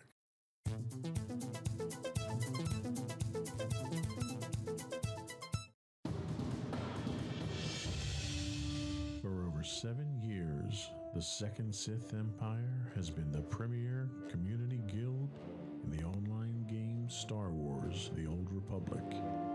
With hundreds of friendly and helpful active members, a weekly schedule of nightly events, annual guild meet and greets, and an active community both on the web and on Discord.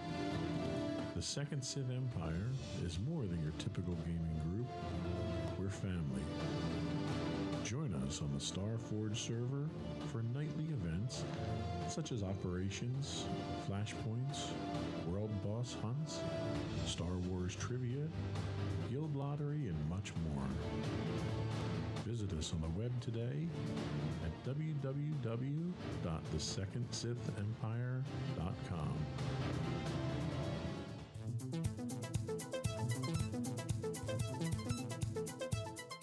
welcome back to Insights into Tomorrow, and thank you to today's sponsor, the Second Sith Empire. Really paid for all that airtime, huh? They are an awesome guild. I recommend everyone look them up. Anyway, moving right along. Hit it one more time. Anyway, so let's look at what the impact of AI on the world today. So some quick figures I dug up here from simplylearn.com. So the revenue from artificial intelligence software market worldwide is expected to reach $126 billion by 2025. That's significant. Not huge, but significant. Gartner predicts 37% of organizations have implemented AI in some form. I thought they'd be higher. I would have too. The percentage of enterprises employing AI grew 270% over the last 4 years. And according to Servion Global Solutions, by 2025, 95% of customer interactions will be powered by AI. So we got 2 years to figure that out. That's right. And a recent 2020 report from Statista reveals the global AI software market is expected to grow approximately 54% year over year and is expected to reach a forecast size of 22.6 billion. Which doesn't really make sense because the other one was 126. Sure does. Hey man, data's weird. They all got different conclusions. It's numbers, right? Don't worry about it. I think the conclusion here is that AI is very much embedded in our lives now. Are we better off for that, or are we worse off for that? Oh, that's a good question. We've looked at like every aspect of AI, and I think it's good in some aspects, right? We're taking the load off of humans if we can run things with an AI just to make our lives a little bit easier. I think that's a good thing because at a certain point when we're talking about things on a global scale, it's just not practical to expect humans to be able to run all that 24/7. But then when you get into the more dangerous aspects of social manipulation, we're about to get into the discussion of how it affects creative endeavors. I think that's when you start getting into the dangerous territory, and it's really going to be a question of where does this go in the next 5 to 10 years? Are we getting that full on AI integration in every day of our lives? Or is it still like it is now where it's more in the background? It's not necessarily as prominent. And I agree. I think we're very, very much on the cusp of something significant here. I think we're kind of nipping around the edges right now until we get deeper into it. Some of the special projects that I did want to talk about, one that's in the news now, is ChatGPT. Their tagline is optimizing language models for dialogue. And this is a chatbot that is human-like interactions. You can ask it things, it'll answer them. One of the things, this happens to actually be something that I had directed my developers at the office to dig into a little bit. One of the functions that I see with this is helping to automate and personalize communication for our sales force. So the concept that we had come up with a few years back, and the technology wasn't there yet, was our salespeople know their customers. So the salespeople can go in and drop in notes. Tom likes the Phillies. His wife's name is this. His kids' names are this. And they're going to these college. They can put in this metadata about the person. And eventually, the idea was to have this technology that could take this metadata and write a monthly email to each one of your customers that's personalized, that might have specific information as far as offers that we might have. But it looks like it's coming from you. And we want to write these, hand them off to the salesperson, let the salesperson read it and okay it, and then send it out. And we're literally within months of being able to have the system start writing emails like that. Is that, in your opinion, is that a viable, good way of using AI, or are we stealing some of the human element there? Are we muddying the waters? I mean, it depends on how much you care about these handwritten or emails, these personalized emails. If you're okay sacrificing the human element of it, then it's fine. It still has the human element, right? The salespeople still have to know their customers. They still have to know exactly the things that make it personal, and they still okay before it's sent off. I think that's fine. Yeah, I don't really have any issues with that. But if I have a salesperson who doesn't compose emails very well, mm-hmm. Is it ethical for them to use this system to compose their emails for them, or is it the same as having an assistant doing it for you, or is it different because it's AI? That's a good question. It's like cheating on homework, kind of. Right. But I mean, in the real world, you're not like, I don't know. It's cheating on homework in the real world isn't as big of a deal as it is in high school. Ultimately, at the end of the day, you got to make these sales, right? So if you're not good at writing emails, first off, I don't know how far you would have gotten as a salesperson. But second, it's like a tool. I think in this instance, it's like another tool to use. If emails aren't your thing, but when you're in one-on-one interactions, you can make the sale. Good for you. You can use this as a tool. If you are relying on this to do your job for you, that's a little bit different, right? If you're relying on it to make sales pitches for you and to reach out to customers, and you're kind of just sitting back and maybe putting in a few inputs, then you're relying on it too much, and it's becoming an issue because you're not doing the work. So it's just a matter of pacing how much you use the tool. Yeah, and implementation. So the next one I wanted to talk about was Canva. So Canva is a AI based image generating software out there, and there's a number of them out there now. And you basically give it text input and say, give me a picture done up like Van Gogh of a horse in a rainbow. And it'll go out there and it'll source thousands of different images, and it'll come back and it'll generate what's considered an original image for you, so you don't have to make it yourself. But that image itself is a compilation of all these other works. Is that something that is going too far, or are there any moral implications to that we have to worry about? Yeah, this is actually the whole reason I wanted to do this episode was things like this. I know we covered the doom and gloom of AI taking over the world, but this is where I think it really is. It strikes a chord with me of it's essentially making like art sausage, but like if you didn't make any of the components of the sausage to begin with, you kind of just put it in the blender and called it your own. It's really devaluing art and the human element of it. And when people feel that they can get this app and make art like with no effort, it kind of defeats the purpose of it in general. There's also Lensa, which is similar to it. And I had an article linked here where there was cases where you could see artist signatures on the final product what Lensa would create because it was just stealing artwork from other people. And that's how a lot of these AI work, is that you put in what you want and it scours the internet and will take from other artists' pages, usually without permission. It just kind of steals it and then, incorporates it back into itself and spits it out for you, but you feel like you've made this and you really haven't. You didn't do any, you don't know how to do digital art or anything like that. It's like putting it on easy mode, but also the bigger thing is stealing from the people that did make something. And I really think it's an issue. So let me ask you something, and we'll kind of go down the moral path here.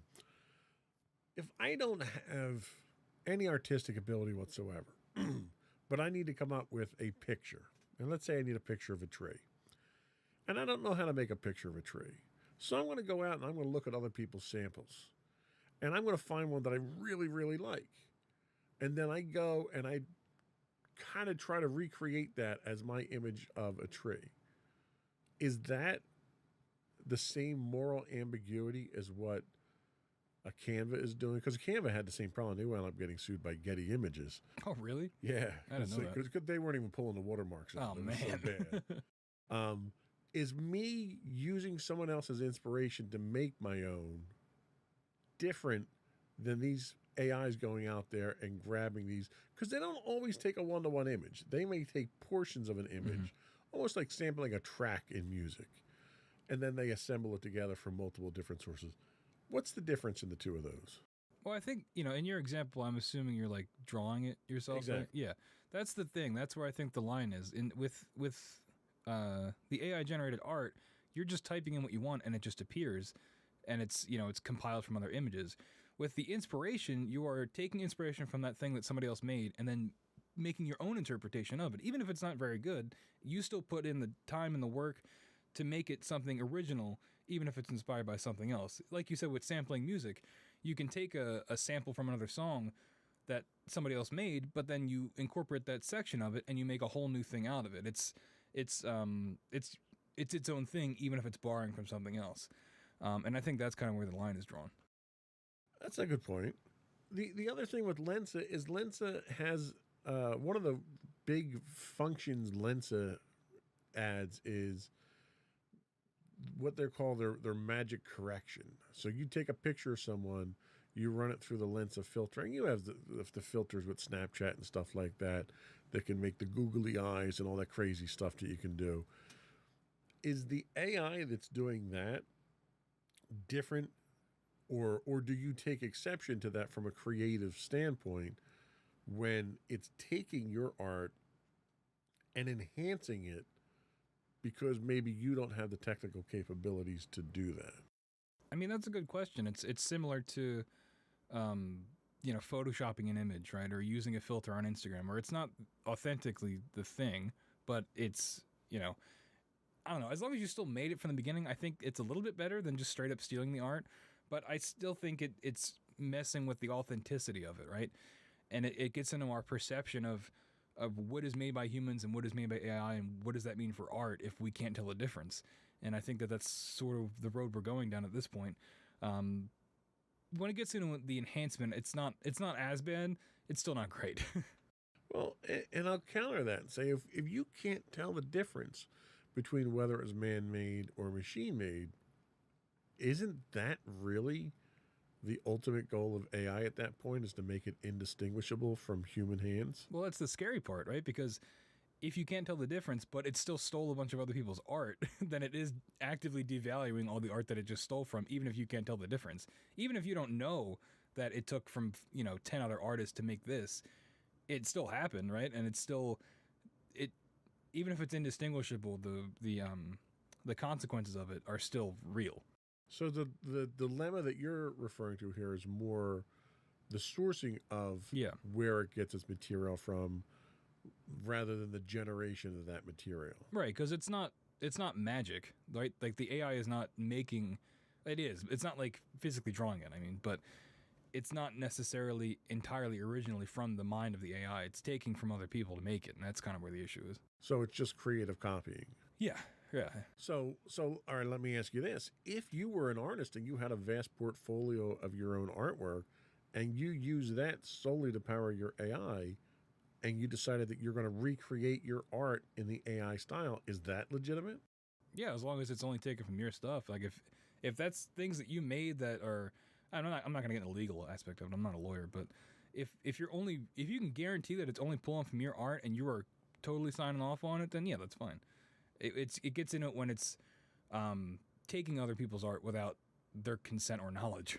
So, all right, being a Star Wars fan and a Eagles fan, let me throw a couple examples of non-AI out there where both of those entities have taken what they've modified those and regurgitated back out to the public strictly for money purposes. There wasn't anything to enhance the art. There wasn't anything to make it better or different or really anything. It was literally, I just want more money, so I'm going to re-release it. Do you have a moral issue with that, with people basically exploiting their own material for money there, trying to, I'm going to say, con people out of buying it again, because I'm one of those idiots who does it. I was going to say, yeah. Not really, no. I mean, morally, yeah, it's not ideal, right? Like, you shouldn't be scamming people, but these things have value, and there's a reason that, they're getting the money that they are. They wouldn't be re-releasing if they weren't making money.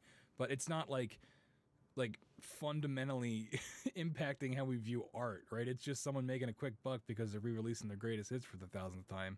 It's not like, it would be like if the Eagles released a record that was music that was all samples and they didn't credit anybody.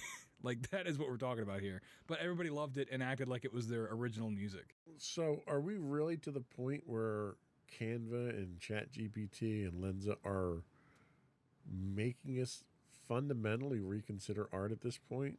I think we're getting there. And I think the Lensa specifically, at least in my sphere, really took a lot of people by storm of like, this is awesome. Look how cool I look. I'm a cowboy. I'm a robot. But then it came out of how it really works, and everyone was like, oh, So it's not magic. It's not like it's not a computer making like it's not a computer coming up with this art itself. It's a computer interpreting other forms of art, stealing and chopping it up, and then mashing it into one new thing. And that was kind of where the issue came in. So I think it is we're getting there. We're getting there, right? And I have like a soapbox I wrote on here, but looking at things like the Indiana Jones 5 trailer where it's a wholly digital younger Harrison Ford, and you really can't tell the difference. Like we're now there where in movies these CGI creations are getting close enough where you can't really tell the difference. You know, we're past the days of Rogue One where it's zombie Tarkin and all that. That was terrible. But we're getting to the point where the CGI creations or de-aging in movies is becoming so realistic that it's becoming legitimately hard to tell the difference. And it's, you know, between that and the AI art generation, it's like, where is there room for people at this point, for the human touch of it all? And that's what really, you know, interests me and kind of scares me. So, for years now, before AI existed, before computer-generated graphics in movies and TV existed, people have been using makeup to make you look older or make you look younger. That never caused us to question the purpose or the place of art in the world. Why would de-aging someone digitally cause that kind of conflict in the art world now? Well, because for makeup, like you have to apply that, right? You have to. It's a physical thing you have to do. With this, it's less about the de-aging and more about the like making someone young again, so you can make more movies with them. Like Harrison Ford is like 80 years old. He can't be Indiana Jones like he was in the 80s. But if we can de-age him and like make him look young again, even though he's an old man in real life, we can keep making these movies and keep pumping them out. That's where I think the issue is. When you're doing old age makeup or trying to make someone look young with makeup, it's a little bit different because you still know underneath that makeup is still the person, right? Whereas with this, it's not. It's a robot. So, okay, I will counter that with Chris Pine in Star Trek. So they didn't use makeup, they didn't use digital de-aging. They just changed the actor and they relaunched the entire franchise. So it happens. There's different methods of this happening in doing what they did, because they did the same thing with Luke Skywalker. Yep. Where they didn't even bring Mark Hamill in to play the role or even to do the voice, because in Boba Fett, whatever, Book of Boba or the Mando Mandalorian 2.5 Yeah. or, you know, in that episode where he comes in, his voice is even digitally redone by an AI voice manipulating. And now Darth Vader, James Earl Jones, is no longer the voice. It's all Right. signed over to AI. So he signed it over, and they can generate James Earl Jones' voice through AI. I'm struggling to understand where the issue is with that. I think when it comes to, we'll use James Earl Jones as the example. When you get into like a vocal performance, when you get into the human element of it, there are things that he might do when he does a read for the fifth take that he does something different, and it's way better, right? And it was a fluke, but hey, he read it this way, and that's the line we're going to use. When you get it with AI, I don't think they're going to be able to do, like, there's that human element where you can get that random spark of creativity or performance that elevates a role more than it would just be if it was a human doing it. I think it's really that loss of the human element that I think is the dangerous part. Well, and I think the ultimate goal of AI is to not have the human element injected into it, but have its own unique element injected into it. So I think you still have the potential for that. It didn't just have James Earl Jones record every word in the English dictionary and it just assembles them together like a really bad AI. They should do that. That'd be pretty funny. It basically recorded his inflections and his ability to say certain syllables. You know, it was a much more sophisticated thing than just recording words. And then the AI assembles those sounds, but it doesn't do it the same way every time. But, like, isn't that weird? Like, James Earl Jones is still alive, right? And unfortunately, he's going to die one day. But they're still going to use that after he's dead to make Star Wars movies with Darth Vader. Isn't that weird? It's like putting him in it's like the ghost in the machine. You know what? They put Lenin, they embalmed Lenin's body and they stuck it on display in the public square for decades. Yeah, but they okay? didn't Weekend at Bernie's him like a puppet in a movie after he was dead. Like, I don't know. It's something about like when it comes to real life people being like turned into AI generated things, whether it be the Harrison Ford in Indiana Jones 5 or James Earl Jones and now with Darth Vader. When you're taking real people that are in real life and harnessing them using AI for creative things, it doesn't sit right with me. It just seems strange. I don't know. Well, and you know what? To play devil's advocate here, James Earl Jones wasn't. It wasn't just James Earl Jones who was the voice of Darth Vader. There was so much audio work that went into that voice that it wasn't just him talking into a microphone. So there was already more to it than just James Earl Jones. If they can get that out of a computer and James Earl Jones doesn't have to show up and he already got his paycheck. Yeah, but like, sure, there are other elements, but his voice is still the core of it, right? So if he died in the world where we don't have AI, that'd be it. So I will counter that argument with every other element, every other example of Star Wars that Darth Vader shows up in and it's voiced by someone beside James Earl Jones. It's not believable. I don't know, man. We got to figure something out then. Like, at a certain point, you got to, like, the real world has to have some kind of impact. Like, we can't, like, I don't know. Was Carrie Fisher alive when they did that Rogue One thing? I think she was at the time, right? Like, that's so weird. It's so weird that these are real people that are aging, that we are just plucking, like, the best version of them and putting them in, like, CGI. And now with the voices is, like, eternalized. I don't know. It freaks me out. Well, all right. So I'll give you a different angle on that. So you have, as an actor, especially a female actor, you have a finite lifespan that the industry will tolerate your aging to, right? So if you get to a point, let's say you're 50, okay? The number of roles that you run into when you're 50 are severely limited. If someone could extend their acting career and their opportunity to make money in the business by allowing digital manipulation of their features, don't you think that's at least a worthwhile endeavor for it? Yeah, I guess, but like, do we just want to completely give in to like ageism and not try to fix it? Like, do we just want to submit to like the industry-wide like issue? I don't know. It just seems like we're compromising just to not have to like tackle the real problem head on. Well, and I agree that it's a problem that needs to be tackled. But in the meantime, you're robbing people of opportunities if you take that tool away. Yeah, but you're robbing them of opportunities by like being ageist too. So it's like I agree, but the problem is a role may require somebody of a certain age to be convincing. Wouldn't you be taking away opportunities from potentially another actress that is right for the part if we're going to instead use AI or robot Carrie Fisher instead of recasting someone that might be good at it? It's possible, but if you were doing a Star Wars film that was after Rogue One and you needed Princess Leia in there. Now granted it's a little different because she's passed away. But if you needed someone that's age appropriate who was that actor, wouldn't it be easier and more convincing to age reduce that actor so they could do that role? No. Well, why not? Because then you'd wind up getting like somebody who looks nothing like Han Solo showing up in a Han Solo movie. Okay, that's true. That movie had other problems. I think that was. I don't know. We're not. This is not the Solo podcast, but I don't know. For me personally, I think it should be a recasting. I don't think it should be using AI.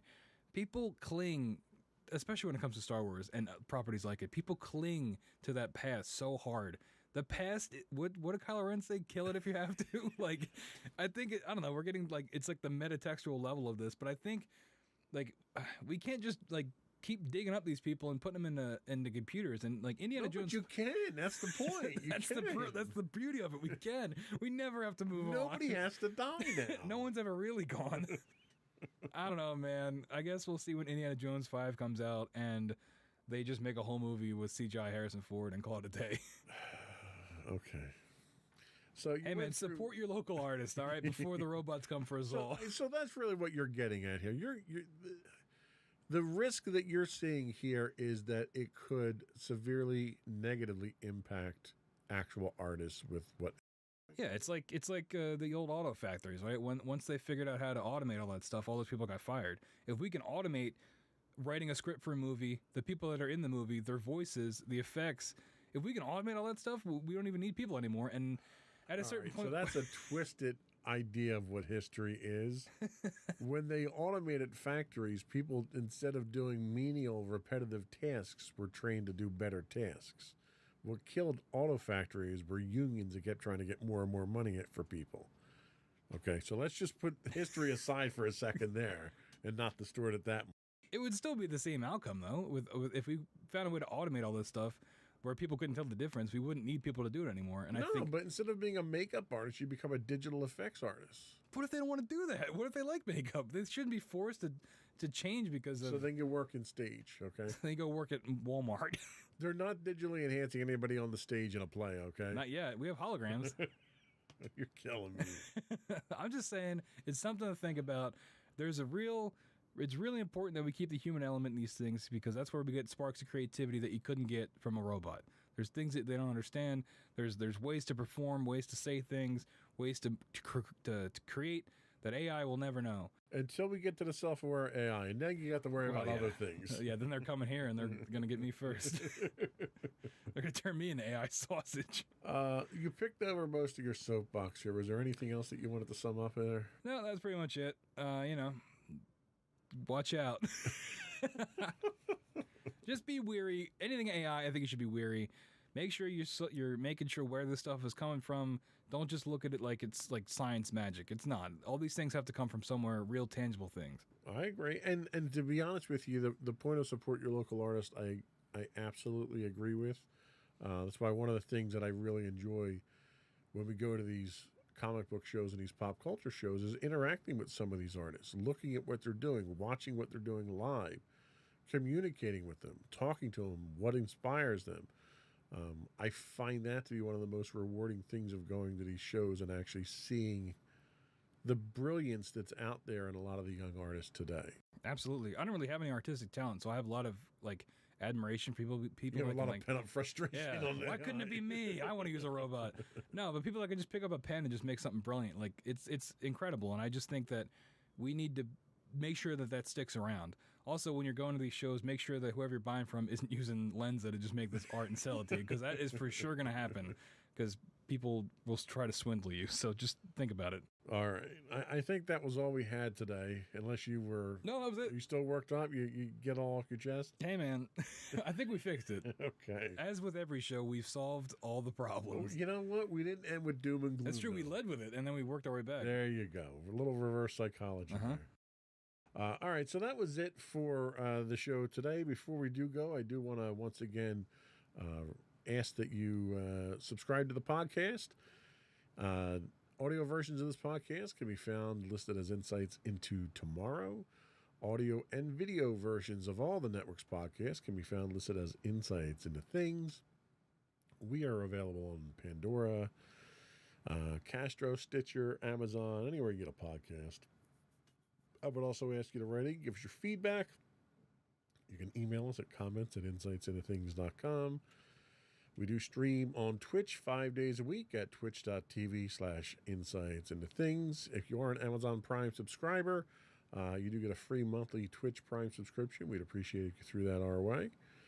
You can find us on Instagram at Insights Into Things, or you can find links to all that and more on our website at www.insightsintothings.com. That's it. Another one in the book. Stay safe out there, everybody. Bye.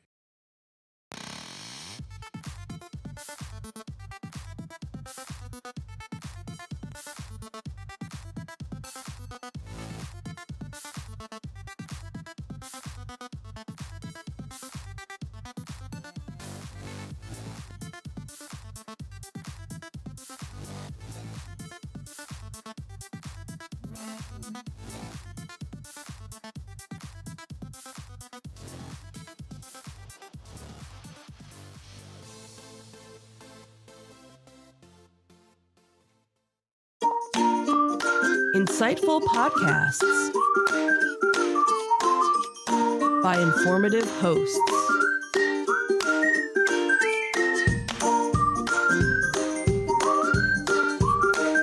Insights into Things, a podcast network.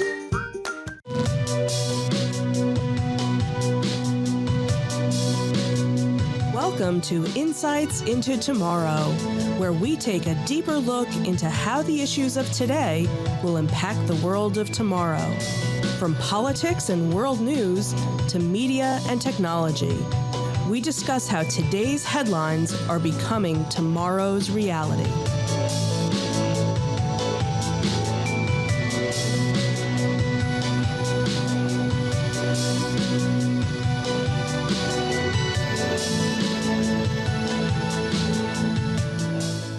Welcome to Insight into Tomorrow. This is episode 17, Women's Rights Are Human Rights.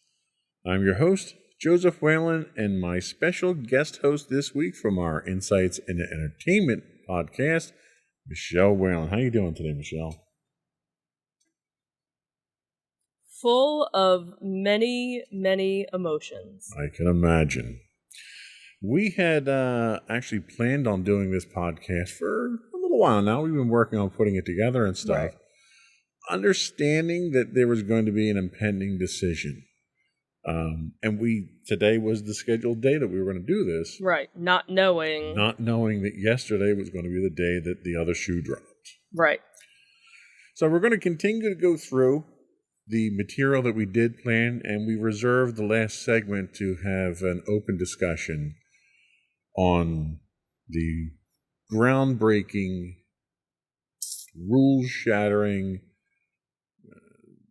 country-damaging decision, I think, that came yesterday. So there's been a disturbing trend in recent years in the United States. There's been an assault on women's, an assault has been waged on basic human rights. Victims of this assault have been chosen by color of their skin and their gender and various other things. All are victims that have been targeted for generations and have fought for their equal human rights. In this episode of Insights into Tomorrow, we're going to take a deeper look at the assault specifically on women's rights. We'll take a look at the history of women's rights through the years. We'll examine the current state of women's rights, and we'll explore the threats against those rights. Before we leave, we'll take a special look at the current issue of abortion and the not-so-impending Supreme Court decision that threatens to overturn, which it did overturn, Roe versus Wade. But before we do that, I'd like to take a moment to invite our listening and viewing audiences to subscribe to the podcast.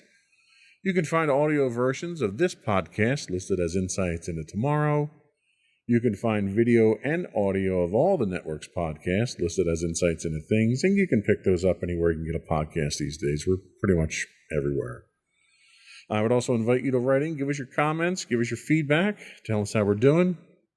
Email us at comments@insightsintothings.com, where you can find links to all of our social media on our official website at www.insightsintothings.com. Are we ready?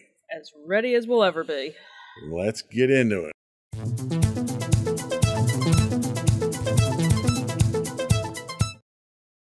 So, all women are entitled to human rights.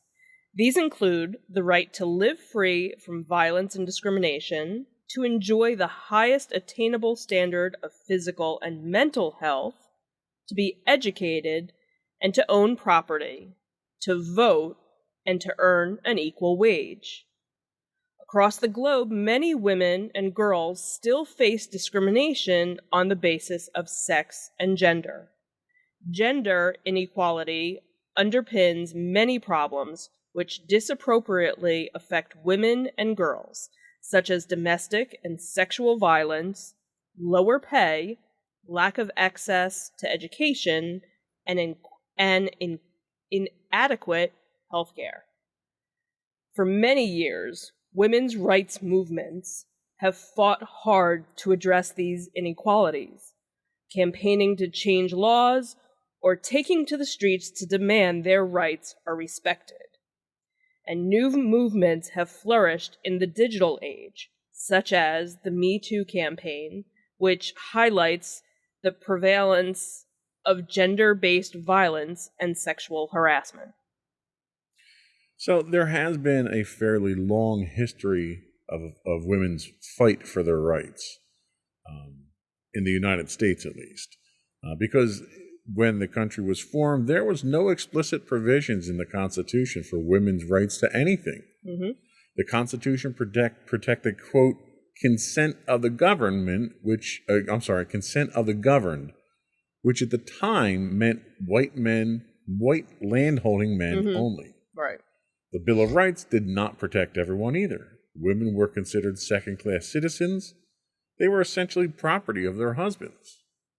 So women started to organize as early as the Seneca Falls Convention in July of 1848. It planted the seeds for the women's suffrage movement. It pushed for equal rights for all people of all races and sexes. The end result was the signing of the Declaration of Sentiments by 100 men and women, a document based on the Declaration of Independence. So we move into the women's suffrage movement. This is really probably the foundation for the first fight for women's rights. Wyoming passed the first law granting women the right to vote in 1869 and was the first state to grant women the right to vote in all elections in 1890.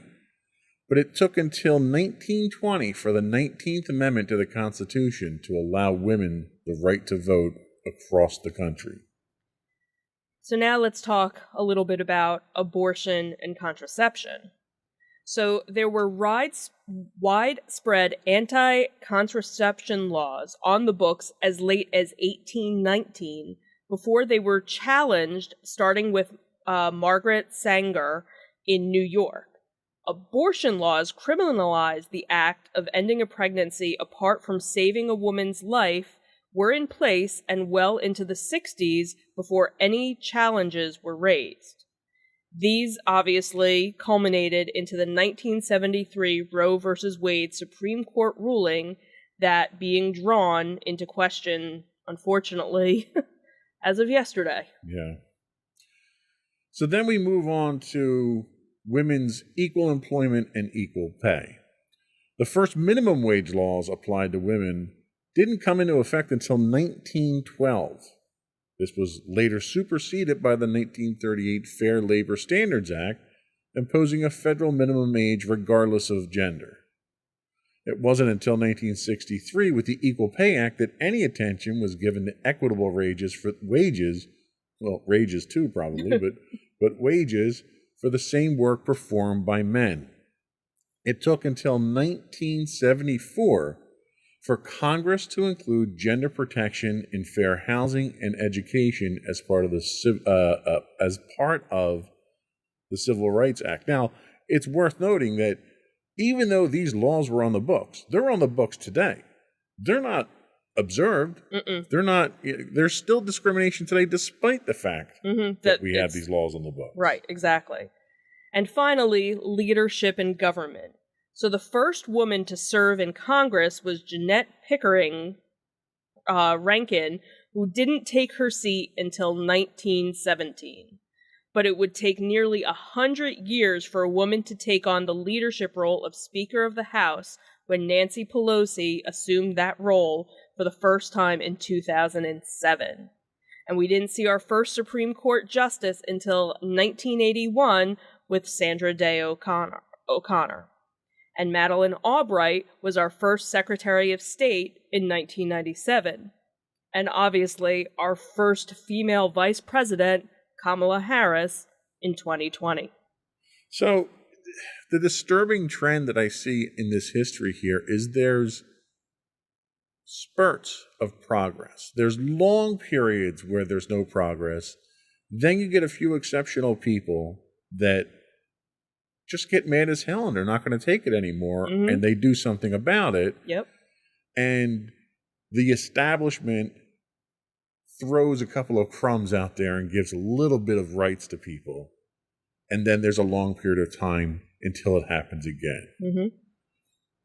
How do you think this compares to other fights, civil rights, for instance? How do you think this compares to civil rights for African Americans and minorities. It's almost the same, really, when you think about it. Unless you are a rich white male, you're fighting every day, you know, and maybe once in a while something comes along that you get something, and you know, and then unfortunately something else in the news is going to pop up where everybody's mindset is on something else, and that fight still hasn't been won. Yeah. And until something happens with that fight again, everybody kind of forgets about it, because again, our attention span, you know, is, you know, we have short attention span theater, you know, of our minds. You know, look at, you know, not to get on a totally different tangent, but all of the school shootings, you know, it's been how many weeks and none of that is in the news. There, you know, you have the gun reforms that are they're trying to pass, but again, now that you have everything going on with Roe v. Wade, that's the main focus. But yet there's other things that still need to be focused. Black Lives Matter still needs to be a focus, because you know, you had everything that went on with George Floyd and all the other African Americans who, with the police issues and things like that, and none of that was solved, but because something else came along, oh, well, now our attention, we have to, but no, you have to go back and do all the other things. It's funny you mention that. What do you think is the cause of that? Is that a media issue? Is that a society issue? Is it a politics issue where politicians don't want to deal with the issue, so they distract with something else? Or is it media just trying to get ratings that's dictating what our issues are today? I don't know. I think it's a little bit of, I think everybody's a little bit to blame with all of that. Because obviously media is one aspect, you know, and when you kind of think back of, okay, well, why did it take so long? You know, so Wyoming, you know, it was the 1800s when, you know, Wyoming, but it wasn't until the 1900s that it was actually, and you have to think back then, how long did it take for news to travel? How long, same thing with Juneteenth.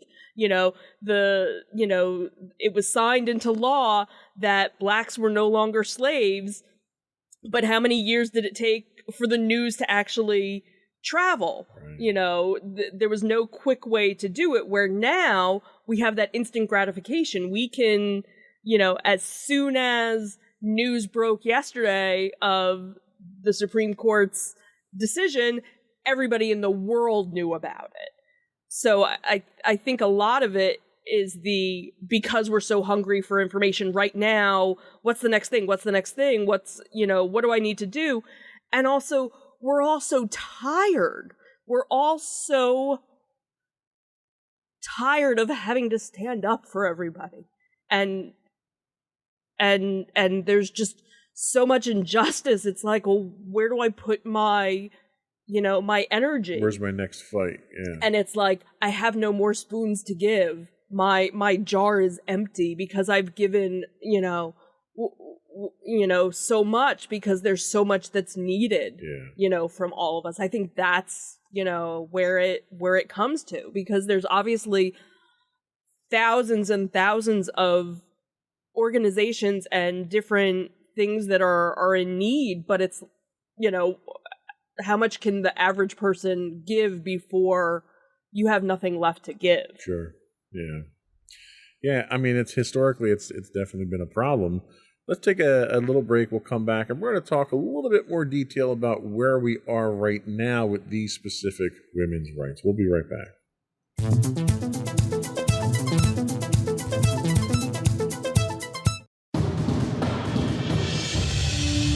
For over 7 years, the Second Sith Empire has been the premier community guild in the online game Star Wars: The Old Republic. With hundreds of friendly and helpful active members, a weekly schedule of nightly events, annual guild meet and greets, and an active community both on the web and on Discord. The Second Sith Empire is more than your typical gaming group. We're family. Join us on the Starforge server for nightly events such as operations, flashpoints, world boss hunts, Star Wars trivia, guild lottery, and much more. Visit us on the web today at www.thesecondsithempire.com.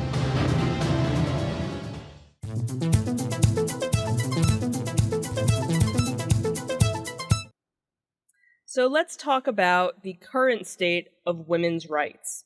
And we'll talk first about women's suffrage. At the moment, it's safe to say that fight has been won, I guess, kind of, sort of, in the general statement, yes. If nothing else, we can say that women are equally discriminated against with everyone else when it comes to your right to vote these days. Yes. Okay, there's no special discrimination. Right. Against women on this one. Okay, we can go with that.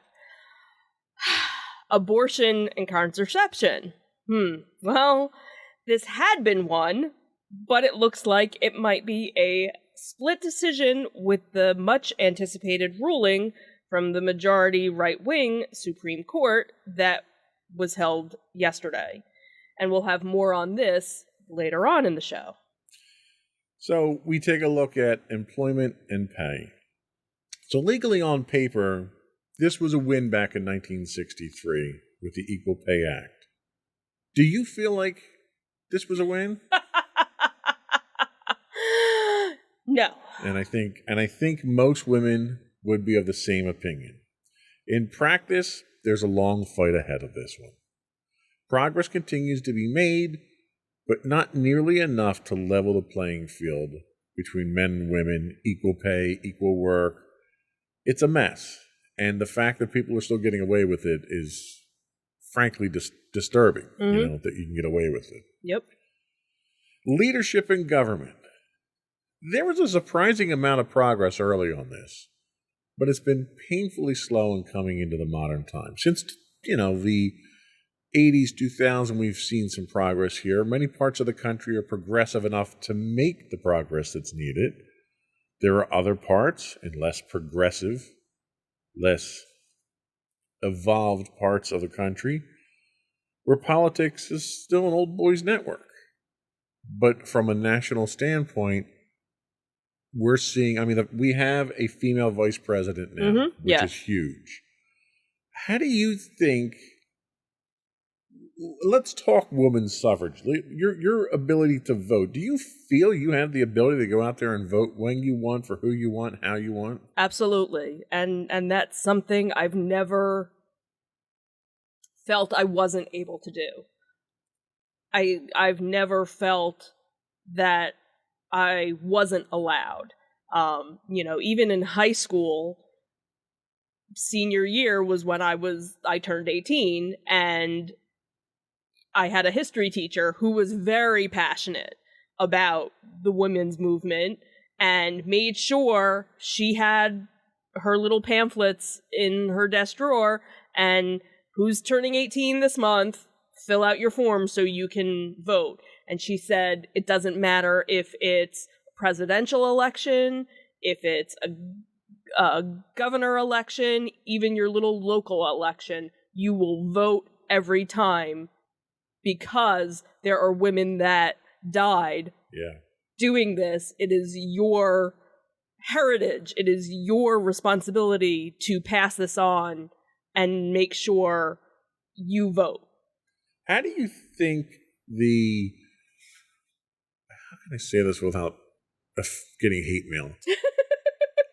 How do you think the outcome of the 2020 election or the 2016 election, we can even go. You could, but specifically the 2020 election, in which there was an artificial stigma built up about the legitimacy of the election and voting and voter fraud. And it drew the entire country into that. And now we're seeing certain states that support a certain party Mm-hmm. are now imposing laws that, if not discriminating against people from voting, Will make it certainly harder. making it much more difficult. Absolutely. And that's, Do you feel threatened by that? fortunately, I don't, because at this point we are in a very blue state, and I've never felt threatened going to our polling places. We don't have far to travel. We usually never have more than 5 minutes to wait, if we even have a wait whenever we've gone. And I know that's not the case for states right next to ours, where people will wait in line hours to cast their vote, or have to travel, an hour to get to their polling place. And I would probably feel intimidated if I had to go through all those measures, and almost jump through hoops to fulfill my civic duty. Right. And nobody should have to feel that way to do that. Absolutely. Abortion and contraception. So for now, we're going to put abortion aside because we already have a discussion on the last segment. Contraception.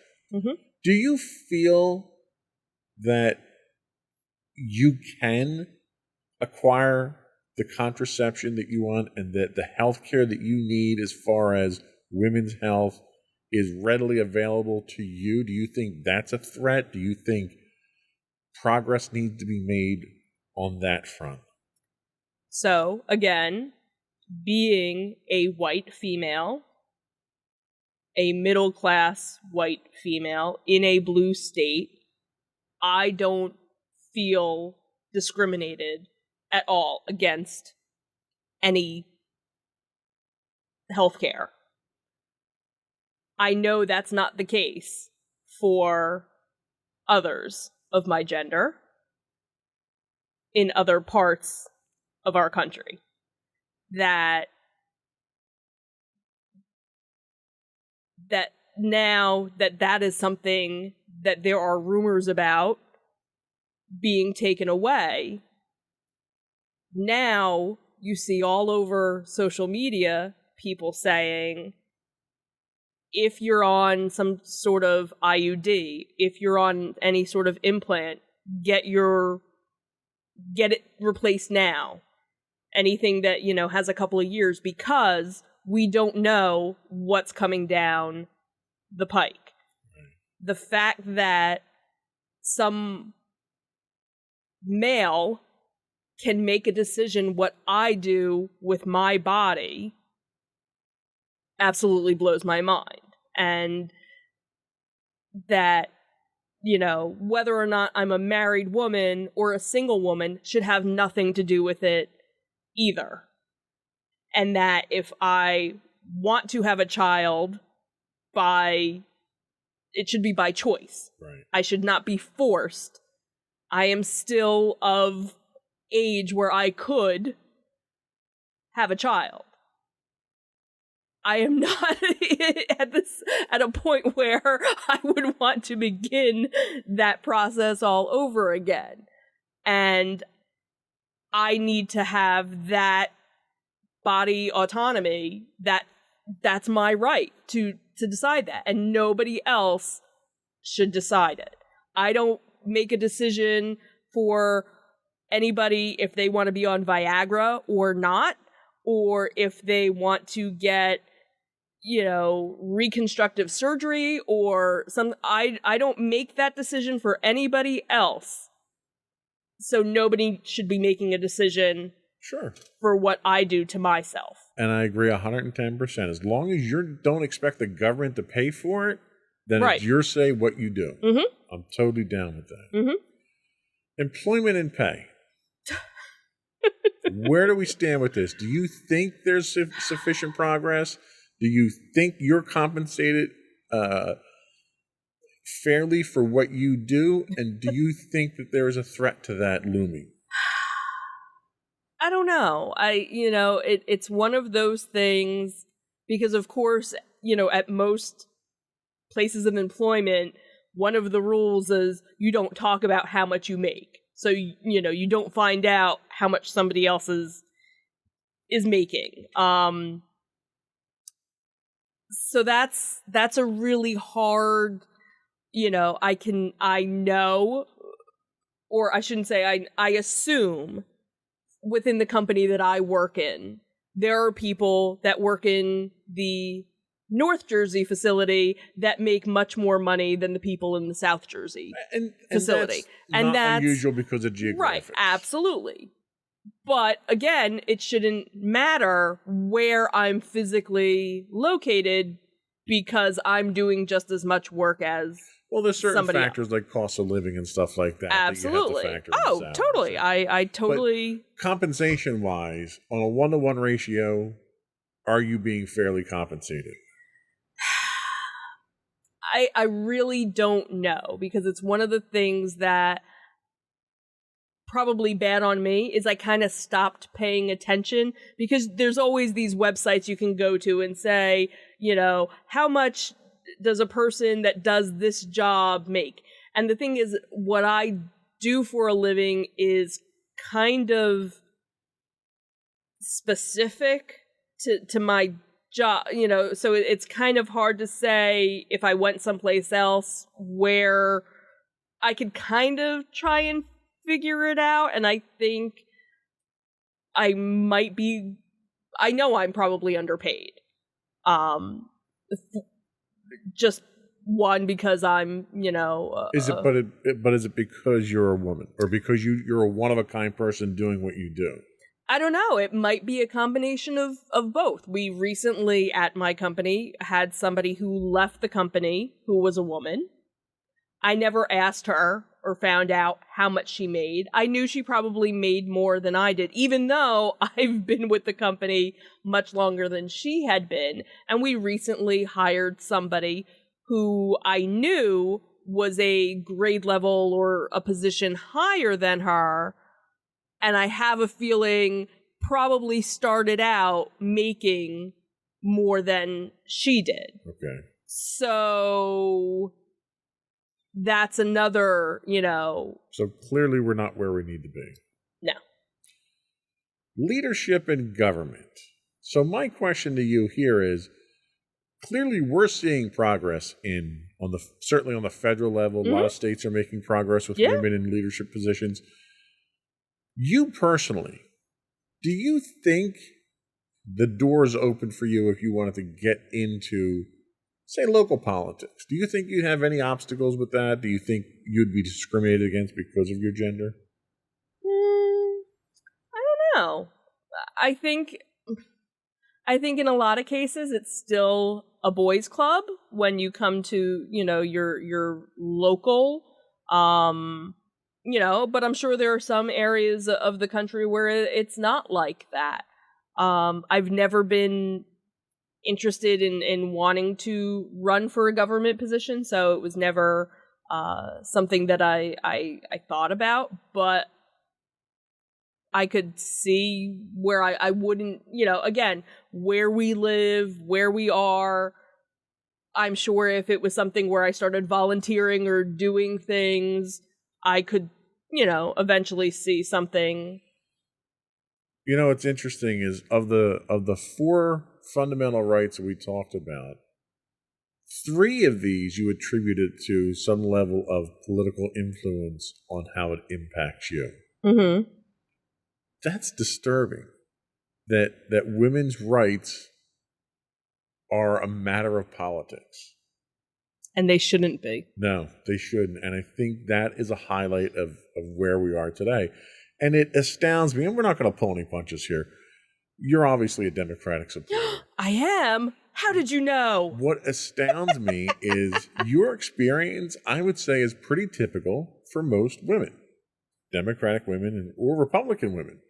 But there are so many staunch Republican women that support a party that has, for over a century, had policies that were contrary to women's interests. Mm-hmm. And what is it about people like that who would support someone who wants to hold you down? Like, is it I almost attribute it to like a beaten wife syndrome type thing. Yeah. Where they just accept their place as a lesser citizen in society. And you have to kind of think that, you know, there are still women that are you know, young girls, women that are raised today to your only job in life is to raise the family and support your husband. And that's it. And I'm not knocking anyone that's what they want to do in their life. If that's what you aspire to do, knock your socks off. Right. But don't hold other people back. Exactly. But don't tell me that I can't do more. Absolutely. Or tell my daughter that she can't be more. Yeah, that's my hang up about this whole thing. As much as I hate seeing how you are treated, it irks me to think that she's going to face some of these same prejudices, and it really pisses me off. Mm-hmm. You know, and I want to do everything I can to make sure that she's got every opportunity. And I'm so proud of what she stands for and what she believes in. And yes, a lot of it has to do with us, but there's a lot that, you know, is her own, you know, and I'm so glad that we raised her and are still raising her to be so open-minded to things. And she, in so many cases, is more open-minded than we will ever be. And that gives me hope that, you know, she's also surrounded, you know, she surrounds herself with people that feel that way too, and that generation will hopefully make a difference and bring about so much that more than we could ever hope for. I'm also very fortunate that she's patient enough to help educate, carry me along in that journey. Yes. I've learned a lot. Mm-hmm. I've learned a lot from her that I never thought I would learn. Mm-hmm. Let's take another break, and when we come back, we're going to take a look at what some of the obstacles and threats are to these rights. We'll be right back.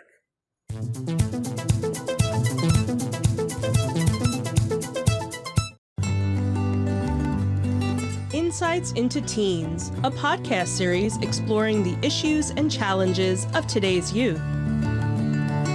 Talking to real teens about real teen problems. Explore issues from braces to puberty, social anxiety to financial responsibility. Each week, we talk about the topics concerning today's youth. We look at how the issues affect teens, how to cope with these issues, and how parents, friends, and loved ones can help teens handle these challenges. Check out our video episodes on youtube.com/insightsintothings. Catch our audio versions on podcast.insightsintoteens.com or on the web at insightsintothings.com.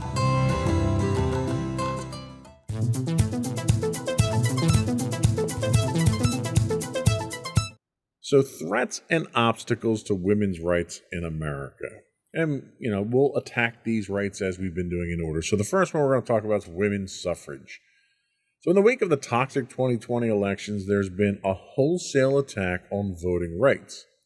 These attacks aren't targeted specifically at women and are designed to make it harder for people in general to vote. Not too much in general, but there's specific segments of the population that are targeted at.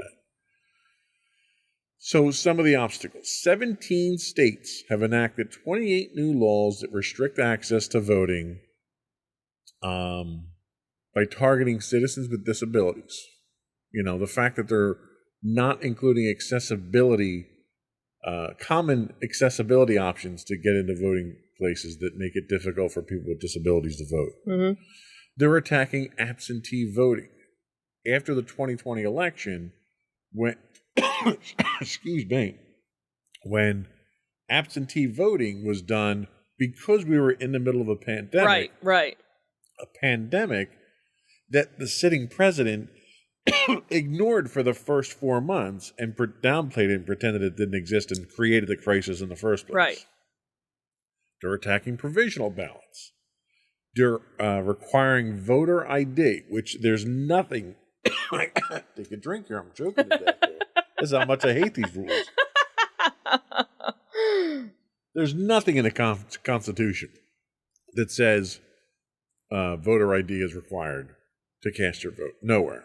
So I don't know where they're coming up with that one. They're targeting voter registration. They're making it harder to register. Mm-hmm. They're requiring different requirements to now register. They're instituting registration purging. So normally with registration purging, if you don't vote in so many elections, they purge you from the voter registration roll. Well, that number of elections is usually like 4, 5, something like that, presidential elections. Now they're saying if you don't vote in the last one, you're not registered anymore. Oh, see, You need to register again to vote. They're restricting student voting, making it difficult for students, because before they would make it accessible to students to vote during student hours and stuff like that at colleges. They're restricting that. And they're limiting polling places to make it harder to vote. So people who are, again, disabled, infirmed, aged, people that don't drive, they're making them travel hours to get to a voting place to cast a vote, knowing that they won't vote because they're the people that they don't want voting because they're going to vote for the opposition. Right. So that's some of what we're looking at here. Not specifically against women, but affecting everybody. Right. And you figure it's the lower income, more likely the people of color. Yep. That's the areas that they're really targeting. Absolutely. So what's your next one? Abortion. Somehow, after nearly 50 years, this is still a matter of debate. Instead of being an ideological discussion, anything to do with abortions has turned into a political discussion, which generally means that all logic is out the window with it. There is a real threat to women's reproductive rights with the recent leaked draft of the opinion by the Supreme Court that now wasn't just a leak, because now it has come to fruition that they have now overturned Roe v. Wade. More on that later. Later on. Deep cleansing breaths. Deep cleansing breaths. Okay. Let's go back to employment and pay. So on average, women earn 82 cents for every dollar that a man earns. And in comparing salaries over 350 jobs, women actually earn less in nearly all jobs. Women earn less than their same race and ethnicity, their counterparts at entry-level positions, of education attained as well. So the pandemic is estimated to have set the women's labor force back more than 30 years. So there's that progress that we're losing. That astonishes me that during the pandemic that even, happened. Finally, leadership in government, again, we now finally have a woman vice president. How many years did that take? And then you even look back, how far was when the first vice president, female vice president, was in the 80s, late 80s, and then Geraldine Ferraro. Geraldine Ferraro. Nomination, never elected. And then you even had Sarah Palin, the second. never elected. Right. So it took 3 women, but how many years, obviously, to get to that position? Another interesting thing, for the first time in our history as a government, there will be 2 female signatures posted on currency in our country, because we will have the treasurer has Secretary of Treasury. Secretary of the Treasurer, and what's the other signature that's on the bill? I can't think of what it is, but that was something that came out in the news because of a newly appointed position. Top 2 women in money. Right. See, and I'll tell you, So while that's nice that we've gotten to that point, what annoys me is every time the press takes this is the first time a woman did this, and this is the first time a woman... right. It annoys me that we're saying that. Right. It's annoying that we have to say anything like that. And when you look at, obviously there are other countries in the world that will never have women in government. But then there are other countries that have had women in leadership and had women in politics so much longer, and they kind of look at us and go, how backwards are you? And these women were incredibly strong, competent women who overshadowed their previous male counterparts by a long shot, right, in most cases. So it just baffles me, with as progressive as we say we are as a country, we're so backwards than so much more. Well, and the thing that annoys me when we say it's the first woman to do this, that fact doesn't annoy me. But what annoys me is that attention that we draw to it being the first woman to do that is the same attention that the detractors use. Mm-hmm. Oh, well, you have a first woman in the Treasury, and look at what the economy's like, as if it's their fault, right? And they use that fact that they're a woman, right, as justification for how things are and the state of, and right. It annoys me that they do that. Right, and the other thing too is how many women had to do so many other things to get that person, to lift that woman up. Absolutely. To do that. That's the thing. Standing on the shoulders of giants. Absolutely. And women like Kamala Harris was extremely complimentary and appreciative of all the women that came before her that gave her the opportunity that she has today. Yeah, absolutely. So a lot of obstacles out there that we need to we've come far, but we haven't come far enough. Right. And it's almost like the old boys network, their attitude's almost like, all right, well, we threw you a bone, now shut up and go away for a while, okay? You're fine. Like, they're terrified of having an equal playing field, and they think trickling little bits out here and there will keep the masses occupied and quiet them down when they get a little riled up, which is unfortunate. That's why you know, the one thing that I think might come out of this Supreme Court ruling is that a lot of rich white guys might not have a career in politics moving forward anymore. Let's hope and pray. We'll talk about prayers that. And thoughts. We're going to take our last break, and we'll talk about that when we come back.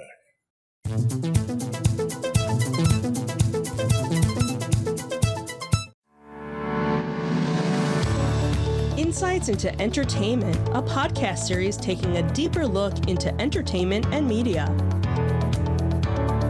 Our husband and wife team of pop culture fanatics are exploring all things from music and movies to television and fandom. We'll look at the interesting and obscure entertainment news of the week. We'll talk about theme park and pop culture news. We'll give you the latest and greatest on pop culture conventions. We'll give you a deep dive into Disney, Star Wars, and much more.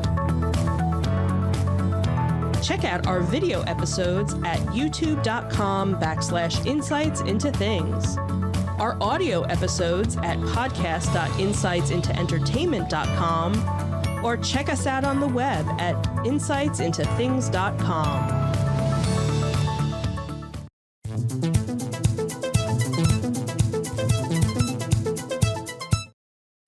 So, women's rights are human rights. Damn Skippy. And as of yesterday, I think we've seen a significant encroachment upon women's rights. You think? So, this is our open discussion on Roe versus Wade and abortion in general. You have the floor, dear. I don't even know where to Rip into it. How about we start with just the hypocrisy of the Supreme Court's decision?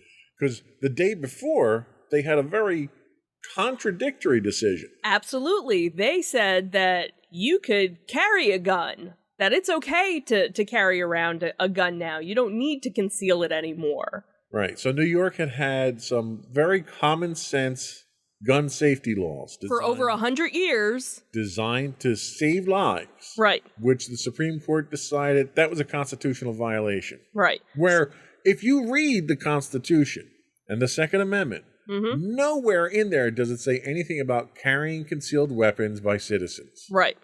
It speaks entirely about pertaining to a well-regulated militia. Right. Which for some reason everyone seems to want to ignore that. So Right. So because it's all up for interpretation. Yep. That's what it is. So the Supreme Court decides that we're going to do away with common sense gun law because it's against people's constitutional rights. Mm-hmm. But now you can't get an abortion. Nope. So we're preserving life on one side with overturning Roe versus Wade, but we really don't give a damn about it because you can carry guns and shoot anybody you want. Right. So one of the memes, our government is bold enough to force you to have a kid, but is too weak to ensure that they make it to recess alive. Yeah. If that is not... That's profound. With between the past 2 days of the Supreme Court, that how it highlights the ludicrous level of hypocrisy coming out of today's Supreme Court. Right. The fact that church and state is supposed to be separate, but yet the church has more say over my body, and I'm not a member of a church. Right. My religion, I am Jewish, if you didn't know. My religion states abortion is okay. Because my life is more important than what is in my body, what is in my womb. Yeah. And until what is growing in my womb can live and take 3 breaths on its own, it doesn't have a choice over me. Well, you could also interpret the 2 rulings from the Supreme Court of you can have an abortion as long as you don't mind getting shot in the process. Right. Right. And unfortunately, there has been violence that has happened at clinics that aren't even performing abortions, because that's the other thing, is that everybody goes after Planned Parenthood. Oh, they're doing all these abortions and da-da-da-da. That's not even their main purpose. That they are giving health care to women, and somebody going there just for a routine checkup is risking their life from these crazy psychopaths who are trying to save the unborn child, but yet are taking their gun to go kill people. Well, and to play devil's advocate for a minute there, you have people who are pro-abortion who are also attacking anti-abortion clinics as well. So you've got violence on both sides. You've got crimes being committed on both sides. But if nothing else, that should simply highlight the level of passion involved here, that the decision that the Supreme Court made to overturn a previous Supreme Court decision, which honestly, that's where I have my biggest problem. Right. Is the Supreme Court has basically made itself useless. Right. They decided that no matter what we decide, it doesn't matter because the guys 5 years from now can overturn it. Right. And that's where now, okay, so everybody's, kind of, you have the people that are like, oh, well, it's still at the state level and da-da-da-da-da, and now you can still travel to get to states even though they were passing laws saying that you couldn't, and that there were certain laws where, if the doctor performed one, they were gonna be jailed, and the woman who received it was gonna be jailed, and all this other. But this isn't where it's gonna stop. Right. That's the thing that most people aren't looking at, is now that you've taken this away, now all these other rights of gay and lesbian couples. You're seeing that there are people out there that are, get a hold of a lawyer, make sure everything is written and that you have legal documentation. If you have children, make sure there is legal documentation. Make sure you have copies of your birth certificates and everything, that both parents are listed.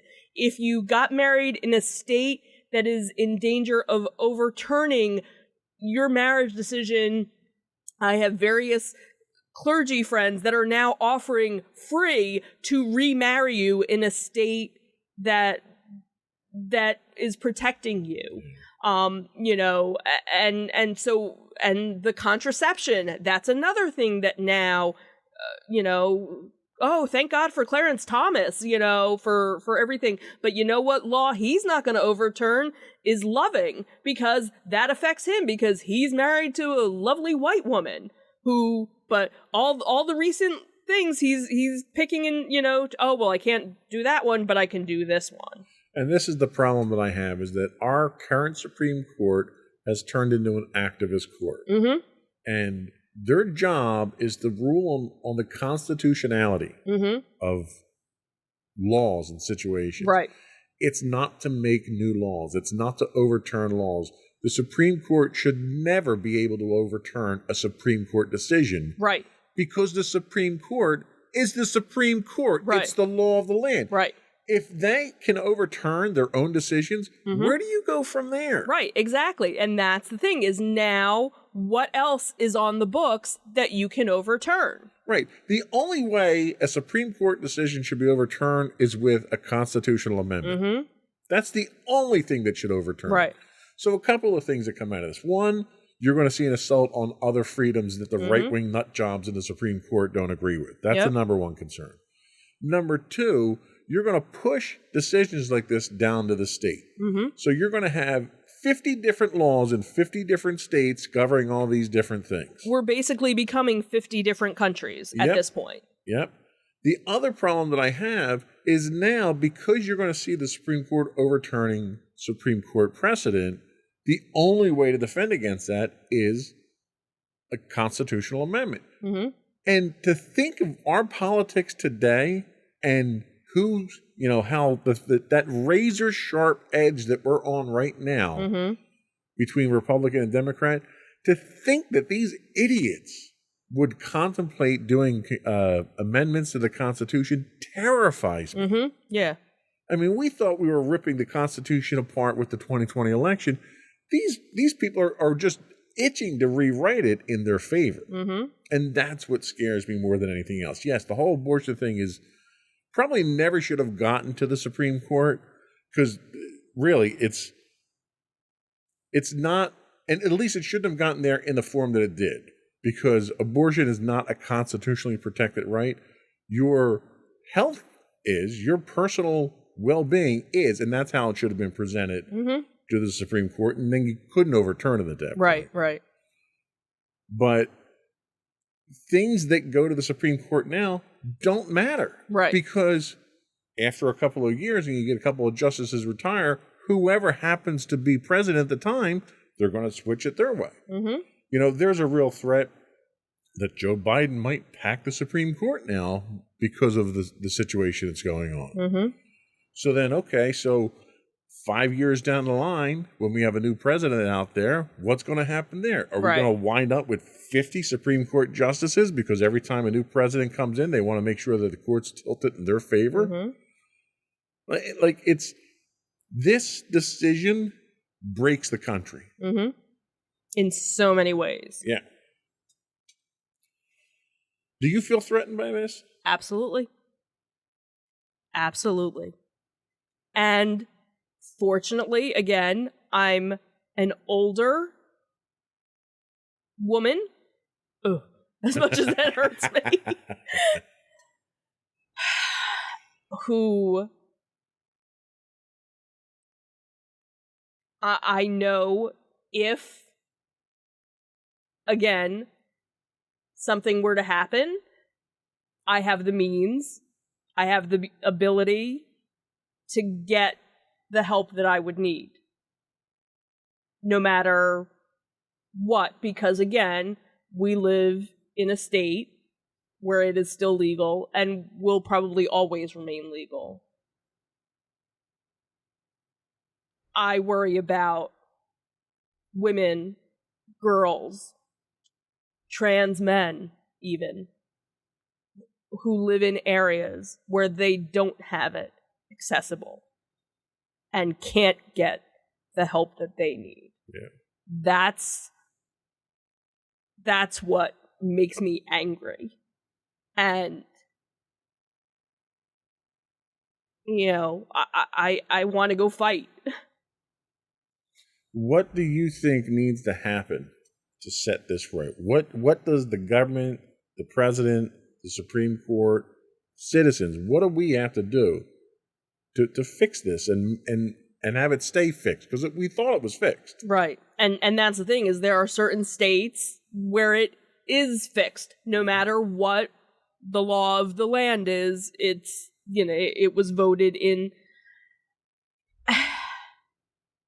And that's, I think, what is so frustrating, is that why does it even need to be that way? Why do people have to vote on it? You know, if I want to go and buy a pack of cigarettes, I can go and buy a pack of cigarettes. What does it matter if I want to, you know, do that?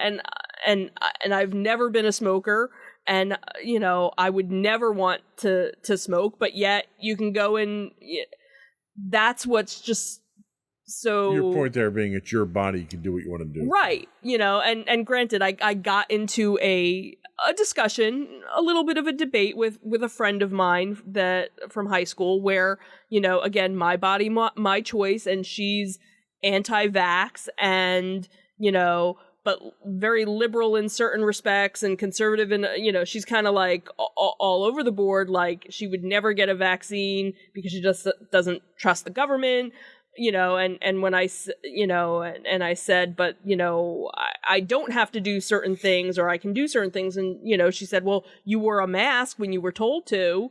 And I was like, I wore a mask because I was protecting myself. And guess what? I still wear a mask now, even though the majority of the people don't. And yes, I am fully vaccinated and boosted and whatever, but I'm still wearing a mask because I don't want to get sick. Yeah. But if, you know, I think back to when I was in college, and if I had gotten pregnant in college, I wasn't ready to be a mother then, you know, so, and then there are women that, you know, have other medical issues. You know, my best friend had to have a late-term abortion because if she had carried her baby to term, she could have died. Right. So, it shouldn't be something that's a law that you're forced to do or not to do. It's your body, it's your choice. And the hypocrisy, again, that we always seem to go back to the hypocrisy of this. So the Supreme Court ruled in a case where members of the armed forces sued the army or whatever branch of the government, branch of the military they were in, when they were told that they had to get vaccinated. Mm-hmm. And the Supreme Court ruled they didn't have to. They had a right to choose. Right. If you have a right to choose whether or not you take a vaccine, how do you not have a right to choose whether or not you carry a child to term? Right. Isn't carrying that child to full term far more impactful than getting a vaccine? Right. Where you would think you would have that option? And the hypocrisy of it, too, is if men had the ability to carry, now granted, trans men can, I don't want to exclude them, but if these white cis men were at risk of their body harming them, because think about it, when and you've mentioned it numerous times, especially watching me go through childbirth and what happened I ended up having to have an emergency C-section because our daughter was in distress, and you got to see firsthand what my body went through. You've said time and time again, there's no way in hell you would have been able to do that. Right. And I bet you if you polled, the majority of men, would you be willing to go through childbirth? Would you be willing to do all these things? No. No, they wouldn't. But yet, you'll put your partner or your wife or your mistress, you'll engage in an act and not have any thought process behind that. Yeah. The other interesting hypocrisy here is they're forcing women to carry children to full term. Are they forcing the sperm donor to be a father, to be there, to have any level of responsibility? And that's the thing, is that at the moment of conception, that's when you should be paying child support. Right. Absolutely. And you don't get to walk away now. Yep. That is now, there were a couple of memes like, Happy Father's Day, you're now going to be a dad because of that one night stand, because you decided, you didn't want to put a condom on. Right. We're up against the clock here, but I did want to raise one more point. We had talked about it off the air, and I think it's worthwhile mentioning because I think it's a great example.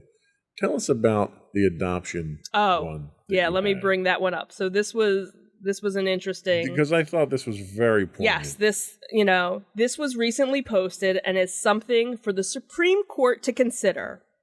Can a 13-year-old girl adopt a baby if she wants to? No, obviously not. Are you nuts? What about a 15-year-old girl? Can she adopt a baby if she feels like it? Nope, absolutely not. All right, how about an 18-year-old girl? Surely she could adopt a baby, right? No, still can't. Well, what if she was 20, no longer a teenager? A 20-year-old can definitely adopt a baby if she feels like it, right? Actually, no. Well, weird. Why not? There are over 400,000 children in foster care, so why can't she adopt at least one of them? She just can't. And you know why? Because you have to qualify to adopt a child. There are rigorous background checks, home visits, proof of financial and mental stability, etc. It's a whole thing, right? But if she is 14 and gets impregnated by an abusive ex-boyfriend who shoved her out of his moving car and left her for dead, she must now carry to term, give birth, just figure it out somehow?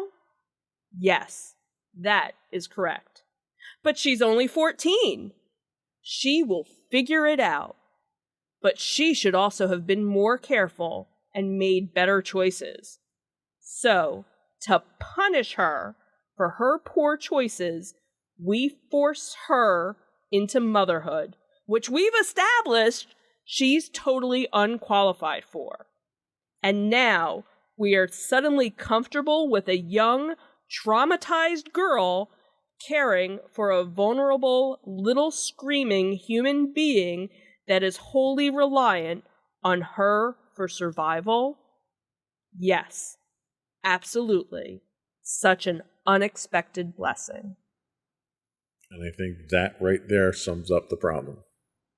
We have standards for what it means to be a qualified parent. Yep.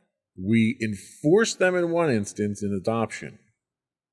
We ignore them completely in every other instance. Mm-hmm. Anything else to be said on the matter at this point? Vote. Yep. Stay angry. Let your voice be heard. That is the only silver lining I see here, is that they're forcing this onto the states, which means your elected leaders will now not be able to hide behind a Supreme Court decision. Mm-hmm. They're going to have to go on record on the voting roll call on whether or not they support this. And unlike the Supreme Court justices, the 3 Supreme Court justices that Trump appointed, who all said on the record that they would not overturn Roe versus Wade, and they did, Right. you can hold these politicians accountable by voting them out of office. Absolutely. The other thing, too, is I've seen people posting, I currently live in a red state. I need to move. I had another friend whose children are getting ready to go to college and have now changed which schools they're considering now.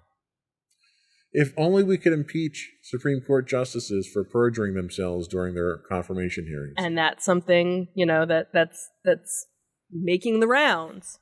So that's all we had today. Did you have anything else before we go? Resist. Resist. There you go. Before we do go, I did want to once again invite our listening and viewing audience to subscribe to the podcast. You can find audio versions of this podcast listed as Insights into Tomorrow. Video and audio of all the network's podcasts can be found listed as Insights into Things. We're available on Apple, Spotify, Google, Stitcher, anywhere you can get a podcast. We would also ask you to write in, give us your feedback, tell us how we're doing, give us your topics you'd like us to discuss.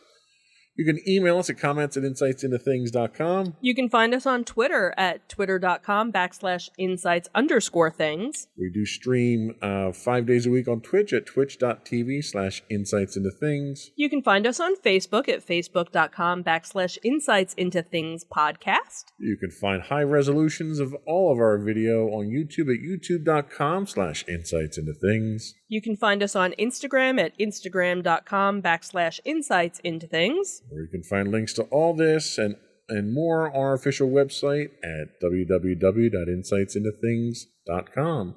That's it. Another one in the books. Have a good week, everyone. Bye. Bye.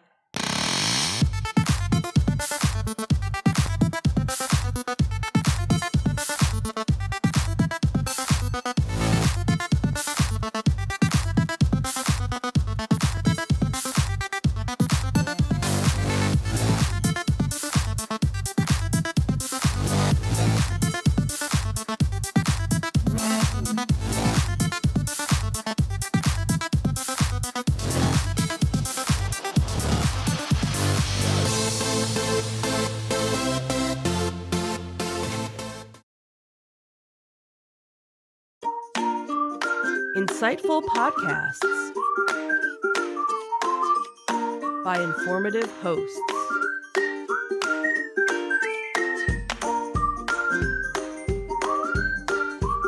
Insights into Things, a podcast network.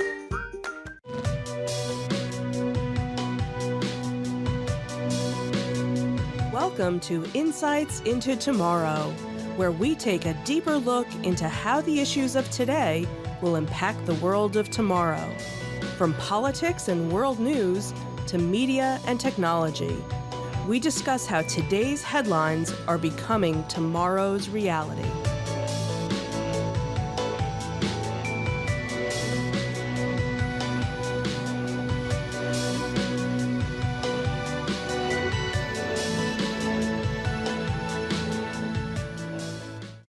Welcome to Insights into Tomorrow, episode 21. Is the Supreme Court broken? I'm your host, Joseph Whalen, and my co-host, Sam Whalen. Hey everybody, how's it going? How you doing today, Sam? Doing okay, excited. We're getting back into the flow. This is like our third episode in a couple months? Something like that, yeah. Back on a roll. Yeah, well, at least now when we do plugs on our other shows, I don't have Madison saying, well, you're not quite monthly podcast. That you guys don't do monthly anymore. So at least now we're getting back into the flow of things. So today we're going to be talking about whether or not the Supreme Court is broken, with a series of landmark rulings from the Supreme Court, some of which were precedent-breaking, almost all in support of the current conservative agenda. Is the Supreme Court broken? Are 9 unelected justices, 3 of which were handpicked by probably the most controversial president in American history, dictating the direction of a government that is supposed to be a republic of the people? Well, that's what we're going to be discussing today on this episode of Insights into Tomorrow. But before we do that, I would like to take a moment to invite our listening and viewing audience to subscribe to the podcast. You can find audio versions of this podcast listed as Insights into Tomorrow. You can find video versions and audio versions of all the network's podcasts listed as Insights into Things. And we're available on Pandora, iHeartRadio, Stitcher, Spotify, any place you can get a podcast these days. Rest in peace, Stitcher. They're shutting down. Are they? I hadn't heard that. Oh, I got to take those off the list then. Yeah. Wow, they've been around a long time, too. I used to use Stitcher, and then they changed their interface, and it was terrible, and then I stopped using Stitcher, and I think a lot of other people did, too. Apparently, a lot of other people did, too. You can also email us or reach out to us. Our email is comments@insightsintothings.com. We are on Twitter at insights_things, or you can get links to all those and more on our official website at www.insightsintothings.com. Are we ready? Let's get into it. Here we go.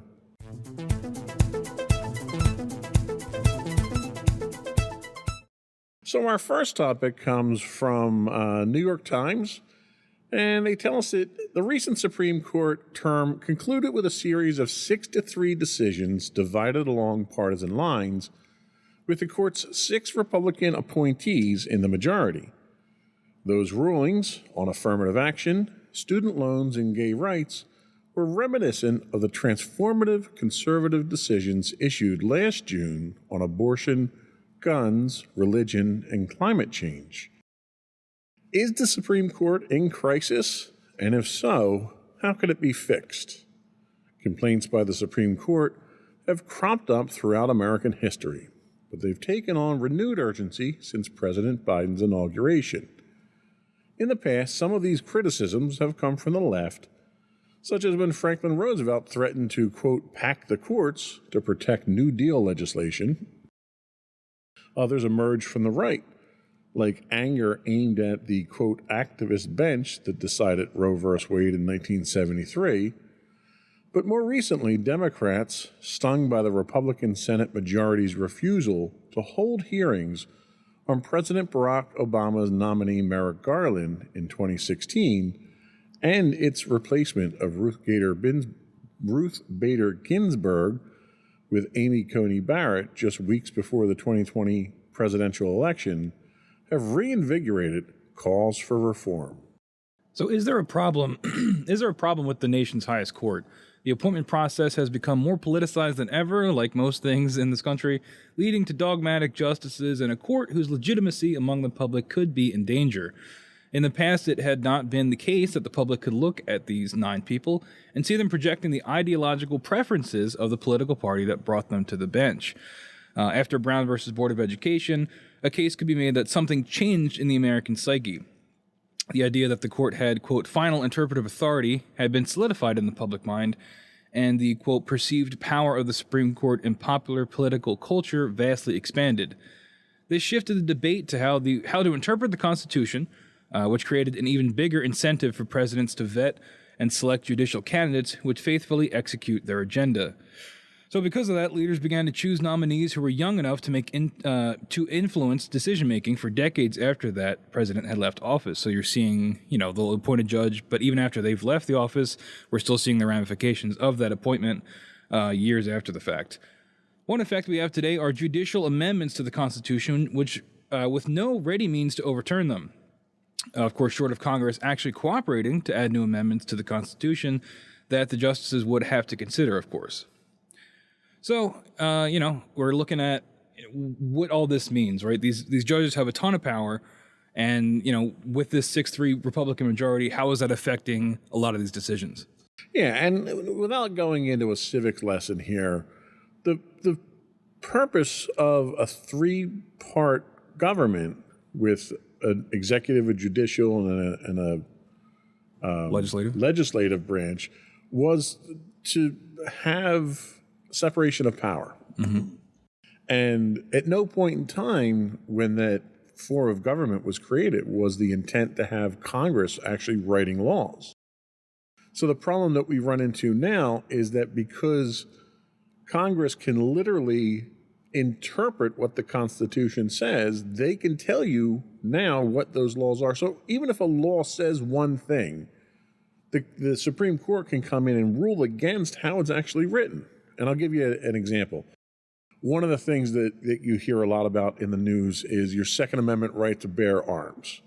Well, one of the things that a lot of people who talk about this subject fail to mention is that in the Constitution, it says the right to bear arms is tied directly to militia. Mm-hmm. And the Supreme Court simply interpreted that as to not be the case anymore.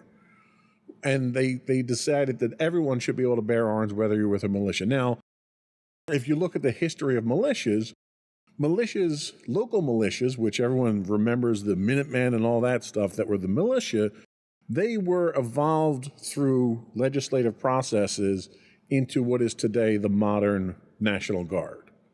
So when we say militia today, that equivalent is National Guard. Now, you can make a case that says only the National Guard, who are citizen soldiers, should have the right to bear arms, and it would make sense. But the court didn't interpret it that way, and the court says everyone should have the ability to bear arms. Right. We're seeing this now, and one of the things that we're seeing now is that the decisions that are being made along partisan lines. And the entire concept of the Supreme Court is that they're supposed to be impartial. They're appointed. They're not elected. Mm-hmm. And they could be appointed by either party, of which parties themselves technically are unconstitutional, since there's no concept of political parties in the Constitution that you can make an argument for right there. But the problem that we're running into now is you've got people that are on the court that are not necessarily making impartial decisions from what people are saying. What are your thoughts on that? Yeah, I mean, it's been kind of tough to watch, honestly. Especially when you think about how you would like things to work we're not necessarily a straight up democracy. We're a republic, or a democratic republic, right? Federal republic. Yeah. But in a certain extent, you would want the will of the people to be reflected by the people that are leading us. And I don't really think that's the case necessarily, especially when we are going to look at a lot of these rulings today. A lot of people don't agree with these rulings, but there really is nothing we can do about it because they're the Supreme Court and they hold all the power when it comes to these things. And especially when you've got the conservative majority, obviously a conservative agenda is going to be more pushed, than the other side of things. And there's just no getting around that. Well, and the one point the article makes is that the only thing that Congress can do to take back the power that the people elected into them would be to come up with amendments to the Constitution. So the Supreme Court would then have to consider these amendments. Of course, they could rule any way they wanted on those amendments. But the problem you run into now is that the political environment is so contested, there's no way you're going to get both Republicans and Democrats to agree enough to get any kind of amendment passed. And to be honest with you, with the politicians we have today, I think the last thing this country needs is people starting to write amendments to the Constitution. Yeah, it's a slippery slope. So how do we get that power back into the hands of the people? Oh, you're asking me? I have no idea. I mean, I legitimately have no idea because, like we talked about, these folks aren't elected; they're appointed. So I guess it would be voting for the political candidates that you think would appoint the judges you want. But even then, there's no guarantee that's going to happen. I don't know if there's a legal way to to like contest it. I don't think there is, right? It's the Supreme Court. I mean, you always go to that higher power. The highest power for law is the Supreme Court, right? So maybe at the state level. Theoretically, the only thing that really could be done would be what the Republicans were concerned the Biden administration was going to do, and that is pack the courts. So there's nothing constitutionally that says the court is limited to 9 justices. We've had more in the past. So the president could call for the expansion of the Supreme Court, add, say, 3 additional people to the Supreme Court, appoint 3 Democrats, so you'd have 6 and 6. 6 and 6 at that point in time, and try to bring some balance back to it. That's feasible, and that's something that's well within his power, but the punishment or the attacks that he would get for packing the court like that from the Republicans, he'll be impeached within a week once he even mentions that. But wouldn't you want it to be balanced? Is that not like, wouldn't you want enough? I would, as a citizen, I would. But I guess if you want, as a Republican, right, you don't when you have the power. Yeah. Because if you look at history, whenever government power has been balanced, where the executive is one party and the legislature is another party, nothing gets done. Nothing gets done. Yeah. And really, that's really the best scenario that we have at this point in time is gridlock. Because if neither side can get anything done, they can't screw things up any more than they already have. Yep. Or further assert their own agenda and get more power for themselves. That's it. And the problem that you have right now is that when you can appoint members to the Supreme Court that will carry out your agenda and not be impartial, that is packing the court, really. Right. And they did exactly that under Trump, where they rushed through the last appointment after Ginsburg died. Yep. And had she held out, and I don't mean to make light of this, but had she held out, because I think she was in a state of coma at the time, and they had just kept her on life support, they couldn't have filled that seat until after the election. And you would have had a more balanced, it still would have been imbalanced, but you would have had a more balanced court at that time. So yeah.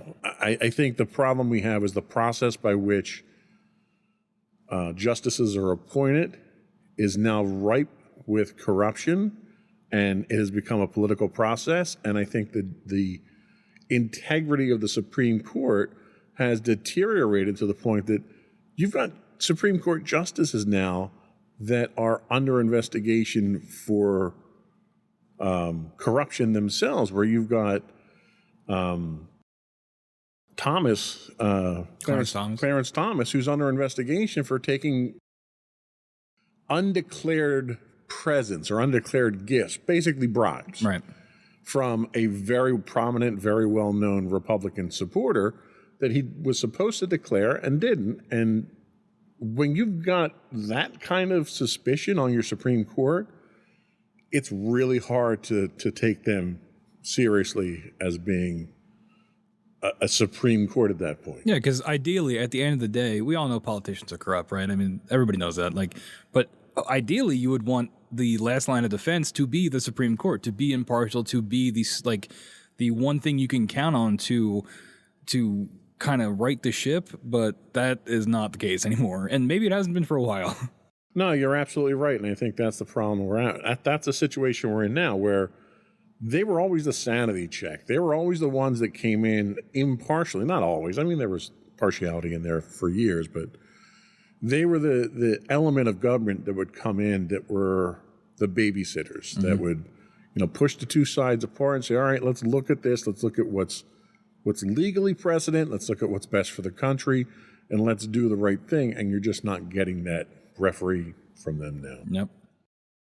So I think we're going to take our first break, and when we come back, we're going to take a look at some of the more impactful decisions from the most recent term of the court. We'll be right back.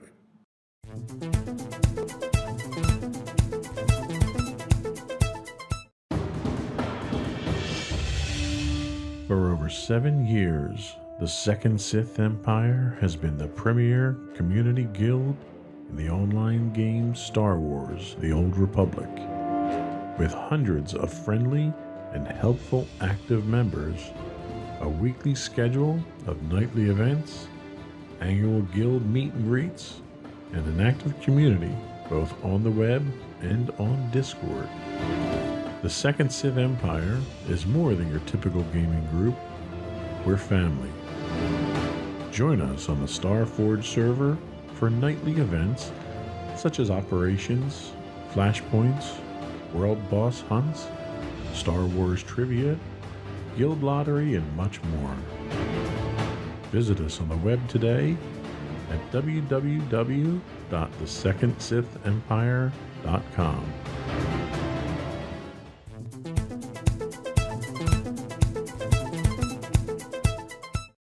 Welcome back, everyone, to Insights into Tomorrow.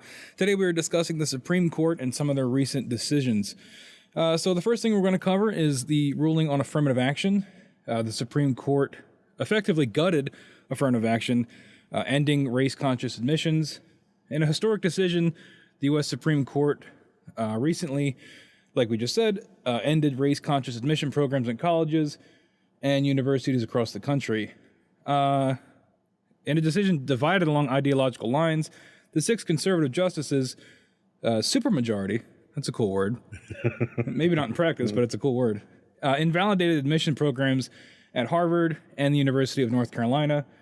The decision reverses decades of precedent upheld over the years by narrow Supreme Court majorities that included Republican-appointed justices.